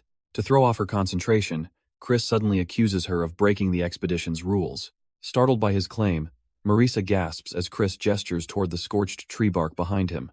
Pointing out her initial strike, Chris smugly asserts that the Dark Clan is now entitled to the relic. Refusing to back down, Marisa quietly rejects his argument while reaching into her potion pouch. Pulling out lethal vials, Marisa declares this attack self-defense for the humiliation of their broken engagement. Without another word, she hurls the specialized poison potions straight at him. A violent surge of noxious blue mist instantly erupts around Chris, forcing him to cover his face. Falling to his knees and coughing violently, Chris appears completely overwhelmed by the toxic shroud. Standing over him triumphantly, Marisa boasts about her signature technique, Blue Bloom, as venomous veins spread across his skin. Poised to snap her fingers, she cold-bloodedly warns that one signal will detonate the poison inside his bloodstream. Holding the detonating vials, Marisa demands that he beg for his life. Charging forward with blinding speed, she moves to lock in her victory. Reaching down with her poison-infused strike, she closes the distance in an instant. Her lethal hand thrusts toward him, burning bright with green curse energy. But in a split second, Chris completely flips the momentum, catching her in a breathless, intimate dip. His crimson eyes flash with absolute dominance as he mutters that begging is out of the question. Staring deeply into her eyes, he repeats his calm refusal, without a single hint of fear. Suddenly, Chris erupts with purified white mana, instantly burning away the deadly poison coursing through his body. Holding the stunned little venom witch closely in his arms, Chris smirks at her lethal reputation. Looking down at her shocked face, Chris playfully taunts her about how painful her detox process is supposed to be. Marisa clings to Chris in disbelief, trembling as she gasps that she alone possesses the antidote, only for Chris to ask if she knows the Divine Healer clan. He explains how he used their legendary secrets to craft his own ultimate panacea. Marisa stares at him in sheer bewilderment, completely unable to process his absurd claim as he casually names it the Pantoxin antidote. Before she can react, Chris swiftly strikes her neck with a precise blow to knock her out. She instantly collapses into his arms, completely subdued without taking any severe harm. Looking down at her soft expression, Chris gently whispers that he will definitely save her. She slumps into a peaceful slumber, freed from the immediate threat of her own cursed magic. Chris carefully secures her bound body against a sturdy tree trunk to keep her safe while unconscious. Kneeling beside her, he retrieves a magical communication device to alter her squad's trajectory. He channels his mana into the artifact, generating a complex magic circle to project falsified orders. The intricate spell array flares to life, sending a forged message directly to her unit. Miles away, The Venom Clan scouts receive the sudden transmission with total confusion. Baffled by the unexpected decree, the scout blinks in disbelief at the altered instructions. Reading the command to scout the distant cliffs instead, Chris chuckles in satisfaction at successfully diverting her squad away from danger. With Marisa secured and her men redirected, Chris leaps gracefully through the forest canopy toward his true objective. He recalls ancient lore regarding legendary relics imbued with the terrifying powers of demons and celestial stars. These divine artifacts either lay hidden for millennia or fell straight from the heavens to test mortal ambition. His target this time is the legendary Twilight Amulet, an item capable of shifting the fate of nations. He remembers how Marquis Langham spent 2 agonizing years unraveling its sealed power to orchestrate an assassination plot. In his previous timeline, that horrific plot resulted in the brutal murder of Lord Norgaju. Stealing his resolve, Chris knows Nordian cannot be allowed to die if he hopes to delay the apocalypse. Moving deeper into the dense wilderness, he suddenly senses an eerie shift in the surrounding atmosphere. Dropping silently onto the forest floor, he lowers his posture and prepares for an encounter. Scanning the rustling foliage ahead, he keeps his senses heightened for any hidden ambush. Examining a broken leaf on a branch, he meticulously analyzes the fresh physical disturbance. Noticing distinct footprints pressed into the dirt, Chris smirks at finding human tracks inside a forbidden demon zone. Realizing another faction is hunting the relic, he immediately activates his high-level invisibility magic. Cloaked in complete imperceptibility, Chris glides silently above the canopy while listening to shadowy figures below. In the clearing, a group of cloaked assassins impetuously curses the delayed arrival of their allies. Observing them from the shadows, Chris detects their toxic energy and realizes a deadly 4-star practitioner from the Venom Clan awaits. The masked conspirator assesses the surrounding forces, estimating the lead female warrior's power to sit around 5 stars. He shifts his gaze toward a hooded assassin, disturbed by the man's murky energy that clearly doesn't belong to the Venom Clan. Curse-filled resentment spews from his lips as he mutters how everything would be simpler if Marisa just dropped dead. Glancing at his clawed accomplice, he realizes this entire bloody ambush is nothing more than a vicious succession war. Cloaked in dark malevolence, the operative sneers that wiping out every pest here will easily solve their political struggle. The masked noble grows impatient, reminding them they agreed to deliver the chest alongside Marisa's corpse. Staring at the ornate red chest buried in dirt, he dismisses its unknown contents as someone else's problem once Marisa dies. Ordering his remaining men to track down their target's location, the conspirator receives an immediate nod of agreement. Without a second thought, the shadowy killers leap into the dense forest foliage, leaving their boss behind. Left completely unescorted, the noble scoffs that taking down a lone 4-star fighter isn't even worth his effort. Lurking in absolute invisibility, Chris scans the area for a flawless strategy to steal the chest without causing chaos. Shifting his gaze toward the canopy, he spots a troop of wild forest monkeys chattering high above the branches. A mischievous smirk breaks across Chris's face as an ingenious, chaotic scheme forms in his mind. Unaware of the lurking phantom, the arrogant noble lets out a lazy yawn while standing directly under the trees. Suddenly, a massive wad of wet animal dung lands right on top of his head with a foul splat. Horror and disgust instantly overwhelm him as he screams out in pure fury, realizing he was just pelted with feces. Enraged wild monkeys howl and screech from the branches, showering the clearing in total chaos. Flailing his arms in absolute madness, the noble swears vengeance while invisible Chris holds back a laugh nearby. As the foolish noble leaps into the tree canopy to vent his wrath, Chris quietly glides toward the unattended prize. Dropping his posture, Chris reaches out and silently takes hold of the crimson relic chest from the dirt. Canceling his stealth spell, Chris smirks deviously, deciding it's time to turn this foolish ambush into a trap. He pulls out the glowing blue summoning pendant he acquired during his previous encounter in Tiraman territory. Remembering Alros's lesson, Chris smiles at using a grade 4 beast-storing artifact for such an unorthodox heist. Infusing the pendant with dark mana, he activates its internal sealing array to draw out its stored spatial power. Dark energy crackles through his fingers as he prepares the ultimate swap to thoroughly deceive his enemies. Pulling out a duplicate box modified from Ruina's guild stock, Chris chuckles at how authentic his fake looks. With a playful grin, he places the forged container onto the soil to ensure the conspirators chase a completely useless decoy. Resting perfectly in the mud, the fake relic chest stands ready to bait every assassin in the zone. Securing the real relic in his hands, Chris smirks as he eagerly waits to watch his enemy's master plan implode. Back at the decoy site, Chris gasps in disbelief as he opens the container. Inside the ornate chest rests a completely worthless ribbon instead of the actual Twilight Amulet. Meanwhile, deep within the dark forest, a faint groan echoes through the quiet trees. Awakening with a start, Marisa finds herself tightly bound against a massive tree trunk. She recalls how Chris caught her while neutralizing her deadly cowbane poison with his homemade elixir. Rage fills her eyes as she fumes over being left behind so helplessly. Struggling against her ropes, she curses Chris for abandoning her without even apologizing. Hurt and betrayed, she wonders if she was just a joke to him when rustling leaves announce an approaching figure. A strange, leaf-covered stranger steps out from the shadows, recognizing her as the Venom clan's princess. Tied helpless against the bark, Marisa demands to know the stranger's identity. Elsewhere in the woods, search parties continue sweeping through the thick forest. A scout holds up a glass vial containing Chris's specialized antidote pills.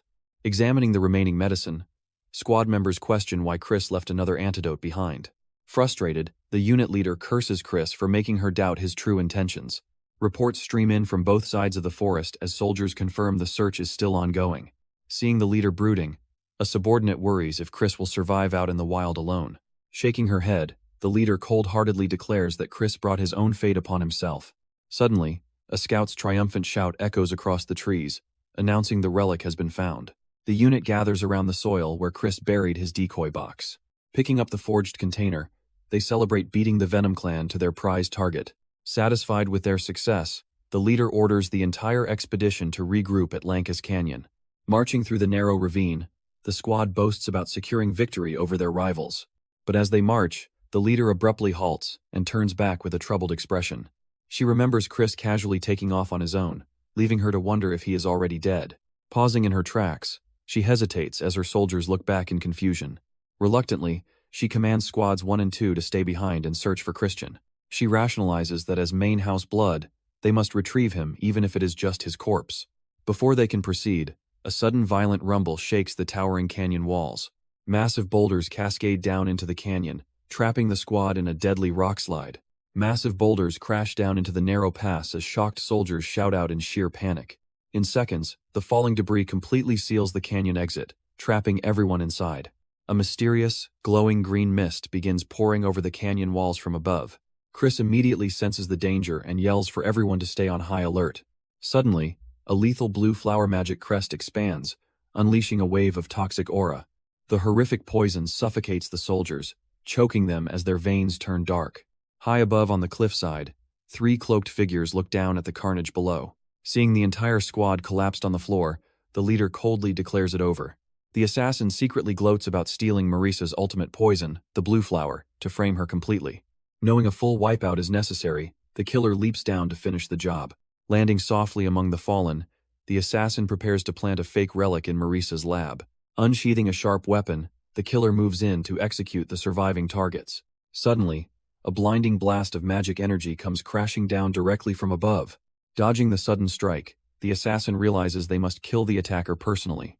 Standing over a struggling Chris, the killer sneers that he poses no real challenge.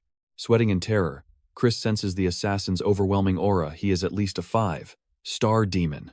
Mocking Marisa's apparent betrayal, the masked killer promises to give Chris a quick death.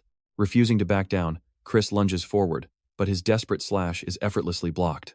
The assassin counters instantly, sending sharp claw strikes slicing through the air. Leaping back to maintain distance, Chris stands his ground against the relentless hooded assailant. Just as hope fades, Marisa bursts onto the battlefield with a furious glare. Shocked by her unexpected arrival, the masked assassin falters in disbelief. Marisa charges forward at lightning speed, catching the killer completely off guard. Beside her stands the vice captain of the Black Swamp Knights, wielding a massive battle axe. Enraged that her signature poison was used to frame her, Marisa demands the assassins state their identity.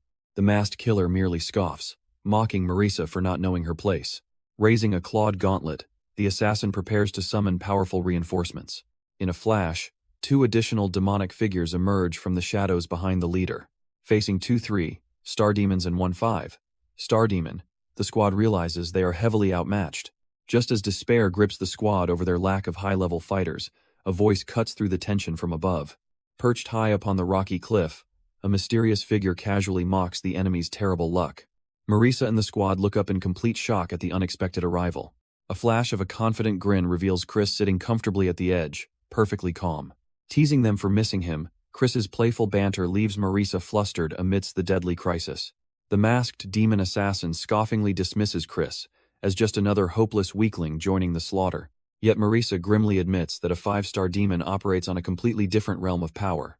Even combining all 4 of their forces, beating a 5-star monster seems mathematically impossible. Hearing the assassin's arrogant talk, Chris mockingly compares his minor rank to an 8-star entity, shocking the killer.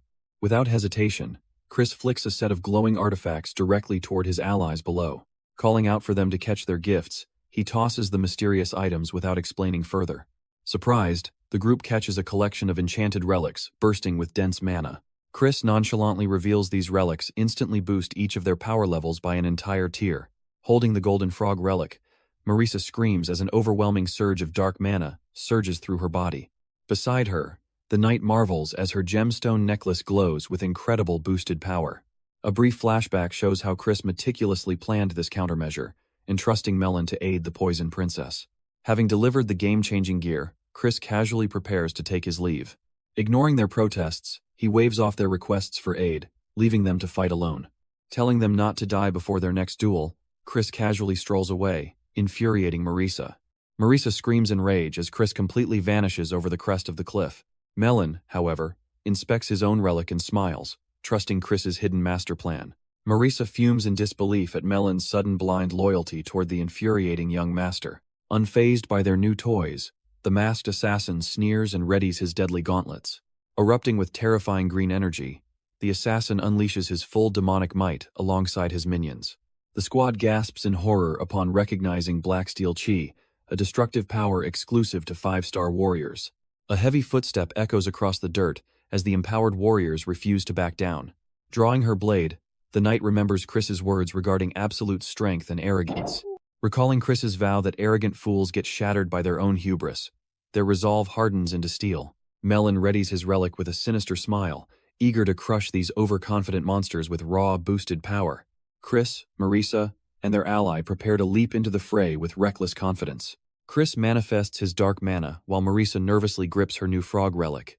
The golden frog sits atop Marisa's head, crackling with dormant power. Fully energized, the trio leaps into battle, making playful bets on their targets. The masked assassin growls at their unbelievable arrogance. Unleashing a vortex of dark green energy, the killer orders them to die. The warrior gracefully dodges the deadly barrage of incoming slashes. She weaves effortlessly through the explosion of ground-shattering strikes. Locking her eyes on the assassin, she closes the distance in a flash.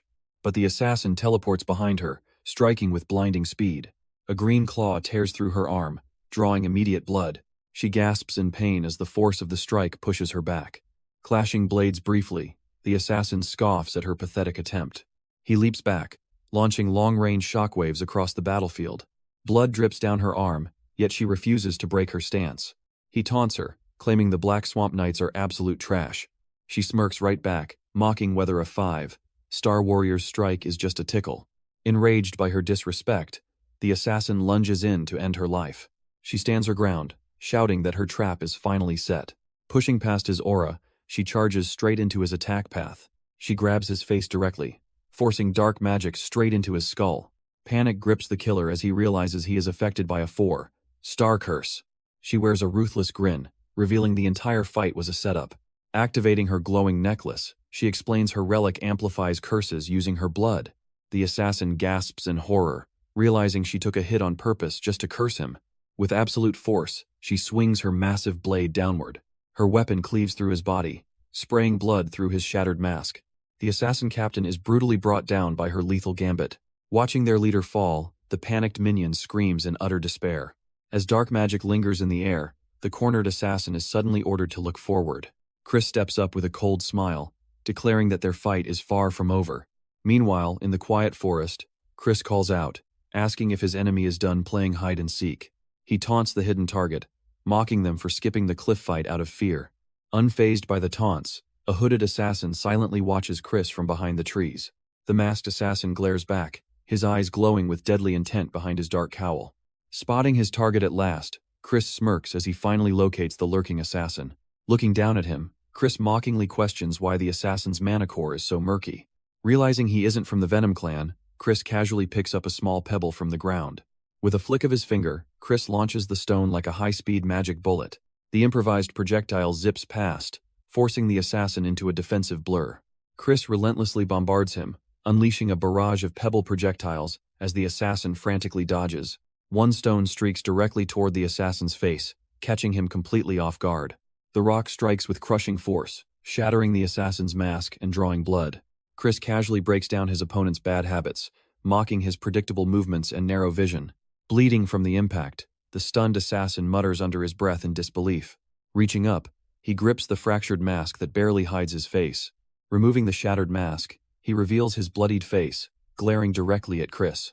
Recalling his orders, he remembers being told to personally hunt down Christian if he escaped. Frustration mounts as he realizes no survivors were supposed to be left behind. The mission had spiraled into chaos once outside. Reinforcements joined the battle. Killing Christian now risks inviting unwanted investigation and exposing the entire plot. Suspicion would fall on him, ultimately dragging his own family into the disaster. Interrupting his spiraling thoughts, Chris mockingly asks why his brother has gone so quiet. Pushed to the brink, the assassin decides to kill Christian first and think later. Cloaking his blade in shadowy aura, he leaps downward for a lethal strike. Chris smiles in satisfaction, welcoming the assassin's full killer intent. Dark shadowy energy erupts as the assassin dives down, while Chris effortlessly dodges the blow. Retaliating in a flash, Chris swings his weapon to deliver a decisive counterslash. Chris glances back, instantly sensing the assassin's hidden movement in the shadows. Phantom clones generated from raw demonic energy suddenly materialize around Chris. Unfazed, Chris mockingly taunts his attacker for relying on such tricks to become a young lord. Multiple shadow clones plunge forward at once, raining down a barrage of lethal strikes. Chris meets the onslaught head-on, effortlessly deflecting every single blade with his dark aura. Seeing an opening, the assassin rushes in from the side to deal a finishing blow. Chris sneers in amusement, having already anticipated the assassin's predictable illusion tactic. With superhuman speed, Chris drops low, narrowly dodging the incoming lethal swing. He instantly counters with a high-speed arc of purple dark mana. His blade slices through the target, only for the body to disperse into useless smoke. Realizing he cut an illusion, Chris turns just as the real assassin dives down from above. Screaming with pure murderous intent, the assassin plunges his sword downward. A violent shockwave erupts as the devastating strike shatters the rocky ground below. Emerging from the billowing dust, the assassin dashes forward to inspect the wreckage. Standing atop the rubble, he scoffs that Chris was nothing more than a worthless bug. Suddenly, Chris's chilling voice echoes from behind, sending panic through the assassin's veins. Terrifying black flames erupt from the earth, tightly binding the assassin where he stands. An imposing, demonic shadow looms directly behind him, choking the air with absolute dread. High above, Chris unleashes an overwhelming surge of conceptual dark mana. Recognizing the legendary true black sword, the assassin quakes in terror as Chris smirks. Chris swings downward, unleashing a monumental slash that splits the canyon entirely in two. The apocalyptic force instantly crushes the assassin's frantic attempts to defend himself. Pure conceptual darkness shatters his barrier like fragile glass. Caught in the massive explosion, the assassin screams in agony as he is blown away. The smoke clears to reveal the assassin lying defeated, while Chris walks up unharmed. Clenching his fists in the dirt, the assassin groans in utter humiliation and disbelief. He recalls how he always looked down on Chris as a mere branch family inferior. Chris offers a cold warning, telling him to accept defeat quietly if he wants to keep his life. Realizing Chris knew their entire plot all along, the assassin trembles at his utter powerlessness. Chris offers a hand to the defeated assassin, offering to save his pride if he accepts defeat silently. Grasping Chris's hand, the assassin sneers with fake gratitude. "Is that what you thought I'd say?" he shrieks, suddenly tightening his grip in a desperate attempt to betray him. Dark demonic energy surges between them as the assassin attempts a surprise counterattack. Screaming in sheer rage, the foolish assassin tries to overpower his opponent, but Chris effortlessly overpowers the treacherous strike, slamming him violently into the ground. Spewing blood, the assassin lies utterly crushed under the overwhelming force. Standing over his broken foe, Chris looks down with absolute cold indifference. "It's a fake, you idiot," Chris mocks, revealing he foresaw the pathetic trick all along. Leaving the defeated assassin behind, Chris sprints through the forest, realizing he wasted too much time. Panting as he rushes forward, he hopes his allies manage to hold their own, until a voice calls out his name. He arrives to find his allies standing like terrifying monsters over their overwhelmed opponents. Marisa recoils in shock at Chris, overwhelmed by the insane power overflowing from the Golden Frog artifact. His battle-hardened ally confirms their mission is complete, prompting Chris to ask about the enemy forces. She reports that the enemy poison magicians turned to ash immediately after death to hide all evidence. Holding the powerful relic, Marisa nods in satisfaction at their decisive victory. When she suspiciously asks where he went, Chris nervously scratches his head and claims he was just scouting around. He casually jokes that a noble shouldn't join battles, but his allies glare in disbelief at his obvious injuries. Marisa eyes him intently, wondering if more traitors were hidden among the enemy forces. Waving off her concerns, Chris insists they retreat before any further complications arise. In truth, he deliberately fought far away so the fallen enemies could be quietly retrieved without escalating the war. Keeping quiet was crucial to avoid provoking Marquis Langham into an all-out retaliation. With the Constellation insignia secured and 3 key survivors intact, Chris achieved his true objective. 1 week later, news of the intense clash sent shockwaves through both noble families. Though the poison magicians were blamed, the conflict was quietly settled behind closed doors through financial compensation. Sitting at a lavish feast, Chris reflects on how exposing the conspiracy altered history, saving everyone from slaughter. Thanks to his cunning play, Duke Huam was no longer forced to surrender the precious demon's amulet.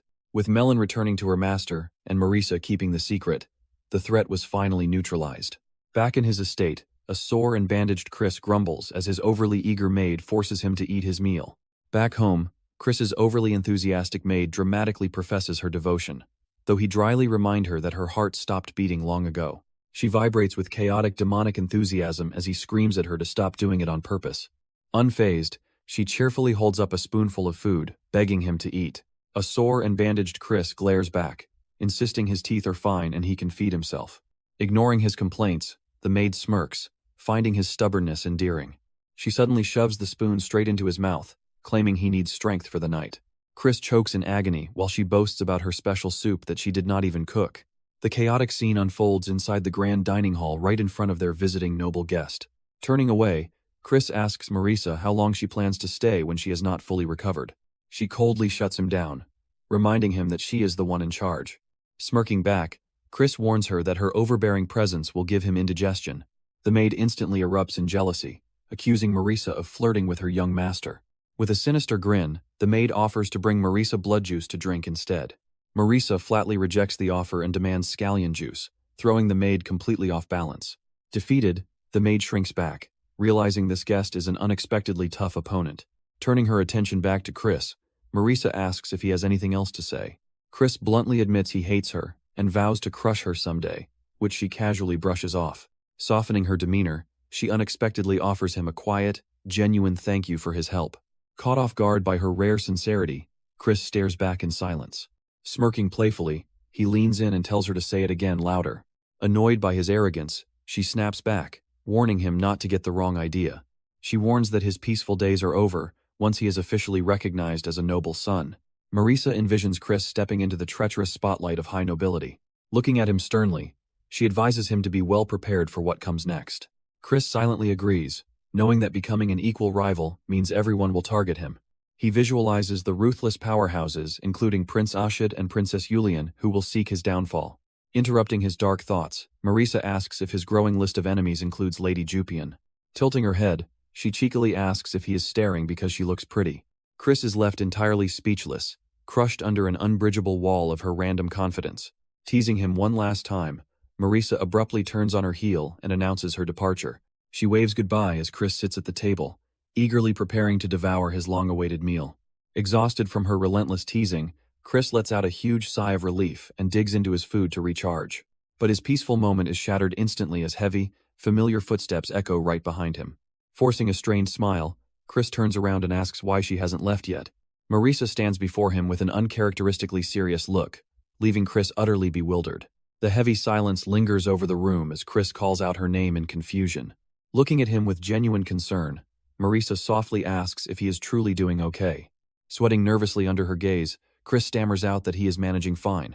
He inwardly panics, wondering if she returned merely to scold him again for restraining her earlier. However, Marisa drops a bombshell, revealing that her father has requested an urgent audience with him. She is referring to Duke Huam, head of the deadly poison clan, and an intimidating 8-star demon lord. Chris narrows his eyes, questioning why such an absolute powerhouse would ever personally seek him out. Walking side by side down the grand hall, an unsettling tension hangs between the two young nobles. Unable to hold back her curiosity, Marisa demands to know how he uncovered the ambush plot beforehand. Chris calmly replies that he relies on a shadow informant who operates completely outside public knowledge. Marisa listens silently, reflecting on the shocking confrontation that unfolded back in the forest. Days ago, the vice captain of the Black Swamp Knights revealed she was secretly working directly under Chris's orders. Bound in ropes, Marisa had lashed out in anger, accusing Chris of violating expedition protocol to manipulate events. But the knight explained Chris placed her team there specifically to protect Marisa's unit from total annihilation. Returning to the present, Marisa asks why he chose to tie her up instead of simply warning her. She realizes he acted to shield her from the deadly Poison Clan's internal succession war, where she was a primary target. Surprised by his hidden care, Marisa softly acknowledges that he never truly suspected her of treason. Chris meets her gaze and sincerely admits that he owes her for everything she suffered. Blushing slightly, Marisa turns her face away and quietly thanks him for saving her entire expedition. Chris casually responds that she is far too important to him to let any harm occur. Caught completely off guard by his bold statement, Marisa stammers in shock as her face flushes bright red. Her heart racing, she desperately clutches her burning cheeks, trying to process his sudden emotional declaration. But Chris brutally breaks the romantic mood, bluntly asking if they can become official political allies, leaving her thoroughly stunned. Chris asks if his proposal is awkward due to their past relationship, trying to lighten the heavy atmosphere. Flustered, Marisa quickly snaps that she isn't asking to renew their engagement or get back together. Chris flashes a bright smile, reassuring her that they are complete strangers now and can purely focus on business. A heavy silence falls between them as Chris stares back in utter confusion. He wonders why she remains dead silent, completely unaware of the terrifying dark aura gathering behind her back. Overwhelmed with rage at his dense declaration, a terrifying aura erupts from Marisa as her eyes glow viciously. Gritting her teeth, Marisa bitterly accepts the proposal purely for their family's mutual benefit, terrifying Chris with her intense glare. Sweating nervously, Chris wonders what he said wrong as Marisa turns toward the grand doors to introduce him. She steps inside the luxurious chamber, announcing his arrival to the noble, standing by the window. The noble turns, revealing himself as Duke Huam, the legendary demon lord, warmly greeting his daughter. But the fearsome Duke suddenly erupts into tears, whining about why she refuses to call him dad in public. Unmoved by his dramatic outburst, Marisa sternly urges him to act proper in front of their guest before accepting his dinner offer. Bowing politely, Marisa takes her leave while Chris marvels at their unexpectedly warm father-daughter relationship. Remembering the blood-soaked rumors surrounding Duke Huam, Chris remains stunned that such a terrifying warrior is actually a doting father. Left alone in the grand hall, Chris bows respectfully to address the formidable patriarch. Duke Huam acknowledges Chris's newfound maturity, but a dark, murderous aura instantly erupts around him. The Duke casually threatens to tear Chris limb from limb for hurting his daughter, radiating pressure that makes Chris break into a sweat. Quickly switching back to a calm tone, Huam forgives him for saving Marisa's life, prompting Chris to ask why he was summoned. Huam's gaze sharpens as he directly questions Chris about his true connection to the medical clan. The Duke points out that although Chris claimed he bought medicine at an auction, their black market intelligence proves otherwise. Displaying secret auction documents, Huam presses Chris to explain how remedies from the medical clan vanish without a trace. Sweat beads on Chris's forehead as he realizes he must quickly fabricate a convincing explanation. Putting on a confident front, Chris shamelessly claims he manufactured the advanced medicine himself simply because he is a genius. Huam scoffs in disbelief, reminding him that creating such complex antidotes requires deep mastery of deadly poisons. Smirking arrogantly, Chris insists that a true genius can easily master intricate alchemy just by reading standard books. Chuckling softly at his bold answer, Duke Huam admits that since no crime occurred, he cannot press the matter further. Chris inwardly sighs in relief that the interrogation ended smoothly, but Huam suddenly stops him to discuss another matter. Looking Chris dead in the eye, the Duke extends a shocking offer for him to join the deadly Poison Clan. Meanwhile, in a dimly lit study, Marchioness Freyja, known as the Scarlet Snowflake, abruptly bursts through the doors. Furious over Prince Eshed's shattered core, Marchioness Freyja bursts into the study, demanding if Christian is responsible. The Marquise sternly commands her to lower her voice before someone overhears. Undeterred, Freyja angrily questions if that brute will truly become the clan's rightful heir. She fumes that standing idly by will permanently taint the Dark Clan's honor. Unshaken, the Marquis calmly points out that both she and Eshed failed their missions regardless. She snarls that she will eliminate Christian herself to secure the throne for Mizak. Coldly turning away, the Marquis permits her to do whatever she wishes. Choosing to stay out of her desperate schemes, he watches the deadly political game unfold.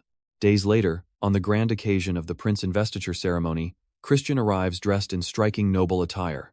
His spirit maid excitedly gushes over his handsome formal suit, earning a sharp glare of annoyance from him. Soon after, his father approaches with a proud smile, warmly greeting him for the historic event. Christian politely thanks his father, as the older man lavishly compliments his impressive appearance. His younger brother nervously steps forward, stammering out his congratulations to the newly appointed prince. Christian deadpans, telling the trembling boy to calm down before he bites his tongue. Suddenly, his gaze shifts across the hall as Marisa arrives, looking radiant in her formal gown. Quietly leaning in, his father asks if he ever properly apologized to Marisa after breaking off their engagement. Recalling her terrifying anger, Christian hesitantly stammers that he believes he did. His father praises her highly, insisting a woman as fine as Marisa cannot be found anywhere else. He then forcefully drags the younger brother away to give the pair private space. Leaving Christian with an overly enthusiastic cheer, his father leaves him completely bewildered. Approaching him with a curious smile, Marisa asks if something unusual just happened with his father. She warmly extends her heartfelt congratulations on his upcoming investiture as prince. Marisa notes that handling official clan duties means they will be spending much more time together. She then playfully inquires what secret advice his father was whispering to him moments ago. Christian bluntly admits his father urged him to marry her, quickly adding that he refused and won't bring it up again. Offended by his dense and casual rejection, Marisa instantly erupts with an overwhelming surge of icy magic. Blown away by the terrifying freeze, Christian cries out in sheer confusion, wondering what he did wrong this time. As the hall settles, the prince investiture ceremony commences, and Christian walks down the central red carpet toward the throne.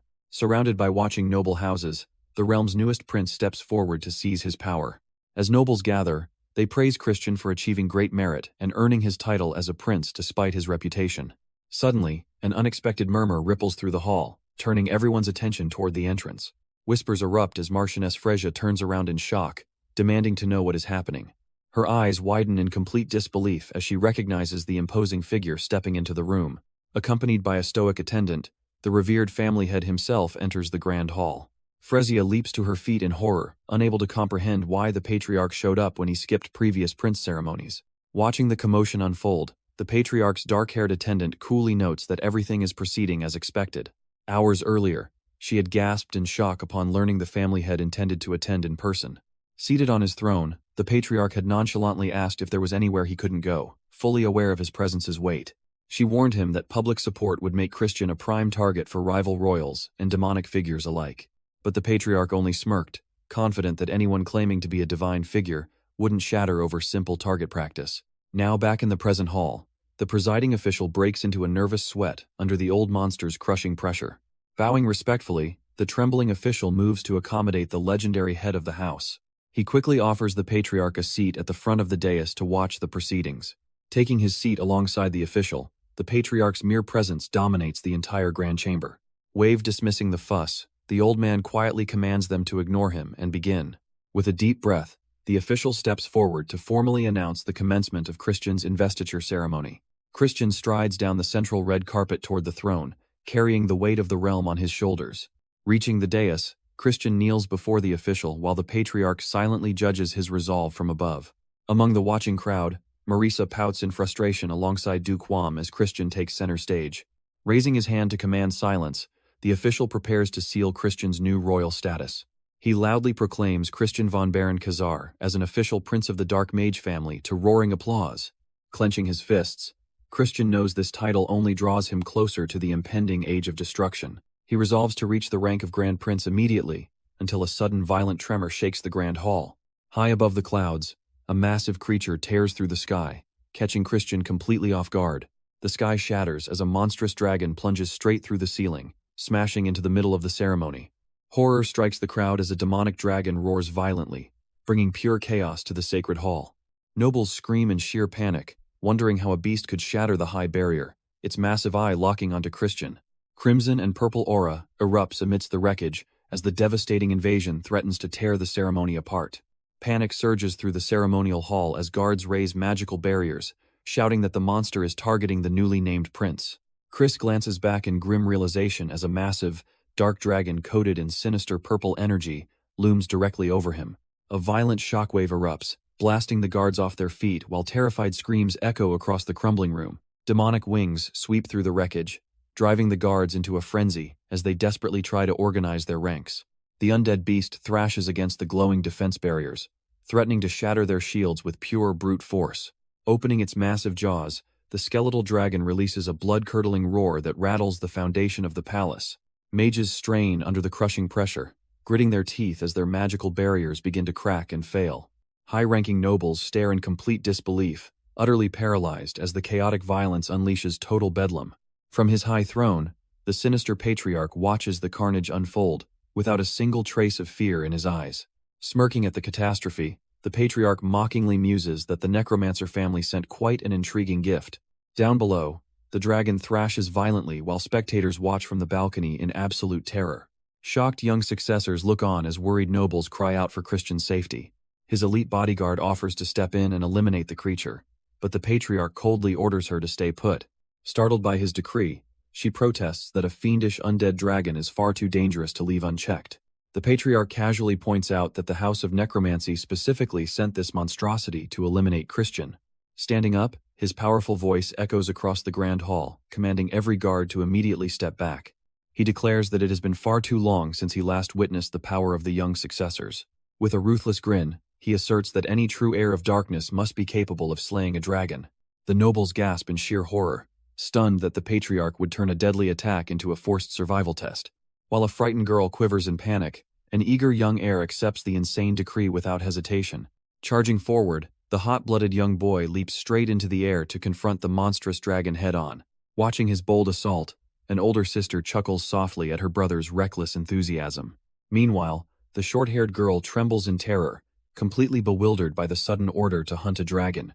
Freja glides up behind her with a cold smirk, whispering that the beast is only interested in Christian anyway. Pushing her into the fray, Freja mockingly tells her to just go down and put on a show of fighting. Soaring through the air, the young heir unleashes his splitting sword technique, hurling dark slashes at the giant beast. Purple energy violently explodes around the dragon, engulfing its scale-bound armor in a flash of dark magic. But the ferocious dragon shrugs off the impact effortlessly, surrounded by dark aura as if barely affected. Frustrated by his failed strike, the boy lands just as Chris leaps directly past him into the fray. Recalling the cursed mark of the dead witnessed during the Great War, Chris recognizes the dark brand on the beast. It is a secret technique from the House of Necromancy, designed to command the deceased. Chris grimaces in confusion, questioning why such dark magic would appear at this exact moment. As the undead dragon crashes down, he dodges, wondering who would dare disrupt his inauguration. High-speed shockwaves shatter the ground, as Chris and his young allies scramble back to avoid getting crushed. The monster's colossal claw slams directly into the carpet right in front of them. Soaring above, the undead beast unleashes immense wind pressure with a single flap of its wings. Chris grits his teeth, realizing standard demonic energy won't scratch a marked dragon. Since it's already dead, ripping out its heart is pointless, and using holy light magic here is impossible. Suddenly, the monstrous dragon turns and opens its jaws to devour Chris whole. Shouting for him to get out of the way, the young boy leaps forward to block the beast. But before the monster can strike, Elegant Heels step forward with a mischievous laugh. Lady Julian suddenly appears behind Chris, teasing that his current strength seems a bit lacking. Offering her help, she leaps high into the air as dark mana condenses around her. Dropping toward the beast, Julian draws a colossal dark energy bow and releases a devastating shot. The black energy arrow pierces straight through the dragon's chest, tearing through its undead body. Dark blood erupts from the gaping wound as the beast roars in agony and staggers back. Julian lands gracefully on the floor, effortlessly dispelling her lethal dark technique. Stunned by the sudden display of force, Chris turns around in absolute disbelief. He realizes her power is completely different from Eshed's, reaching a staggering 5-star level or higher. Though rumored to only be 4-star level, her true demonic force far surpasses expectations. Chris suddenly remembers his aunt mentioning a secret master of this caliber. Onlookers gasp in utter disbelief at the sheer magnitude of her dark magic. Cheers break out across the courtyard as the massive dragon slumps down defeated. Recalling how instantly she condensed that immense energy, Chris remains deeply shaken. Even the young girl watches in shock, amazed that someone was hiding such terrifying power. Chris wonders why Julian kept her obsidian-style archery hidden and why she stepped in now. Looking back at him with a warm smile, Julian congratulates Chris on becoming the young lord, despite the rowdy party. With a subtle sweat drop, Chris can only offer a polite thank you in return. As the fiendish dragon lies dead on the ceremony floor, the shock of the attack lingers in the air. Murmurs ripple through the noble crowd, wondering if rival houses have already begun their interference. Observing the quiet room, Chris realizes his rise to power means walking a path of thorns. Suddenly, Melon steps forward, declaring that this chaos only proves how dangerous Chris truly is. He proudly praises Chris, noting that no other house has ever shown such overwhelming achievement. Dropping gracefully to the ground, Melon prepares to honor the promise he made before. On one knee, the fierce warrior solemnly pledges his absolute loyalty to the young lord. The onlookers gasp in disbelief that the untamed mad dog of the Black Swamp Knights is bowing. Chris offers a faint smile, pleasantly surprised to see Melon step forward at this exact moment. Recalling their past agreement, Chris knows he owes the knight a great deal for his backing. Melon reminds him of their promised duel, and Chris smirks back, warning him not to regret it later. Before the moment passes, another noble suddenly steps up to interrupt their conversation. When the man asks if Chris will accept their support, Chris looks back in mild surprise. The noble introduces himself as Kaysen Tiraman, eldest son of Count Tiraman, offering total alliance. Kaysen cheerfully presents the pledge as an official inauguration gift directly from his father. He then adds with a bright smile that the Count had just one special request. Kaysen shoves his reluctant younger brother Alos forward into the spotlight. Recognizing the boy, Chris casually asks if his pet dog Choco is doing well, provoking Alos. Kaysen firmly grips Alos's head, instructing him to show proper respect to his new master. Ignoring his brother's shock, Kaysen explains that Alos lacks stigmata and desperately needs guidance. As Alos screams in utter betrayal, Kaysen politely asks Chris to take him in. While Alos clings to his brother in panic, Chris considers the strategic value of Count Tiraman's house. Chris remembers that Alos became a legendary beastmaster in his past life, despite losing his stigmata now. Accepting the offer, Kaysen handlessly hands over his whimpering brother to the young lord. Chris flashes a sinister grin down at Alos, commanding the boy to serve him faithfully from now on. Alos wails in terror as Melon and Kaysen watch on with complete satisfaction. Seeing the tide turn, other noble envoys rush forward to present their own inauguration gifts. Count Aron and Baron Ron quickly offer their allegiance and lavish presents to Chris. Watching from afar, the elder notes with approval that Chris is earning the trust of the Dark Realm. As cheers echo across the Grand Hall, Chris smiles, realizing his journey to becoming the Grand Young Lord has truly begun. As cheers erupt across the Grand Hall, young Mysak clicks his tongue in sheer frustration. Sensing his anger, Freja leans in, warning him not to let Christian's sudden rise get to his head. Her eyes burn with ruthless intent as she whispers a deadly promise to remove Christian permanently. Meanwhile, along a quiet forest path, an old elder walks away from the ceremony with his companion. He chuckles coldly, noting that the attack by the necromancers was more than enough greeting for the new prince. His attendant voices her doubts, suspecting Julian's incredible display of power exceeded a mere 4-star rank. The elder cuts her off dismissively, caring nothing for technical ranks or petty accusations. He declares that whoever elevates the House of Darkness to the absolute apex makes the rules. Recalling Julian's endless ambition, he admits he would gladly make her patriarch if her greed fuels their house. His companion listens silently as the old master considers all possibilities. With a sinister smirk, the elder adds that it would be just as pleasing if someone else dethrones her. Far from the capital, ominous crows gather upon dead trees overlooking a desolate battleground. A field littered with slaughtered elites proves how hopelessly weak the realm's defenders truly were. Masked mercenaries complain about the agonizingly slow pace, eager to raid the Golden Cross directly. They turn toward their mysterious young master, resting quietly atop a high rock formation. As crows flutter overhead, the long-haired leader cryptically mentions a fascinating rumor echoing from the noble houses. Pondering deeply, he reveals that a remarkable younger brother has surfaced inside the House of Baron. His masked subordinate laughs mockingly, calling the High Lords of the House of Darkness complete fools. Without warning, the young master pierces his own ally right through the chest with lethal precision. Dark blood spurts heavily from the fatal wound as the shocked assassin gasps in disbelief. The dying mercenary collapses face first into the dirt without understanding why he was betrayed. Terrified comrades leap back, screaming at the young master to justify his sudden betrayal. Drawing her blade, a masked warrior angrily reminds him that they were supposed to be comrades. The remaining mercenaries break into a cold sweat as panic instantly grips the entire squad. Gathering dark energy in his palm, the cold young leader snickers, declaring their comradeship officially over. A sinister red array blazes across his hand, channeling a terrifying demonic technique. Torrents of fresh blood burst from the corpses, swirling directly into his waiting palm. The white-haired young master absorbs the vital essence straight into his chest, reveling in raw power. Staring down at the shriveled corpse, he scoffs in boredom, deciding this slaughter is no longer worth his time.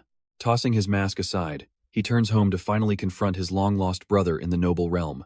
Far away, a silver-haired, enigmatic figure smirks, eagerly waiting for the right moment to observe his intriguing younger brother. Back at the estate, Chris struggles against his maid's chaotic attempts to change his attire, while pondering his growing web of allies. Opening a letter from home, he reads his younger brother's eager update regarding remarkable progress in curse magic training assigned to him. The diligent sibling reports completing 1,000 basic swordsmanship drills, while ensuring his physical training remains equally relentless. Surrounded by supportive companions, the boy writes how both his mind and body feel lighter than ever before. He concludes with a spirited challenge, vowing to finally defeat Chris in a spar during his next visit home. Smirking over the letter, Chris resolves to push his brother far beyond his previous life's limits. He intends to forge the boy into his ultimate trump card against the approaching age of destruction, drawing a curious glance from Julian. Chris proudly announces that his second hidden card has sent a flawless training report. Observing his companion, Chris casually notes he has never seen Julian practice beyond basic exercises, asking if she trains in secret. Julian dismisses his curiosity, scoffing that her private methods are likely nothing special to a genius like him. She mockingly reminds Chris that he failed to land a single hit on the Death Dragon during the recent raid. Unfazed, Chris smirks back, retorting that someone unable to scratch a mere servant has no right to lecture him. When Chris smugly offers advice, Julian angrily wipes her tears and snaps that arguing with him is a complete waste of time. Suddenly dropping his playful demeanor, Chris seriously instructs her to separate the illusion from herself. He explains that failing to sever that connection prevents the illusion from ever acting independently. Surprised by his profound insight, Julian asks how he knows so much, to which he nonchalantly claims 3 months of study. Julian stares back in absolute deadpan disbelief at his absurdly casual response. She calls him arrogant, but Chris accepts the compliment, secretly recalling his grueling past training under a 9-star archmage. Annoyed by his unmatched talent, Julian turns away, muttering bitterly about speaking with a branch family insect. An arrogant noble youth interrupts, telling Julian not to lower her status by speaking with lower-class trash. Julian turns around with a cold, disgusted expression and bluntly orders the noble to shut his mouth because he stinks. As the noble stands stunned, she mercilessly doubles down, declaring his mouth smells like an open sewer.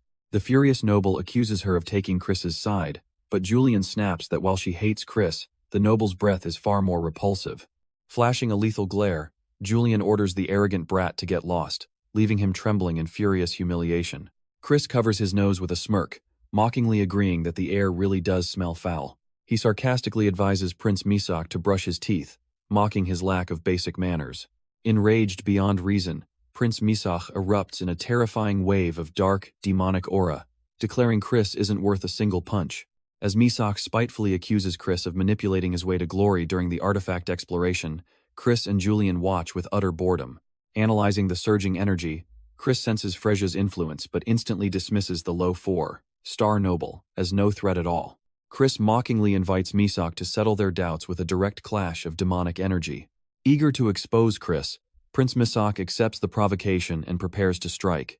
Chris smirked, knowing his trap had already succeeded. But before their hands can clash, Marchioness Freja's heavy footsteps echo through the corridor as she commands them to stop.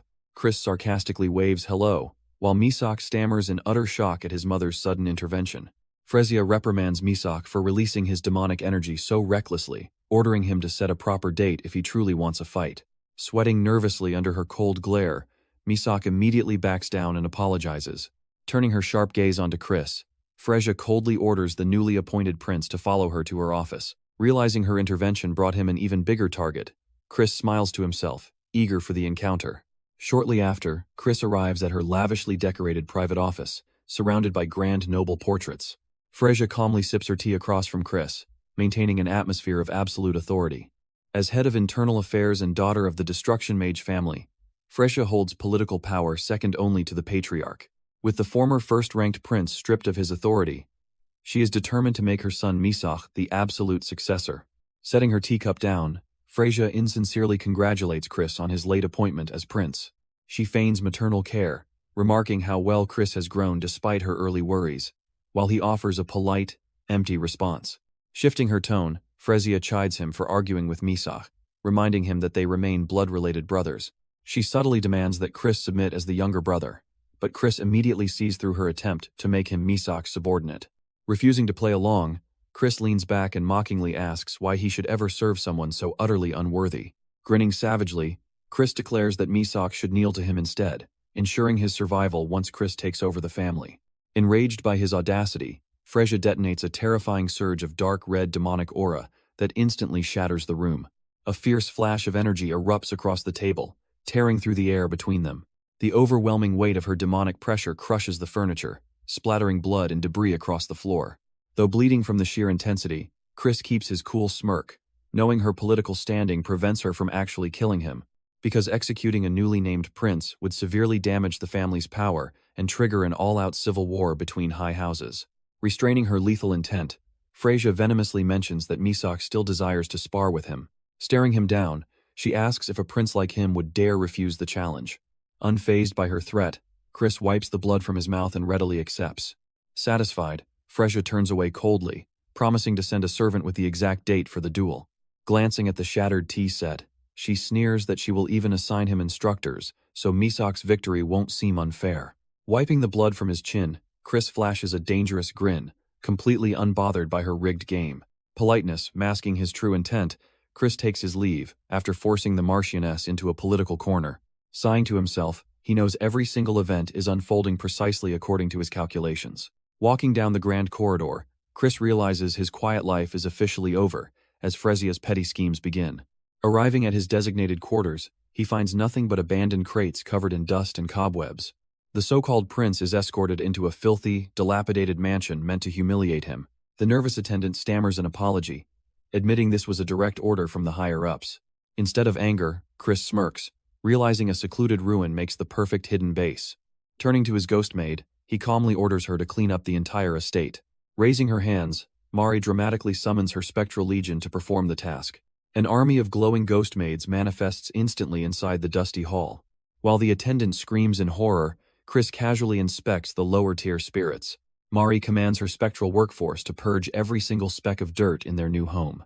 Bowing in unison, the ghost maids pledge their complete obedience to the command. Sweeping into action with spectral brooms and water, the spirits clean the estate in seconds. Swirling magic lifts heavy furniture, restoring the grand hall to immaculate perfection. The attendant gapes in sheer awe, while Chris deadpans, wishing he had actual human servants. Though royal privilege entitles a prince to elite dark magic training, Frezia's sabotage quickly begins. On his first day, a lazy instructor lies on a bench, spouting useless swordsmanship advice. Chris stares blankly, instantly recognizing the taught sword style as complete and utter gibberish. On the second day, a bumbling teacher scribbles senseless babble about mind curses across a chalkboard. Realizing the man is just making things up, Chris stares back with total disappointment.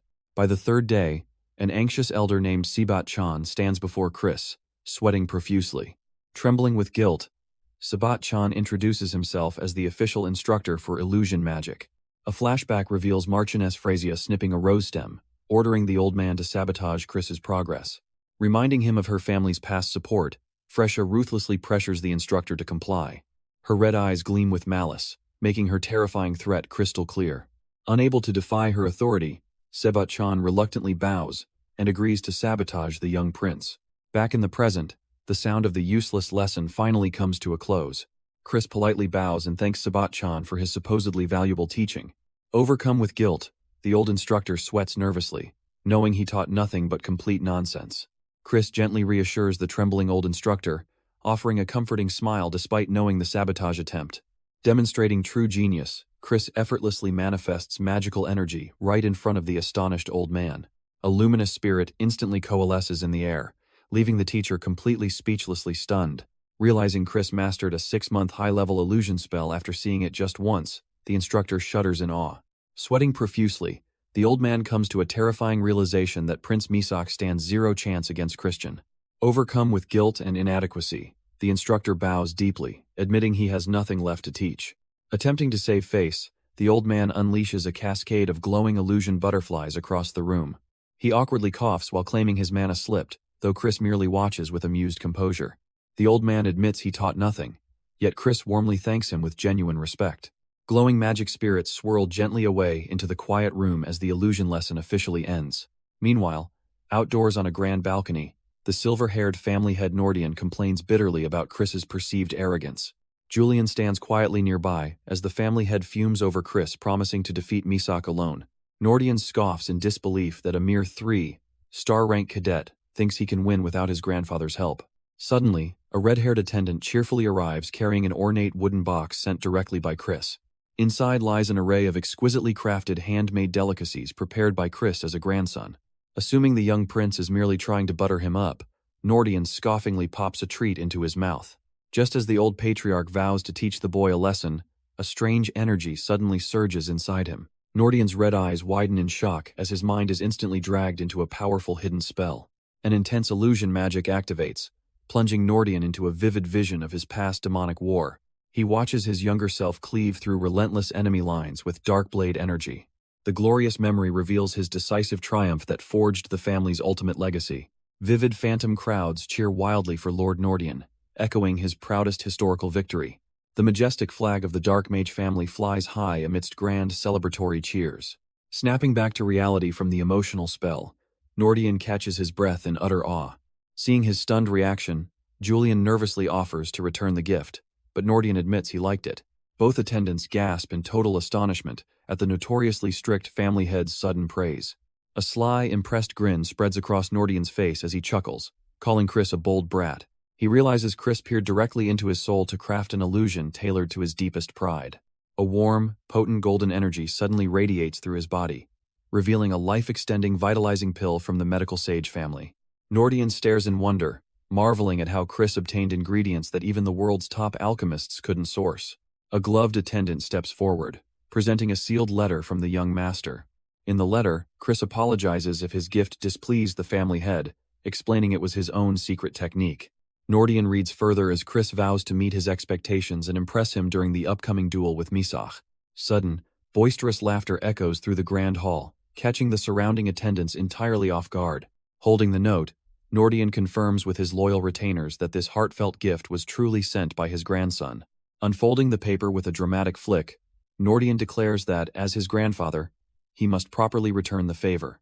To Julian's utter shock, the Supreme Patriarch announces he will personally attend and watch Christian's duel against Misak. A warm, proud smile crosses Nordian's face, expressing his desire to witness firsthand how far his grandsons have grown. Meanwhile, Marchioness Phrasia recoils in disbelief as a messenger reports the former family head's unprecedented decision. Gritting her teeth, Phrasia fumes over why the old man is suddenly taking interest in a match he usually ignores. Nearby nobles murmur in hushed astonishment, noting how even the dreaded necromancer family is keeping a close eye on the event. The high-ranking lords agree that for Nordian to personally intervene signals a monumental shift in the family hierarchy. Clenching her fists in fury, Phrasia curses the old head for repeatedly interfering with her bloodline's future. Vicious malice consumes her thoughts as she swears to crush Christian in front of Nordian and tear him limb from limb. As dusk settles over the training grounds, warm sunlight streams into the quiet, deserted hall. Chris stands alone inside, resting his hand on his sword hilt while reflecting on his mounting obstacles. Exhaling softly, Chris growls that these sabotage training sessions are a complete waste of his precious time. He remembers the necromancer family's sudden warning attack when they unleashed an undead dragon upon the ceremony. Recognizing that the true instigators of the upcoming war have targeted him, Chris acknowledges the massive power gap he currently faces. Tapping his arm thoughtfully, he realizes he desperately needs a formidable weapon to hold them off while he grows stronger. Gazing at his palm, Chris contemplates whether mastering the true black sword is his only viable choice. Dark purple energy crackles over his fingers, yet he knows maintaining it for even 1 minute demands absolute concentration. Instantly slicing a wooden dummy in half, he admits that in high-stakes combat, stamina drain makes that single minute nearly impossible. To overcome his enemies, Chris determines that he must learn to channel and control the blade as effortlessly as Nordian once did. Suddenly, the eccentric Blood Shadow Lord pops up behind him, playfully teasing Chris about being targeted from every angle. Chris stares in sheer annoyance, wondering how the legendary Bloodmaster can act so ridiculously frivolous. Keeping his composure, Chris coolly asks if the Demon Master came merely to provoke him before his big fight. Smirking slyly, the Lord reveals that Nordian was thoroughly impressed by his gift, pressuring Chris not to disappoint the Patriarch. When Chris confidently assures him he won't, The Lord offers to personally teach him supreme bloodline magic, since his instructors are slacking. Dismissing the offer without hesitation, Chris walks away, leaving the disappointed master swirling blood magic in frustration. Turning away with an enigmatic smirk, the Blood Shadow Lord drops a cryptic warning. He hints to Chris that an unexpected guest will soon pay him a visit. Bowing elegantly, he vanishes into a sudden mist of blood magic, leaving behind a subtle challenge for the upcoming match. Watching the crimson haze disappear, Chris dismisses the Demon Lord's cryptic words as meaningless banter. Suddenly, Mari the maid approaches through floating blue spectral flames to deliver her findings. She reveals she has investigated First Princess Yulian as instructed, prompting Chris to eagerly ask if she uncovered anything useful. Mari reports no official red flags, while Chris sifts through glowing floating document records. Official records state the princess was raised peacefully without any major incidents or dark affiliations. Knowing her hidden strength, Chris remains suspicious, convinced her abnormal power stems directly from a forbidden demon contract. Pondering the mystery, he realizes there must be a deep secret hidden from the family. Mari then notes a crucial clue that the princess underwent a sudden, drastic personality change. Once known for her cruelty, she inexplicably transformed 5 years ago following a severe fever. Since that day, the once tyrannical princess has behaved as a warm, gentle soul. Chris narrows his eyes in distrust, determined to observe her closely to uncover the truth. Surprised by the detailed intelligence, Chris asks how she gathered secrets even his aunt couldn't access, only for Mari to smile coyly. Mari casually admits she violently subjugated the main house ghosts after catching them talking bad about Chris. She giggles sweetly as she describes forcing the terrified spirits into total obedience, leaving Chris thoroughly unsettled. Realizing she effortlessly crushed every ghost in the main estate, Chris breaks out in a cold sweat. He gasps in disbelief, realizing his maid has secretly become a terrifying banshee queen of the Dark Mage family. Knowing spectral power grows with the depth of a ghost's grudge, he marvels at her terrifying potential. Chris secretly wonders what tragic, vengeful past could have granted Mari such dark, spiritual authority. Noticing his stunned stare, Mari playfully snaps Chris back to reality. Shaking off his shock, Chris warmly praises her exceptional intelligence gathering. Bowing with absolute devotion, Mari pledges to do anything for her master. A full month passes in intense preparation as the day of reckoning draws near. Finally, the grand duel arrives, filling the massive arena with eager spectators and high-ranking elders. Glancing up at the grand balcony, Chris acknowledges the towering authority of the former family head. He smirks, knowing Nordian's presence elevates the stakes and provides the perfect stage to assert dominance. Prince Misak points angrily, vowing to expose Chris as the family's weakest prince right before the patriarch. Chris ruthlessly cuts him down, mocking Misak as a spoiled mama's boy relying on his mother's cheap tricks. Misak growls venomously, reminding everyone that all duels within the Dark Mage family are strictly fought to the death. Swirling with crimson demonic energy, he viciously declares he will send Chris home carrying his own severed head. Unleashing his full power, Misak casts Destruction Black Magic, channeling a compressed explosion straight forward. Chris calmly braces his stance as the blistering wave of raw, destructive power surges toward him.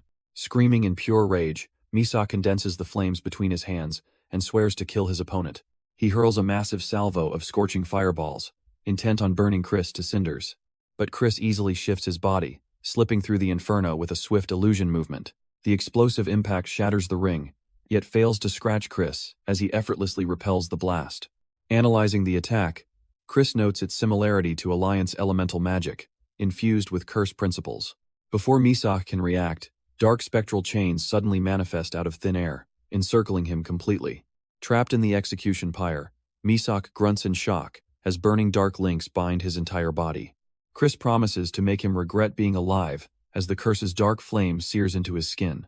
Misak shrieks in agony as dark blades cut through his bound frame, burning him from within. Yet Misak maniacally laughs through the pain, insanely believing he still holds the upper hand. In an instant, Chris whispers right behind his neck, asking if he's enjoying the show. Realizing he was tricked by a decoy, Misak reels back in sheer horror as a heavy fist approaches. Chris lands a devastating direct blow right to Misak's jaw, shattering his composure instantly.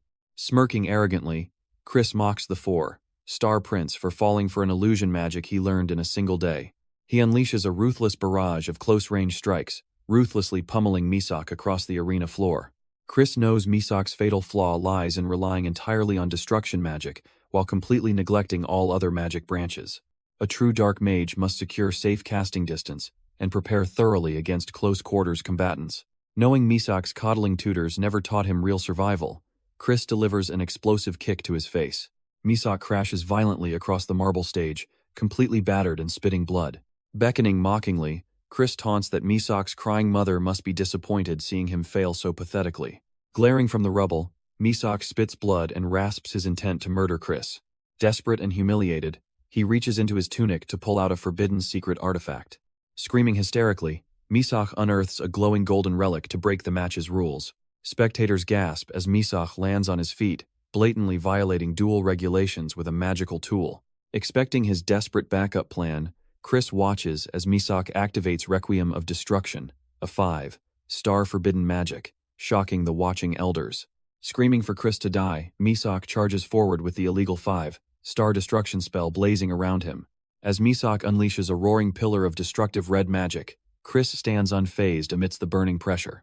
Focusing his mana to cut through the approaching dark wave, Chris prepares a move that transcends human limits. Dark, menacing energy coalesces around his fingertips as he manifests true dark power. With absolute precision, he draws his blade back, channeling the terrifying force into a single stroke. In a terrifying flash of purple light, Chris slices cleanly through the massive 5-star destruction spell. The catastrophic attack shatters into harmless sparks, leaving the entire arena gasping in complete shock. From the high balcony, Julian watches wide-eyed as dark aura ripples across the shattered stage. A black sword capable of handling 5-star demonic energy, Julian mutters, unable to process what he just witnessed. Gazing at the calm boy below, Julian realizes with horror that Chris has somehow manifested black aura. On the ground, Misak staggers to his knees, trembling and coughing up blood as he rasps in total disbelief. Calling him an idiot, Chris instantly warps above Misak in a blur of shadowy speed. He ruthlessly slams Misak headfirst into the stone floor, completely crushing his opponent's remaining strength. Misak lies utterly defeated, foaming at the mouth with his eyes rolled back in humiliation. An eerie silence falls over the grand stadium as dust slowly settles around the ruined arena. Satisfied with the outcome, family head Nordian turns to leave the balcony, declaring there is nothing left to watch. Stopping in his tracks, Nordian pauses to coldly address Marchioness Freyja regarding her son's pathetic performance. He scoffs that Misak should transfer to the Destruction Mage family, leaving Freyja trembling in silent, humiliated rage. Looking down at his grandson, Nordian calls out Christian's name, receiving a respectful bow in return. The patriarch grins with genuine pride, admitting that attending the duel in person was worth every moment. Delighted by the patriarch's approval, Chris vows internally to keep delivering impressive results. Walking down a quiet carpeted corridor after the battle, Chris reflects on his newfound sword mastery. He clenches his fist with a triumphant grin, pleased that he successfully manifested black aura, even if temporarily.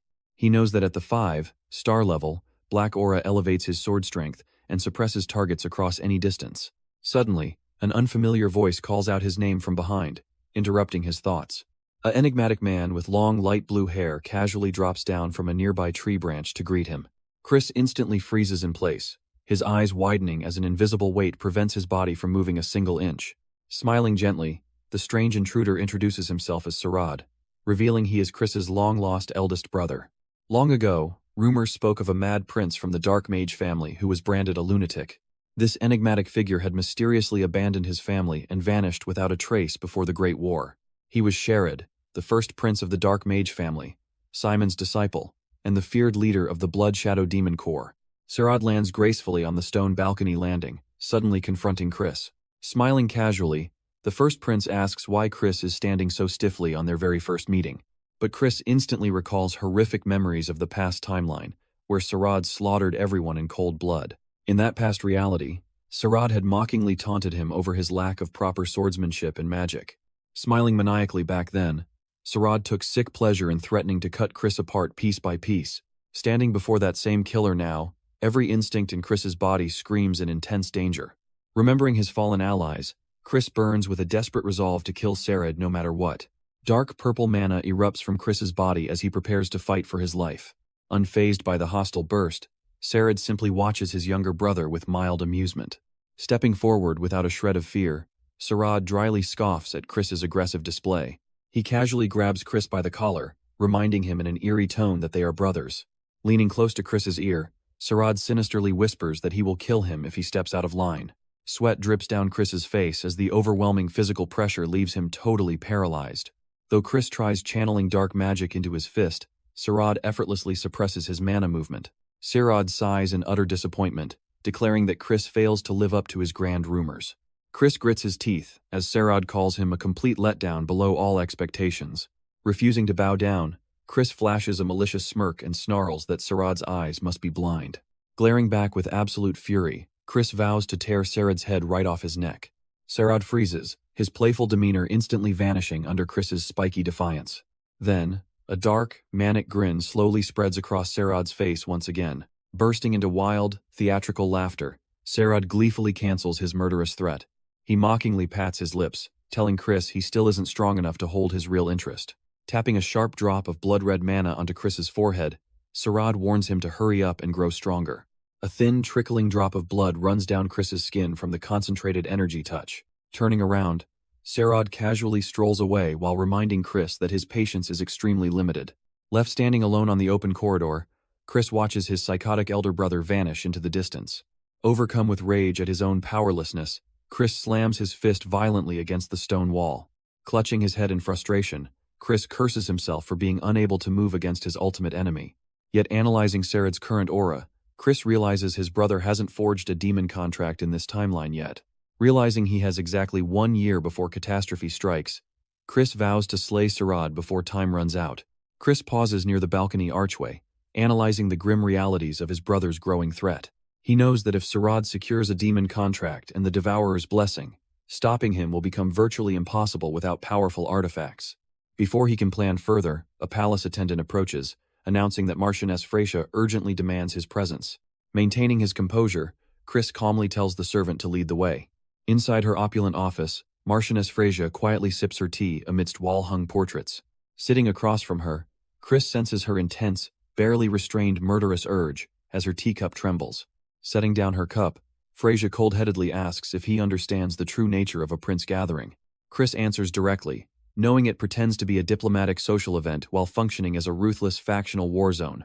Freysia reveals that this year's gathering will take place on the deadly 7th floor of the underground garden. Realizing the danger, Chris asks for the official list of royal participants. She names the attendees, including Princess Marisa of the Extreme Poison family and Prince Kashmir of the Destruction family.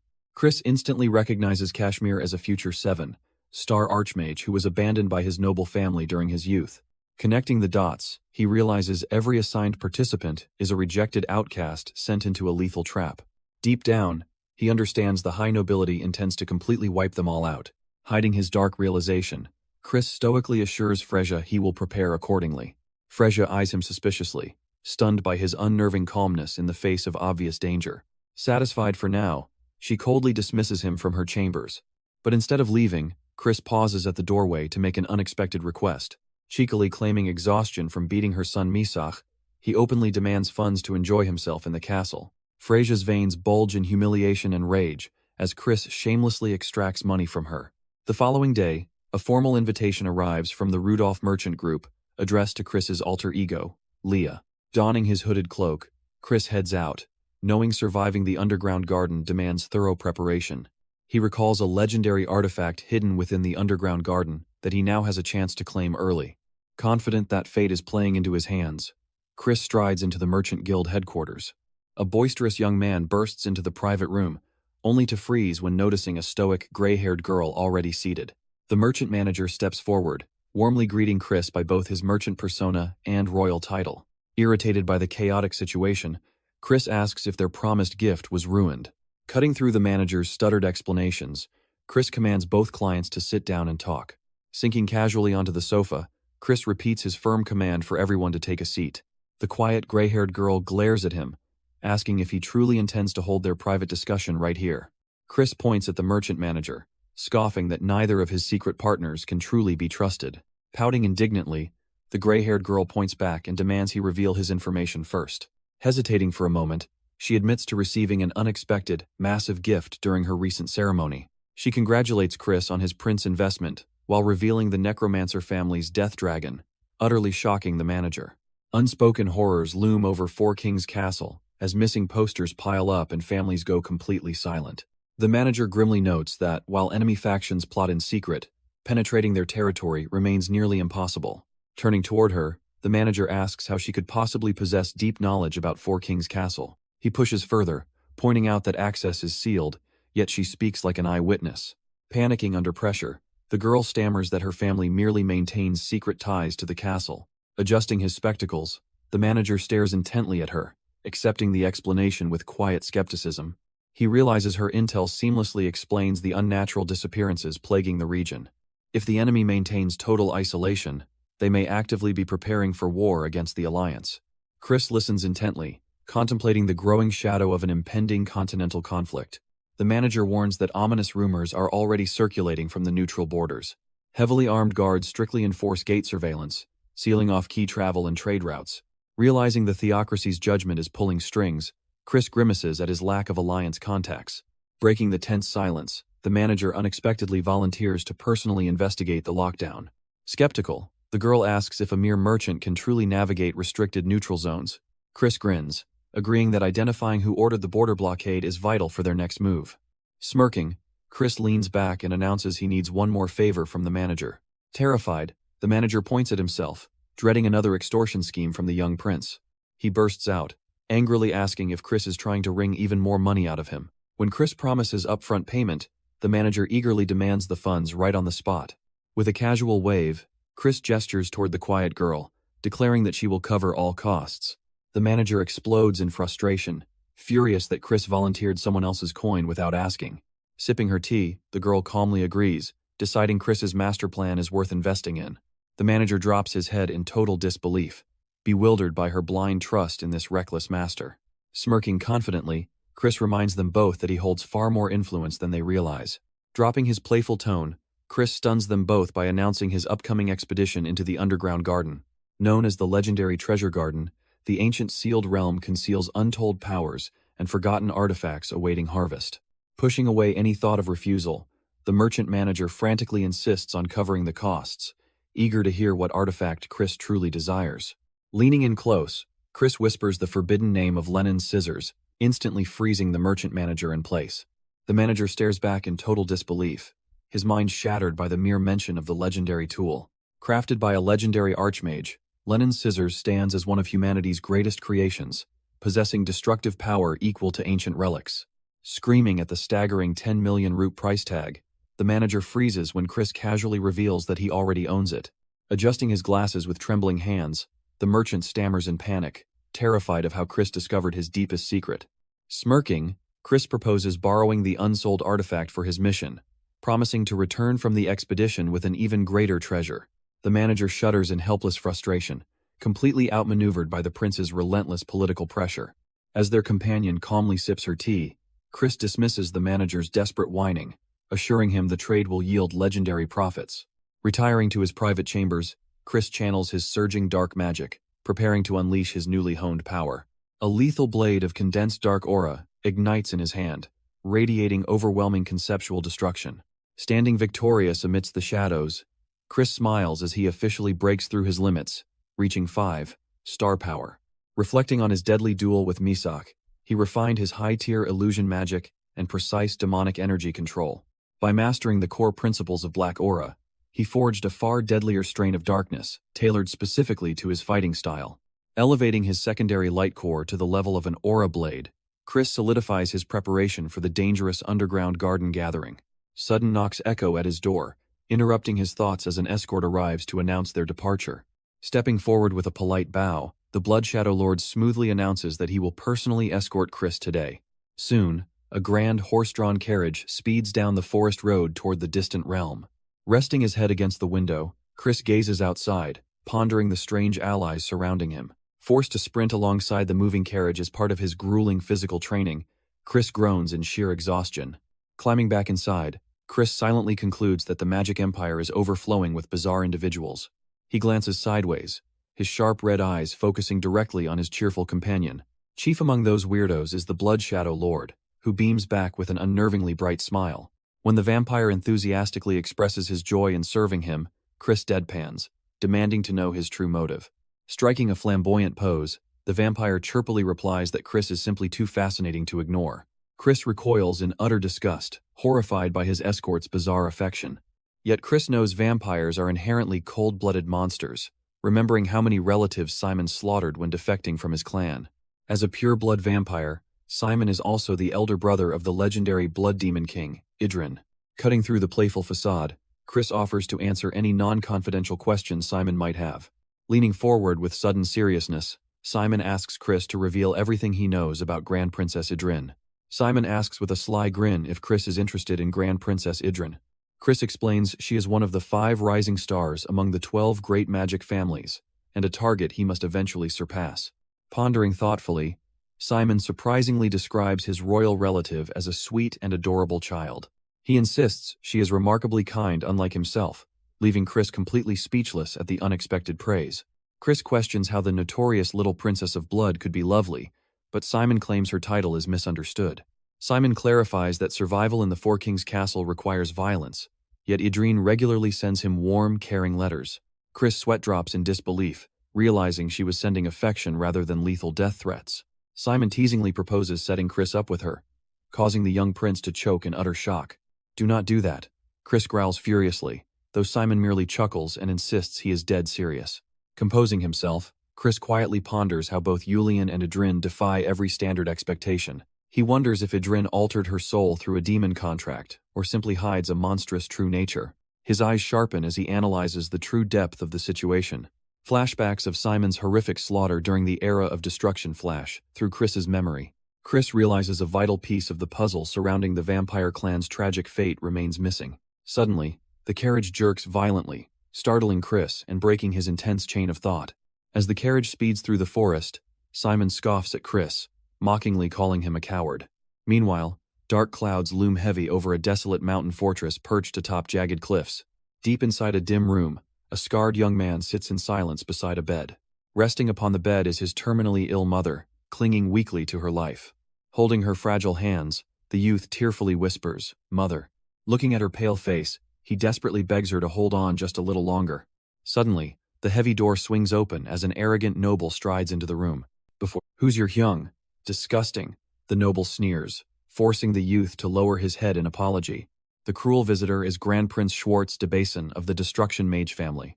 Holding up a glowing key necklace, Schwartz declares the youth is the key to the underground garden expedition. The scarred youth gasps in horror, realizing that every participant in the gathering will be slaughtered. Schwartz cold-bloodedly cuts him off, reminding him that backtalk is strictly forbidden. He threatens that success yields life-saving medicine, while failure means cutting off all medical supplies completely. Despair consumes the scarred youth as he realizes he is destined to be buried beside the fallen victims. Driven by his mother's failing health, the scarred prince resolves to follow the Grand Prince's ruthless orders at any cost. Meanwhile, inside the luminous garden sanctuary, the stage is quietly set for the upcoming gathering. Stepping into the opulent pavilion, Chris lightly marvels at the overly flashy scenery surrounding him. Taking in the sacred surroundings, a quiet sense of nostalgia washes over his regression-born mind. He recalls his past life, when he braved this same sanctuary alongside his party, amidst pitch-black ruin. Back then, the supreme relic he extracted from this place became the ultimate trump card in the war. Remembering the legendary treasure chest, Chris wonders if he can claim that same power once more. Suddenly, Marisa marches into the pavilion, greeting Chris with a proud and expectant smile. But Chris merely glances back, tossing out a casually indifferent greeting that instantly catches her off guard. Fuming with fury, Marisa explodes at his complete lack of noble manners. A polite voice interrupts their bickering, warmly welcoming all the gathered royal candidates. The newcomer introduces himself as Kashmir van Besen Lupus, a late-blooming prince of the Destruction Mage family. Recognizing the noble warrior from his past life, Chris smiles internally at his unwavering politeness. Offering a surprisingly respectful greeting, Chris praises Kashmir's famous reputation to his face. Marisa and the other prince gape in total disbelief at Chris's sudden, unheard-of courtesy. Flustered by the overwhelming praise, Kashmir nervously downplays his own standing. Knowing Kashmir achieved his late rank through brutal frontline warfare against the Holy Empire, Chris pushes his strategy forward.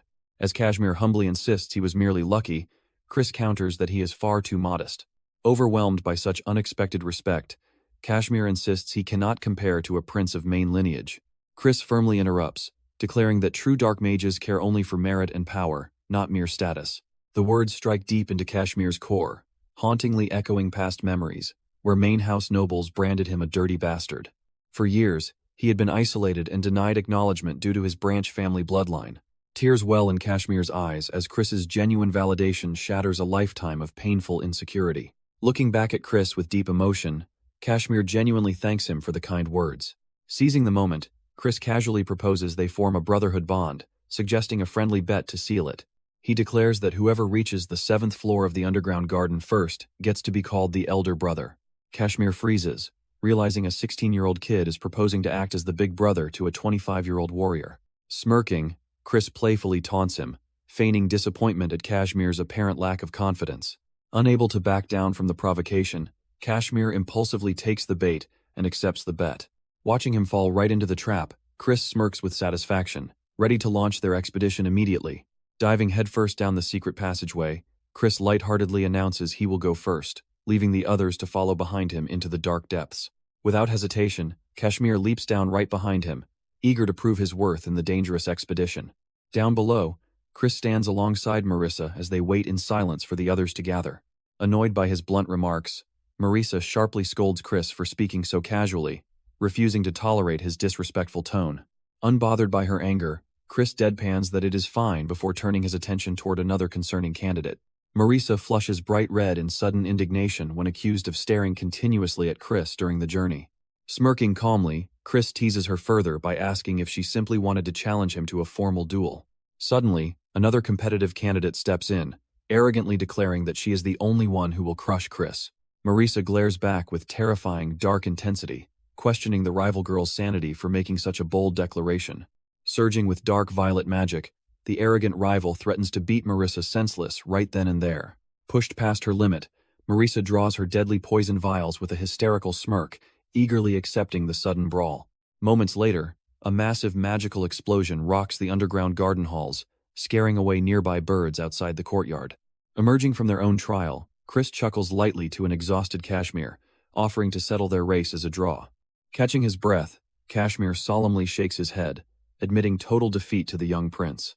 Chris offers a gentle smile as Kashmir confesses he would have lost his life to the lethal traps without Chris's intervention. Little does Kashmir know, Chris purposefully lured him toward the hidden traps, knowing that saving his life would earn his absolute gratitude. Remembering every lethal trap from his previous life, Chris had calculated every move to ensure Kashmir owed him a massive debt. When Kashmir reluctantly prepares to address him as his elder brother, Chris laughs off the formal bet as a simple joke to break the ice. With a genuine smile, Chris suggests they become true friends instead, leaving Kashmir stunned speechless by the unexpected offer. For Kashmir, who was relentlessly mocked and ostracized by main family nobles his entire life, having a true friend felt like an impossible dream. But deep down, Kashmir is haunted by the sinister mission given to him before the gathering started.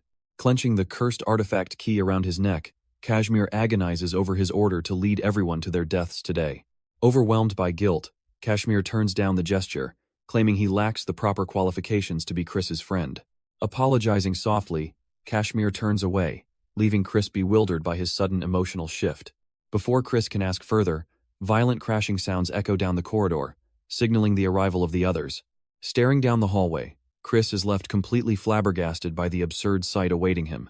Both Marissa and the rival girl are battered and bruised, savagely pulling each other's hair while violently arguing over who won the fight. Chris watches in sheer disbelief, wondering how Marissa managed to bulk up so intensely without even using a magic artifact. When Chris innocently asks why they look so beat up, both girls turn and furiously yell at him to mind his own business. Smirking at their fiery outbursts, Chris teasingly remarks that while fighting helps kids grow, both of their personalities are utterly terrible. Flustered as his hair gets yanked during the chaotic squabble, Chris winces from the sudden pain. He desperately yells for them to let go, completely unbothered by the true danger lurking nearby. Watching them bicker, Kashmir quietly envies their effortless bond, wishing he could joke around so freely. Clutching the golden key artifact in his gloved hand, Kashmir steels his heart, reminding himself they must all die today. The portal leads straight to the treacherous 17th floor, a death trap where only 6-star dark mages can survive. Guilt weighs heavily on Kashmir's soul as he mentally apologizes to Christian for what must be done. Recalling his bedridden, sick mother, Kashmir knows he cannot disobey his family's ruthless commands. Meanwhile, Chris maintains a subtle smirk, sensing the subtle shift in the air. Preparing to trigger the array, Kashmir's hand snaps the secret activation mechanism. Glowing with sinister purple light, the golden key suddenly ignites in Kashmir's grip. Interlocking gears grind together as the ancient relic unlocks the fatal magic circle. Shocked by the sudden surge of crimson magic, Marisa and the candidate gasp in terror. Kashmir freezes in horror as he realizes the key activated completely on its own. A sinister realization strikes Kashmir that his vicious brother Schwartz forcibly triggered the array from outside. Violent red light flares uncontrollably, engulfing the entire hallway in destructive energy. Reacting in an instant, Chris roars for everyone to unleash their demonic aura immediately. Marisa and the candidate instantly flare their energy, bracing against the magical storm. Dashing forward at top speed, Chris channels dense dark magic into his palm. Before the portal seals, Chris violently hurls his companions backward, shoving them out of the danger zone. Marisa gasps in shock, crying out as Chris makes his unbelievable sacrifice. The blinding pillar of light surges, locking Chris inside the active teleportation spell. Horrified, Marisa and the candidate cover their faces in utter disbelief. Smirking calmly until the end, Chris vanishes into the light, while their desperate screams echo out. The glowing magic array completely dissipates, leaving the marble floor entirely bare. Total silence washes over the empty corridor as the remaining three stand frozen. Trembling violently, Marisa stares at the spot where Chris stood just seconds prior. She clutches her chest in horror, dreading the unthinkable that Chris might have been killed. Suddenly, a cold blade is pressed firmly against Kashmir's throat from behind. Marisa gasps in disbelief as Chris appears right behind Kashmir, alive and well. Locking eyes with Kashmir, Chris coldly asserts that only his family could have pulled off a trap like this. Chris presses a cold blade against Kashmir's neck, demanding absolute honesty before he severs his head on the spot. Marisa glares in stunned disbelief, asking if Kashmir was really the traitor behind this ambush. Channeling her freezing aura, Marisa warns Kashmir to confess immediately or face an agonizing death. Kashmir hangs his head in guilt, apologizing deeply as the others demand he speak clearly. He reveals Prince Schwartz blackmailed him with life-saving medicine for his sick mother to force the floor transfer. Chris cuts through his excuses, though Kashmir desperately swears he never actually activated the key himself. Chris demands Kashmir immediately use the key to teleport them, but Kashmir panics and refuses. Kashmir warns that higher floors host terrifying monsters, making any rescue mission suicidal. He ominously suggests that Chris's companions are likely already dead inside the dungeon. Marisa trembles in shock, refusing to accept such a grim fate. She stares in disbelief as Chris remains completely unmoved by Kashmir's dire warnings. Without hesitation, Chris steps forward and forcibly snatches the glowing key off Kashmir's chest. Smirking dangerously, Chris mocks him as a coward for giving up so easily. Kashmir shouts out, asking how anyone can decide whether a monster like Christian is dead. Marisa agrees passionately, shouting that Christian is probably alive and escaping just fine. Hearing their unwavering faith, Kashmir's heart wavers as he reflects on his own weakness. Kashmir remembers Chris genuinely offering him real friendship when everyone else treated him like garbage. Recalling his mother's wish for him to become an honorable man, Kashmir realizes he cannot abandon his friend. Reclaiming the portal key, Kashmir resolves to join the rescue mission and repay his sins. Before they can activate it, a mysterious voice interrupts, claiming 3 people aren't enough. Suddenly, a massive swarm of shadowy bats erupts through the dark hallway. Marisa screams in panic as the chaotic swarm completely envelopes the room. The Blood Shadow Lord materializes with a smirk, revealing he returned after sensing trouble. Kashmir eagerly begs the powerful butler to join their dangerous rescue squad. Simon sighs that even for him, the 17th floor is insanely dangerous. He cold-bloodedly calculates that risking his life isn't worth the reward.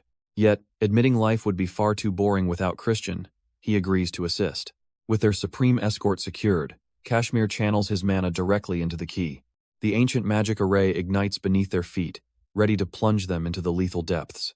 As Kashmir's group presses forward, Simon warns that encountering the 17th floor boss, Spider Queen Tarantula, would mean guaranteed death for everyone. Meanwhile, Christian plummets through dimensional space, secretly activating Kashmir's key to forge his own path forward. Hurtling through the void, he navigates the subspace bridge connecting distant realms of the dungeon. While normal spatial movement requires breaching subspace and exiting at specific coordinates, Christian understands the precise mechanics. Subspace remains a chaotic realm of infinite variables that even legendary archmages fail to properly calculate. But Christian carries an ultimate cheat item designed to override all dimensional laws. Drawing Lenin's scissors, he prepares a relic capable of slicing through raw space itself. Locking his gaze onto the void, His mind calculates the exact spatial rift required. Dimensional energy flashes intensely as the surrounding matrix aligns with his command. With a fierce cry, he snips the scissors, rending the fabric of space wide open. A glowing fissure slices through the darkness of subspace. Brilliant light erupts as the dimensional boundary shatters entirely. Dropping out from the portal tier, Christian falls toward the scorched wasteland below. Gritting his teeth against the rushing wind, he prepares for a violent impact. He slams onto the desolate ground with a massive shockwave, dust swirling around him. Rising slowly, he glares into the suffocating, dust-filled expanse. Recognizing the wasteland, he confirms he has reached the 27th floor, a domain designated exclusively for 9 Star Demon King-class mages. Scanning his surroundings for his intended target, a sudden surge of killing intent catches him completely off guard. Crushed to one knee under colossal spiritual pressure, he groans as the crushing weight suffocates him. Sweat pouring down his face, Christian feels his very soul tremble against power far beyond his expectations. Refusing to crumble, he erupts his dark aura to violently resist the overwhelming gravitational pressure. Crimson demon horns sprout from his head as he forces his demonization to awaken. A massive ancient shadow looms above, chuckling darkly at his defiant struggle. Clutching his head as his demonic horns fully form, Christian listens as the entity mockingly acknowledges his half-demon status. Looking up through gritted teeth, Christian wipes his jaw while the entity snickers that resistance is entirely futile. The colossal beast declares itself a supreme ruler of the 4th realm of Gehenna, before whom all mortals are mere fools. Ranking just below the conceptual great demons, this entity vastly outclasses lower demon lords like Mefina of the 7th realm. Even with its true power sealed, a single gesture from this ancient calamity could obliterate an entire nation. Flashing its terrifying sigil, the ancient horror demands to know the name of the mortal who brought amusement to its eternal lifespan. Chris clenches his fist in disgust, and mockingly claims to be an avatar of a ruler from the same 4th realm of Gehenna. The ancient monster silences itself, its crimson magic circle humming as it stares at the insolent mortal in shock. Roaring in fierce denial, the ancient horror refuses to believe such preposterous claims. Christian smirks arrogantly while internally noting the entity's sealed perception makes it vulnerable to this temporary bluff. Pointing directly at the colossal beast, Christian utters its ancient true title, calling him the Star Slayer. The giant monster recoils in terror, gasping in disbelief at how a mortal could know its secret title.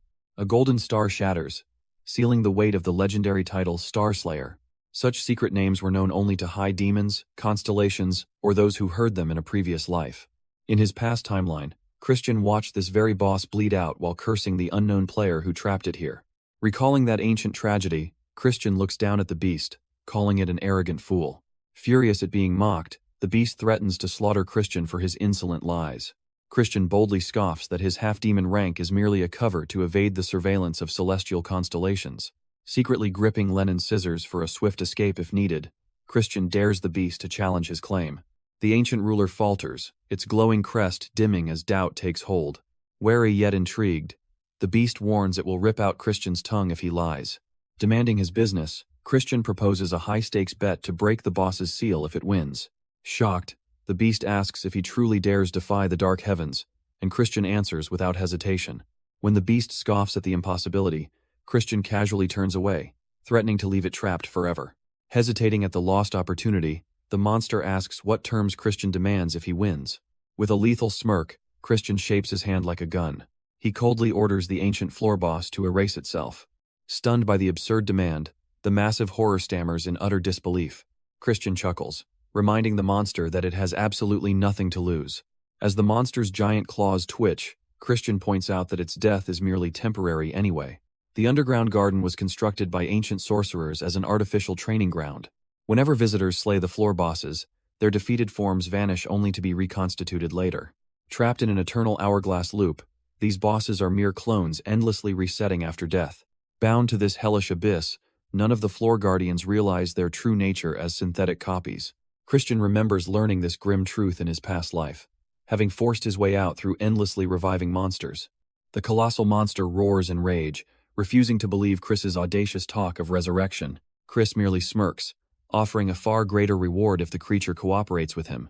He taunts the boss, asking if it truly wants to rot in this abyss forever. Recognizing the young warrior, the floor guardian mockingly addresses him as the Great Star Slayer. Chris exhales sharply, calmly accepting the entity's high-stakes terms. "Tell me my true name," the guardian demands. though Chris scoffs with total confidence.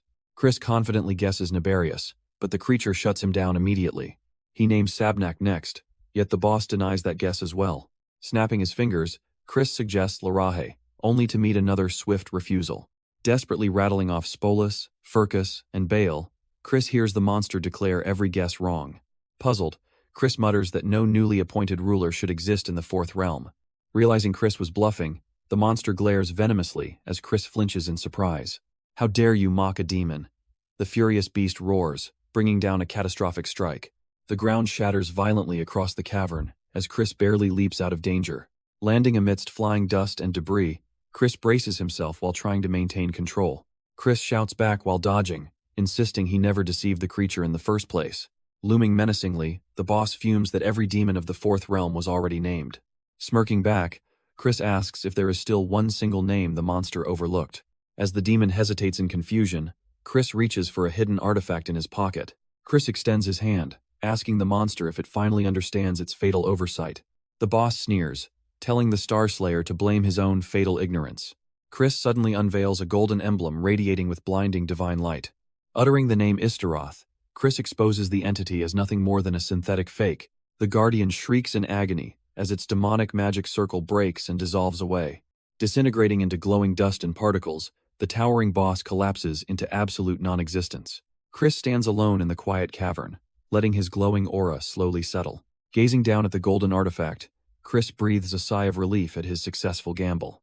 A past memory flashes back to when he secretly claimed the constellation's emblem during an expedition.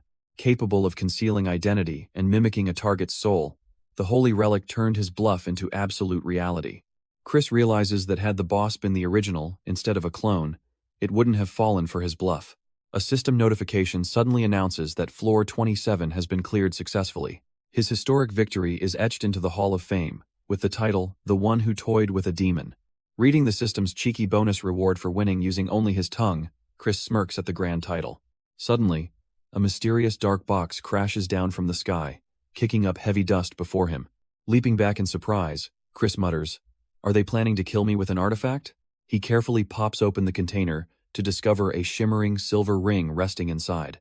This growth-type relic, once owned by a 9-star archmage, grants up to a 30% power boost over time. Slipping the vampiric ring onto his finger, Chris grins, knowing this will become his ultimate trump card. Meanwhile, a terrifying swarm of giant venomous spiders floods into the cavernous hall. Kashmir thrusts his glowing blade into a monster, warning the others to stay on high alert. Unleashing swift, dark strikes, Chris carves through the front line of the arachnid army. Crimson and purple blade beams detonate across the floor, obliterating waves of attacking spiders. Leaping gracefully through the chaos, Chris maintains his relentless offensive against the horde. Marisa readies multiple vials of blue flower poison to unleash against the creeping horde. A massive burst of blue energy erupts, blasting back the surrounding beasts in an instant. Standing back to back, Chris quips that she is noisy, prompting Marisa to shout, "This is when you say thank you." Endless waves of spiders continue to pour down from the walls and ceiling. Watching the chaos unfold, Kashmir briefly regrets agreeing to this dangerous expedition. Looming above them sits the terrifying Spider Queen, threatening to end their lives on Floor 27. Shrieking with demonic rage, the boss raises its massive scythe legs to strike down the intruders. Hundreds of smaller spiders drop down from the webbing above to swarm the party. With a simple snap of his fingers, Kashmir ruthlessly crushes several beasts in midair. A dark look washes over his face as a forbidden option crosses his mind. He considers invoking blood-human sacrifice, a taboo ritual that drains allies to amplify his own power. Sacrificing them would guarantee the Spider Queen's death and make wiping out the remaining horde trivial. Slicing through another beast, Kashmir knows he could slit their throats in an instant. But turning his gaze toward Chris, Kashmir pauses, unwilling to become his young master's sworn enemy. Choosing to suppress his deadly impulse, Kashmir remembers he still needs to introduce Chris to Adrin. As endless swarms of monstrous spiders crawl over the webs, Chris takes command of the panicked group. He orders the two princesses to handle the baby spiders swarming from behind, and they instantly comply. Turning to his allies, Chris instructs Kashmir to shatter the Spider Queen's outer shell, though Kashmir hesitates nervously. Grabbing Kashmir's wrist, Chris cold-bloodedly warns him that trying his best isn't enough, he must succeed. Driven to the brink, Kashmir bites down hard into his own wrist, letting his blood flow. Raising his crimson-stained hand, he ignites a violent surge of forbidden blood magic. The massive spider queen roars menacingly, surrounding itself with thick, deadly webs. The hideous monster shrieks as the entire nest writhes with endless swarming arachnids. Blood spikes erupt from Kashmir's hand, piercing straight through dozens of advancing beasts in a brutal explosion. With the path momentarily cleared, Kashmir roars for Simon to strike the open opening. Simon leaps forward through the webbing, determined to shatter the boss's defense. Sweating under intense pressure, Simon channels every drop of mana into his enchanted artifact. He thrusts his glowing ice spike forward, shouting out his signature strike. Rusted Horn. The Spider Queen snarls viciously, bracing its thick exoskeleton against the incoming attack. The ice weapon collides with the shell, but to Simon's horror, the fragile blade completely shatters. His eye widens in utter shock as his ultimate weapon disintegrates into useless fragments. Before he can react, the Spider Queen delivers a brutal counterstrike that slams him backward. Simon is hurled through the air like a rag doll, crashing violently into the stone wall. Watching his ally fall, Kashmir clicks his tongue in sheer frustration. The Spider Queen immediately shifts its focus, lunging down the web towards Kashmir. It unleashes its lethal will technique, Infinite Despair, spinning threads capable of shattering anything they touch. Trapped in the deadly net, the group falls back in despair, realizing their defenses won't last much longer. Facing certain death, Kashmir steels his heart, knowing he must make a ruthless choice. As the deadly web vortex closes in, he prepares to sacrifice his comrades, starting with the branch family ally. Suddenly, a sharp, purple spatial wave slices through the air, severing the inescapable web in a single flash. The Spider Queen screeches in disbelief as its unbreakable threads crumble into nothingness. Stepping past his stunned allies, Chris advances with lethal dark magic swirling around his arm. Marisa and her companion stare in awe at Chris's overwhelming, dominant presence. Kashmir gasps in complete shock as his young master effortlessly takes control of the hopeless fight. Marisa gasps in relief as Chris suddenly appears before them, unharmed and completely calm. Chris sharply scolds his allies, asking why they recklessly ventured deeper when he could have found them himself. Flustered by their intense reactions, he grumbles about how needlessly worried everyone became. Kashmir sarcastically claps, mocking Chris for lacking basic manners toward those who risk their lives to rescue him. Blushing awkwardly, Chris stammers out a sheepish apology for causing them so much distress. Privately, Chris decides it is best to keep his journey to the 27th floor a complete secret. Kashmir drops to his knees, taking full responsibility for dragging the young master into this deadly trap. Interrupting his guilt, Chris gently reassures him that debriefing can wait until after they survive. Turning toward the monstrous threat, Chris declares that escaping this lethal dungeon comes before anything else. Kashmir glances over in doubt, asking if Chris truly has a viable tactic against such overwhelming odds. Looming around them, unbreakable 6-star spiderwebs wrap the massive chamber like an inescapable fortress. Kashmir grimly calculates that only a forbidden blood sacrifice could forge an emergency exit for their team.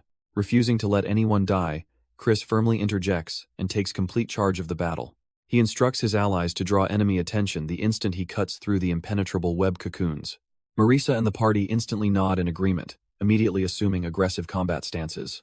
Pitch-black demonic mana violently erupts around Chris as he begins channeling his immense energy. Exhaling a calm breath, Chris locks his gaze onto the grotesque spider monster ahead. Dark aura coils tightly around his arm and blade as his power swells past normal human limits.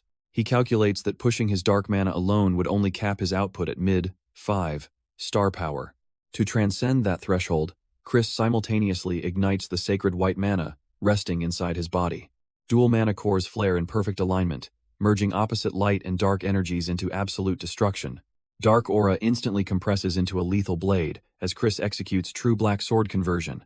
Kashmir gapes in total shock, immediately recognizing the high-tier legendary swordsmanship technique unfolding before him. Staring at his young master in disbelief, Kashmir wonders what terrifying entity Chris truly is.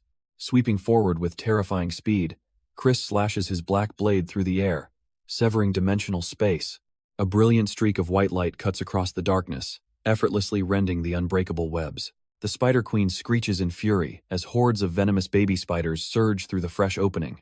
Following Chris's orders without hesitation, Marisa leaps to the front line to intercept the oncoming wave. Unleashing her blue flower poison, Marisa detonates toxic ice flames that wipe out the spider horde completely. Leaping straight into the fray, Chris slashes dark energy as he closes in on the monster. Landing gracefully on the stone steps, he instantly positions himself for another strike. He dives down towards the massive Spider Queen entangled in dense webs. Swinging his dark magic blade, he attempts to slice through the creature's thick web barrier. Gritting his teeth in frustration, Chris curses when he finds the barrier surprisingly resilient. Planting his foot firmly against the ground, he braces himself to unleash every drop of power. A barrage of fierce strikes rains down upon the web as Kashmir looks on from below. Chris slashes relentlessly, but the defensive barrier refuses to break under his physical force alone. Realizing his master needs support, Kashmir bites his wrist to activate his potent blood magic. Sweating from the immense strain, Chris presses forward with unrelenting determination. Pushing his dual cores to the absolute limit, Chris grips his hilt tighter, praying for just a bit more strength. Shouting to his prince, Kashmir hurls his glowing rapier forward with lethal precision. The piercing blue strike shatters the core of the web barrier at the critical spot. Seizing the opened window, Chris spins midair and calls out for the final blow. With a single, overwhelming arc of dark energy, Chris cleaves the Spider Queen entirely in two. The colossal beast collapses to the floor, defeated in one decisive stroke. Landing atop the fallen monster, Chris stands tall while Marissa watches in awe. Smirking back at his companions, Chris confidently boasts that he had everything under control. Kashmir chuckles with admiration, knowing his young master never fails to deliver the impossible. System banners immediately illuminate the hall, declaring Floor 17 successfully cleared without reward. A worldwide system announcement suddenly alerts Chris that he exceeded the floor limit, earning a legendary title. Confused, the party reads that his impossible achievement is being broadcast directly to the mysterious Glass Lake. Chris narrows his eyes in bewilderment, wondering why such a realm is being notified. Far away under a moonlit sky, the tranquil waters of Glass Lake reflect the cosmic announcement. A mysterious hooded prophet stands by the shore, receiving the transmission regarding Christian's miracle. Approaching silently through the night, a nobleman asks why he was summoned. Bowing respectfully, the vice-head of the swordsmanship house greets the prophet. The prophet solemnly warns that a catastrophic disaster is rapidly drawing near. The vice-head gasps in utter shock as the prophet foretells the rise of a new demon king from the dark noble house. Hearing the name Christian von Baron Khazar, the shocked vice-head questions the prophet about the young new prince. Skeptical that such a young dark mage could pose a threat, he hesitates to believe the dire warning. Yet the prophet warns that in a fragile alliance, a single seed of misfortune triggers complete destruction. Resolving to protect the alliance, the vice-head coldly vows to eliminate Christian at all costs. Meanwhile, night falls over the serene waters, masking the brewing conflict across the realms. Danger lurks everywhere, as infiltrating the dark noble house would mean instant death for ordinary assassins. Their elite forces guard the young prince with absolute lethality, leaving no room for failure. Previously, they would have dispatched the cursed prince of the Holy Kingdom, but he has already perished. The vice-head carefully ponders who among his lethal operatives could possibly carry out this suicide mission. Realizing the perfect killer for the job, his eyes flash with ruthless determination. He decides to summon Shadow, a deadly master of stealth, to execute the young prince. Far away from the impending threat, Chris and his companions clink their mugs in a lively tavern toast. Chris grumbles over drinking ginger ale, but Marissa sternly reminds him to wait until he's an adult. Sipping his drink, Kashmir reflects on how surviving death together forms unbreakable bonds. Marissa glares intently over her mug, while thanking Chris for rescuing her from the dungeon. Chris turns serious, warning her never to recklessly put herself in danger again. He scolds both Marissa and Kashmir, ordering them to know their limits and avoid battles they can't handle. After Marissa playfully fumes, Chris turns to Kashmir to ask for the true story behind his betrayal. Kashmir admits he never truly hated them, revealing his hand was forced by cruel circumstances. He explains his brother forced him to sacrifice them in exchange for medicine for their dying mother. Listening closely, Chris realizes Kashmir was targeted because powerful enemies viewed his potential as a threat. He connects the dots, understanding that multiple scheming houses orchestrated the trap in the underground garden.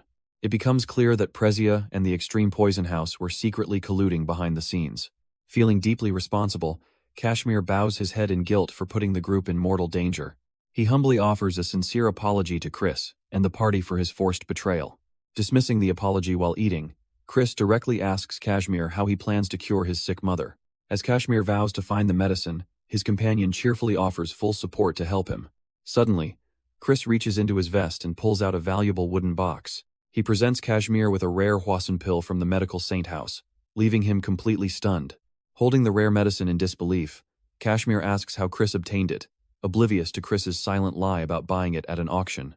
In truth, Chris had quietly prepared the remedy beforehand, knowing it was the one thing capable of curing Kashmir's dying mother. Overwhelmed by its immense value, Kashmir hesitates to accept, but Chris nonchalantly dismisses the expense as nothing more than a casual habit. When Chris reminds him of the costly antidote he previously gave away for free, Kashmir stammers, utterly lost for words at such overwhelming generosity. Looking at Chris, Kashmir internally wonders how someone so selfless could possibly exist in such a cruel world. He reflects with deep remorse on how he once tried to kill Chris, yet has received nothing but unconditional kindness ever since. Swallowed by guilt, Kashmir lowers his head and whispers that he feels completely unworthy of receiving such a life-saving gift. Chris cuts him off, declaring the pill isn't free and demanding a single request, prompting Kashmir to immediately offer his own life in return. Instead, Chris commands him simply to survive, warning him of the brutal hardships that lie directly ahead. He urges Kashmir to endure, stay unbroken, and eventually strike back against the oppressors who pushed him into despair. Chris smiles warmly, asking for a solemn promise, leaving Kashmir profoundly moved by his leader's unshakable belief in him. With newfound conviction, Kashmir vows to fulfill that promise, joining the rest of the party as they celebrate at the tavern table. As night settles over the quiet inn, the peaceful atmosphere hides the growing storms waiting on the horizon. Out in the hallway, a thoroughly wasted Kashmir stumbles alongside Chris, begging for one more drink while Chris complains about his drunkenness. Clinging tightly to his savior, Kashmir drunkenly rambles on, while an annoyed Chris demands he stop drinking and go to sleep. Without another word, Chris shoves the intoxicated warrior into his room and forcefully slams the heavy door shut behind him. Turning around inside, Chris spots his young companion wide awake, casually asking why he hasn't gone to sleep yet. The young boy smiles coyly, pointing out how long it has been since the two of them were alone together. When the boy eagerly requests a sparring match, Chris bluntly rejects him and shuts his own door, ending the conversation on the spot. Standing alone in his room, Chris gazes through the window, focusing on their upcoming journey and safe return home. He contemplates how saving Kashmir's mother will free him from desperation, while trusting his allies to grow stronger for the coming era of destruction. He then considers the system announcement broadcasting his dungeon conquest to the Glass Lake, reaching the secret realm of the Swordsmanship House. Knowing this worldwide fame will cause the Alliance to investigate his true identity, Chris sighs at the impending trouble heading his way. Rubbing his neck, he decides to push his worries aside for the night to address his severe fatigue. Completely drained after unleashing massive amounts of mana in the dungeon, Chris stumbles weakness-driven toward his bed. Overcome by utter exhaustion, he collapses face first onto the mattress and instantly falls into a deep sleep. Suddenly, a sinister crimson energy silently slithers into the room through the dark, creeping toward the helpless hero. A dark hooded assassin materializes from the shadows, looming silently over Chris with lethal intent while he sleeps. Pulling back her hood, the blue-haired assassin glares down with glowing green eyes, preparing to strike the defenseless regressor.